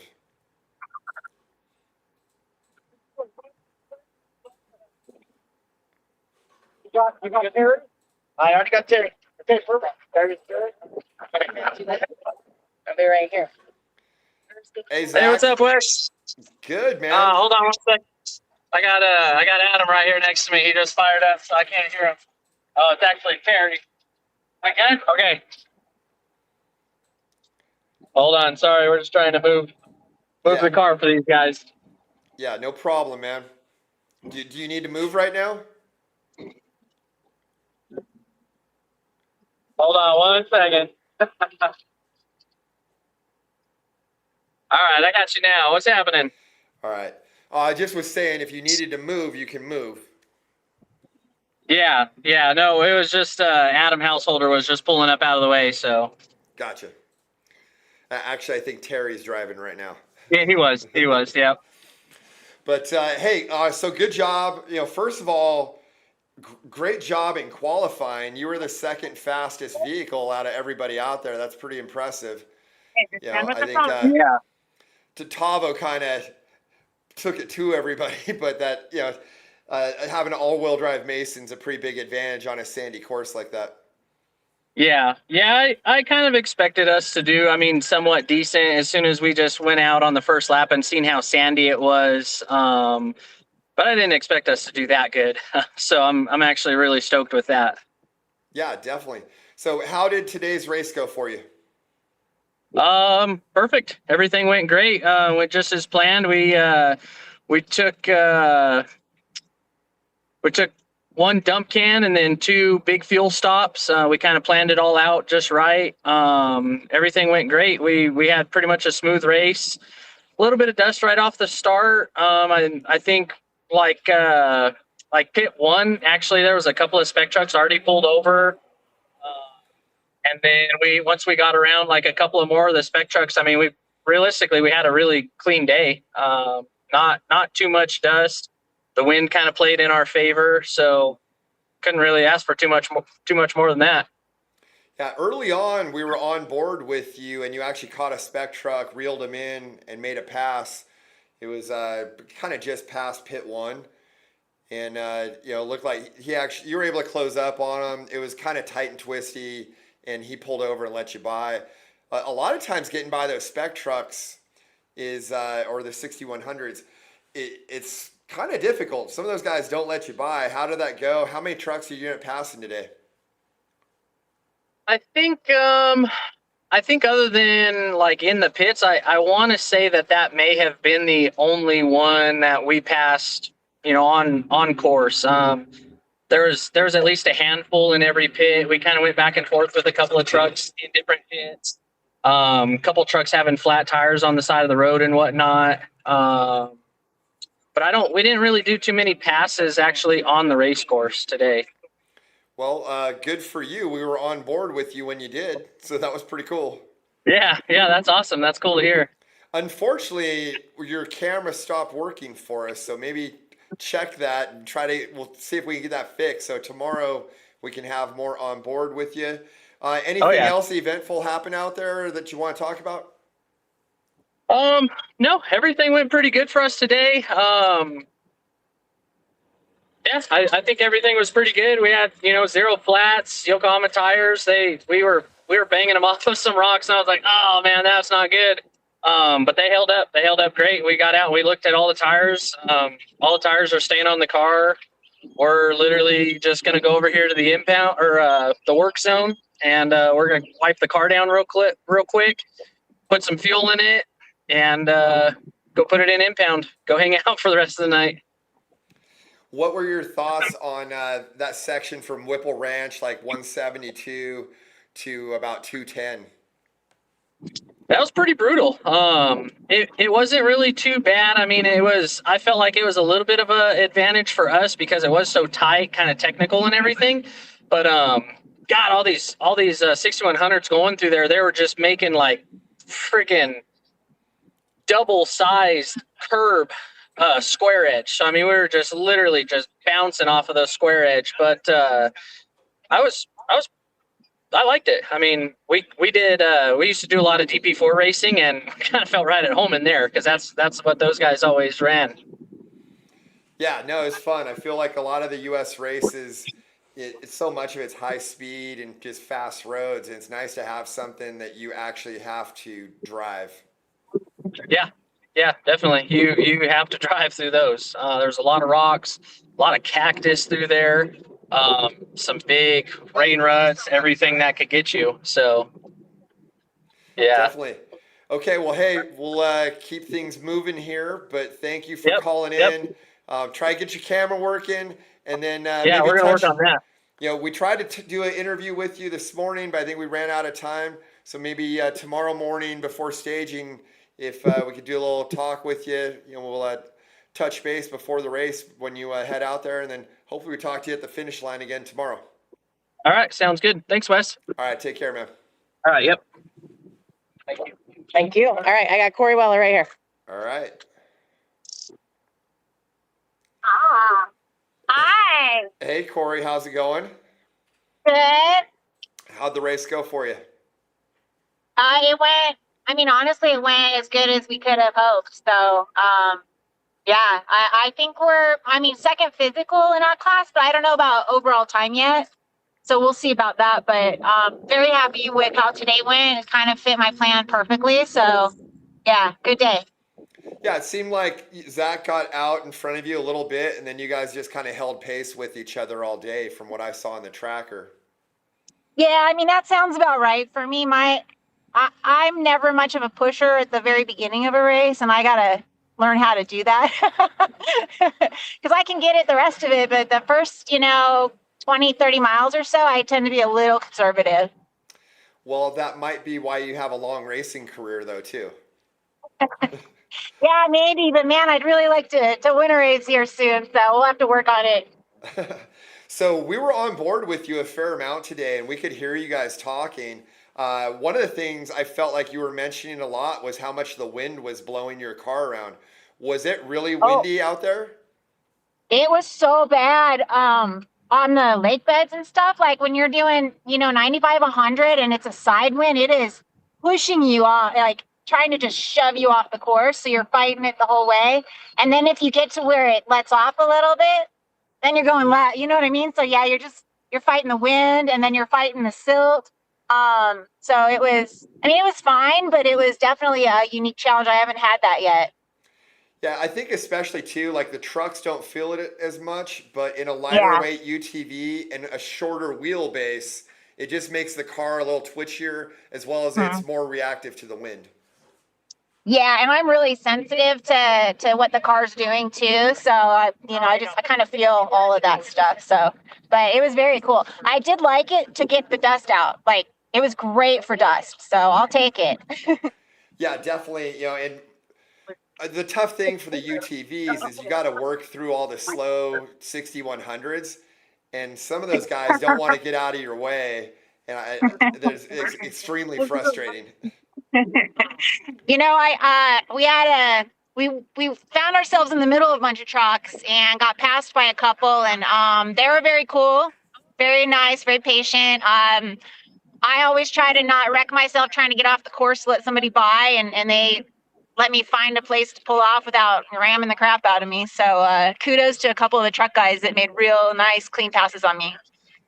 That's always good. It's I like when people are courteous to each other and have good racer etiquette. If you catch somebody, get out of the way. The person behind you is faster, and vice versa. So unfortunately, it's not always like that. I feel like I've been rammed really hard, and I've also rammed people really hard. So I'm sure you have too. Yeah, I've been on both ends of that stick a few times. So I definitely prefer it this way. It's just less work for everyone, and everybody gets home safe. So. How's your car? Anything you guys need to do, or is it going to be kind of just gas and go and head out tomorrow? It's great. A couple maintenance issues. Got a couple torn boots. We're gonna fix those, and we're gonna assess tires, see if we want to put a couple freshies on. Air filter, yeah, just gas. So basic stuff. You gonna put new axles in then? I'm assuming you're talking about CV boots. Yeah, because a boot replacement sucks, so we'll just throw a whole axle on there and keep everybody's hands clean. Yeah. Sometimes, I don't know on the Can-Ams, but generally those really high-speed sections, sometimes those inner rear CVs they build a lot of heat, and they'll gas and expand and then rub on something or a stick hits it or whatever, and then you pop a boot. Is that what you got going on? So we vent them. Yeah. So they're vented, but I think what it was there's a few places like in the wash where it was real rough, and the ruts were really deep, and we just drug the belly. So and there's a lot of sagebrush and sticks and stuff. So, I mean, knowing what we went through, I'm not surprised. So, and it's possible that even with the vent, I did keep an eye on them. I don't think they ever got over 180. So, it wasn't too bad on them. Yeah, I think they just got like shredded by the sticks and stuff. Yeah, in that section 172 to 210, there's definitely areas where you could get some holes in there. I think I forget what you guys said, but you were on a straightaway and your co-driver said something about, I guess they're trying to make up for the 40 miles of crap we just went through. Yes. So we're listening to you guys, man. But no, hey, thank you for calling in. I appreciate it. Always a pleasure talking to you. Great job today. Excellent driving as always. And thank you. Good luck tomorrow. Look forward to talking to you again. Awesome. Thanks for everything you're doing for Legacy too. Much appreciated. Thank you. I appreciate that. I'm gonna give you back. Okay. Thanks. All right. Hey, Christy.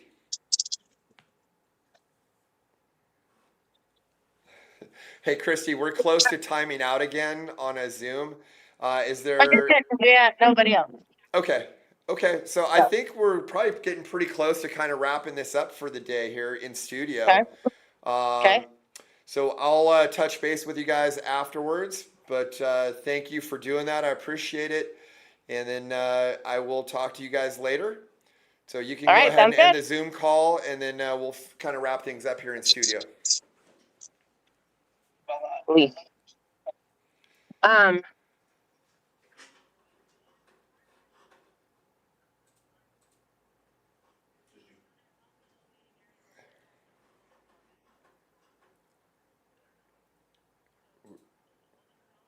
Are, are,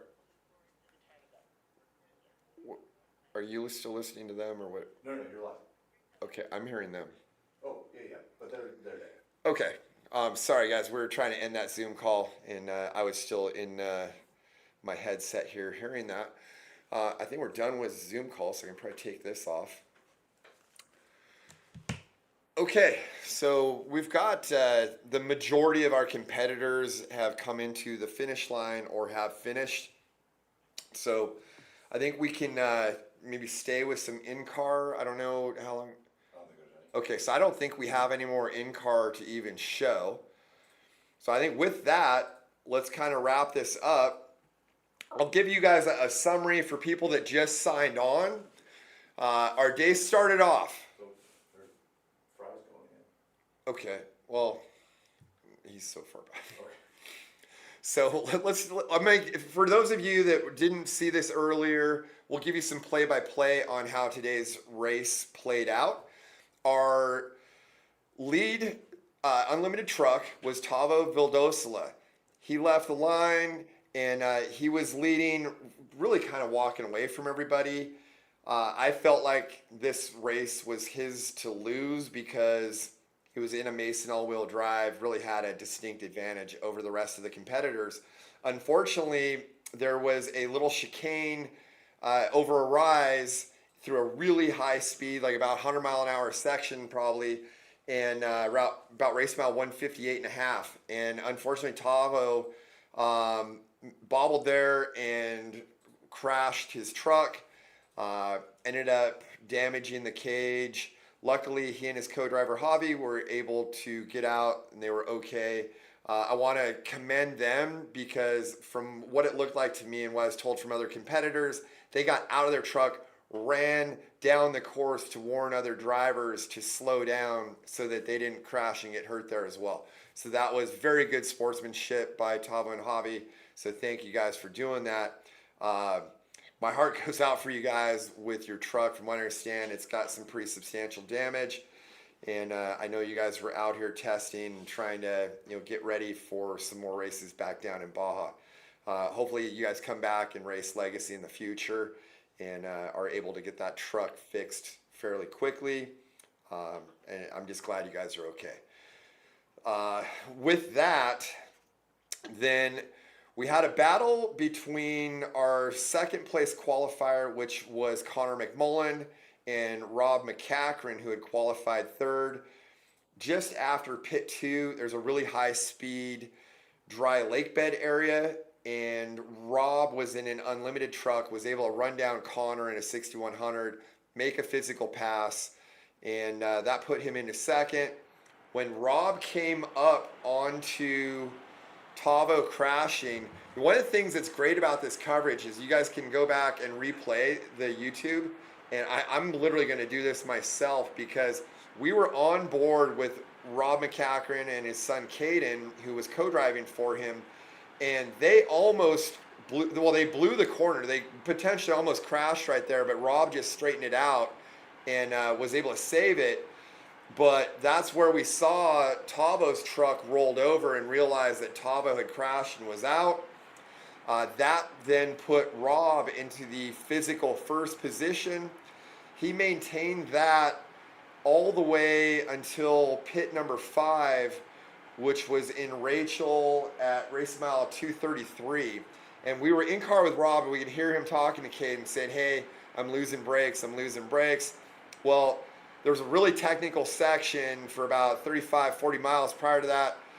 And what we think happened is either a rock, stick, something came up and hit a fitting on the caliper and broke it. So he lost his rear brake fluid. They were able to cap it, add fluid, pump the brakes, and bleed them, I guess, and get them where they were halfway decent, but he basically just had his front brakes. So he had to manage that all the way to pit 6, at which point they put new caliper on it. He was in the pit, I think about 4.5 minutes. And he ended up, I believe, lost position to Sambaldi there. But when he was pitting in Rachel at pit 5, Connor McMullen went by. Connor McMullen was then our physical leader. And then when they did the caliper and all that, we had Sambaldi. And this whole time, Brent Fox had started 9th, worked his way slowly through the pack, and was sitting in 4th physical. But since he had started so far back, he was right in the hunt on adjusted. They kind of stayed that way for a while. And then Connor McMullen was having some power steering issues, having to manage that. And about 10 miles from the finish, he got a flat, pulled over, fixed it. That allowed both Sambaldi and Rob McCachran to get by physically. And then that's how they finished. So we had crossing the finish line into Tonopah for day 2. Sambaldi first, Rob McCachran second, then Connor McMullen and Brent Fox. But on adjusted, the way they're lining up, it's going to be Sambaldi, Brent Fox, Rob McCachran, which tomorrow it's going to be Kevin McGilvery driving the truck. It's actually his truck, and he swaps with Rob McCachran. So Kevin will be driving, followed by Connor McMullen, and then Arnaldo Gutierrez. So tomorrow we got a great race in store for you guys. We will be going live from studio again at 8 a.m. So we'll give you some play-by-play. I also don't want to forget about our motorcycles. Today, the 69X took the win. Hopefully tomorrow they can actually send us some videos throughout the day so we have more to talk about them to our WhatsApp group. But they ended up, the 69X of Coombs took, excuse me, took first place. And then I believe the 7X of Danny Cooper took second, but I haven't seen the exact results for that. Let me see if I can find the leaderboard and confirm. I'm gonna check that right now. Yeah, I don't see Danny Cooper finishing. So I think actually 69X may have been our only finisher. Hopefully Danny Cooper was okay. So it kind of looks like tomorrow there may be a one-horse race in the Open Pro motorcycle class. As far as our overall finishers, Sambaldi was first, and then Matthew Combs was second on a bike, so they were fairly close. Outside of that, that should kind of cap our coverage for the day. I hope you guys enjoyed it. I think we had some excellent racing, and you know, we were right there for a few of the key passes and events that happened. Like I said, tomorrow we're going to start at 8 a.m. and we will start in Tonopah for day 2. I think day 2 is 255 miles. It does a big cloverleaf around Tonopah. The course is going to be fairly fast. I think it'll be a little bit faster pace even than today. And we will take that all the way to the finish. Again, hope you guys enjoyed it. Please comment in the live chat. Also follow Legacy and subscribe to this channel, as well as look at their Instagram, Facebook, like, comment, subscribe, follow, whatever. I'm Wes Miller. Thank you again. This has been the 2026 Legacy Racing Baja Nevada. We will see you guys tomorrow. Today's race teams need more than speed. They need visibility. They need content. They need ways to deliver value to sponsors. Gearshift Garage live stream racing makes it easy.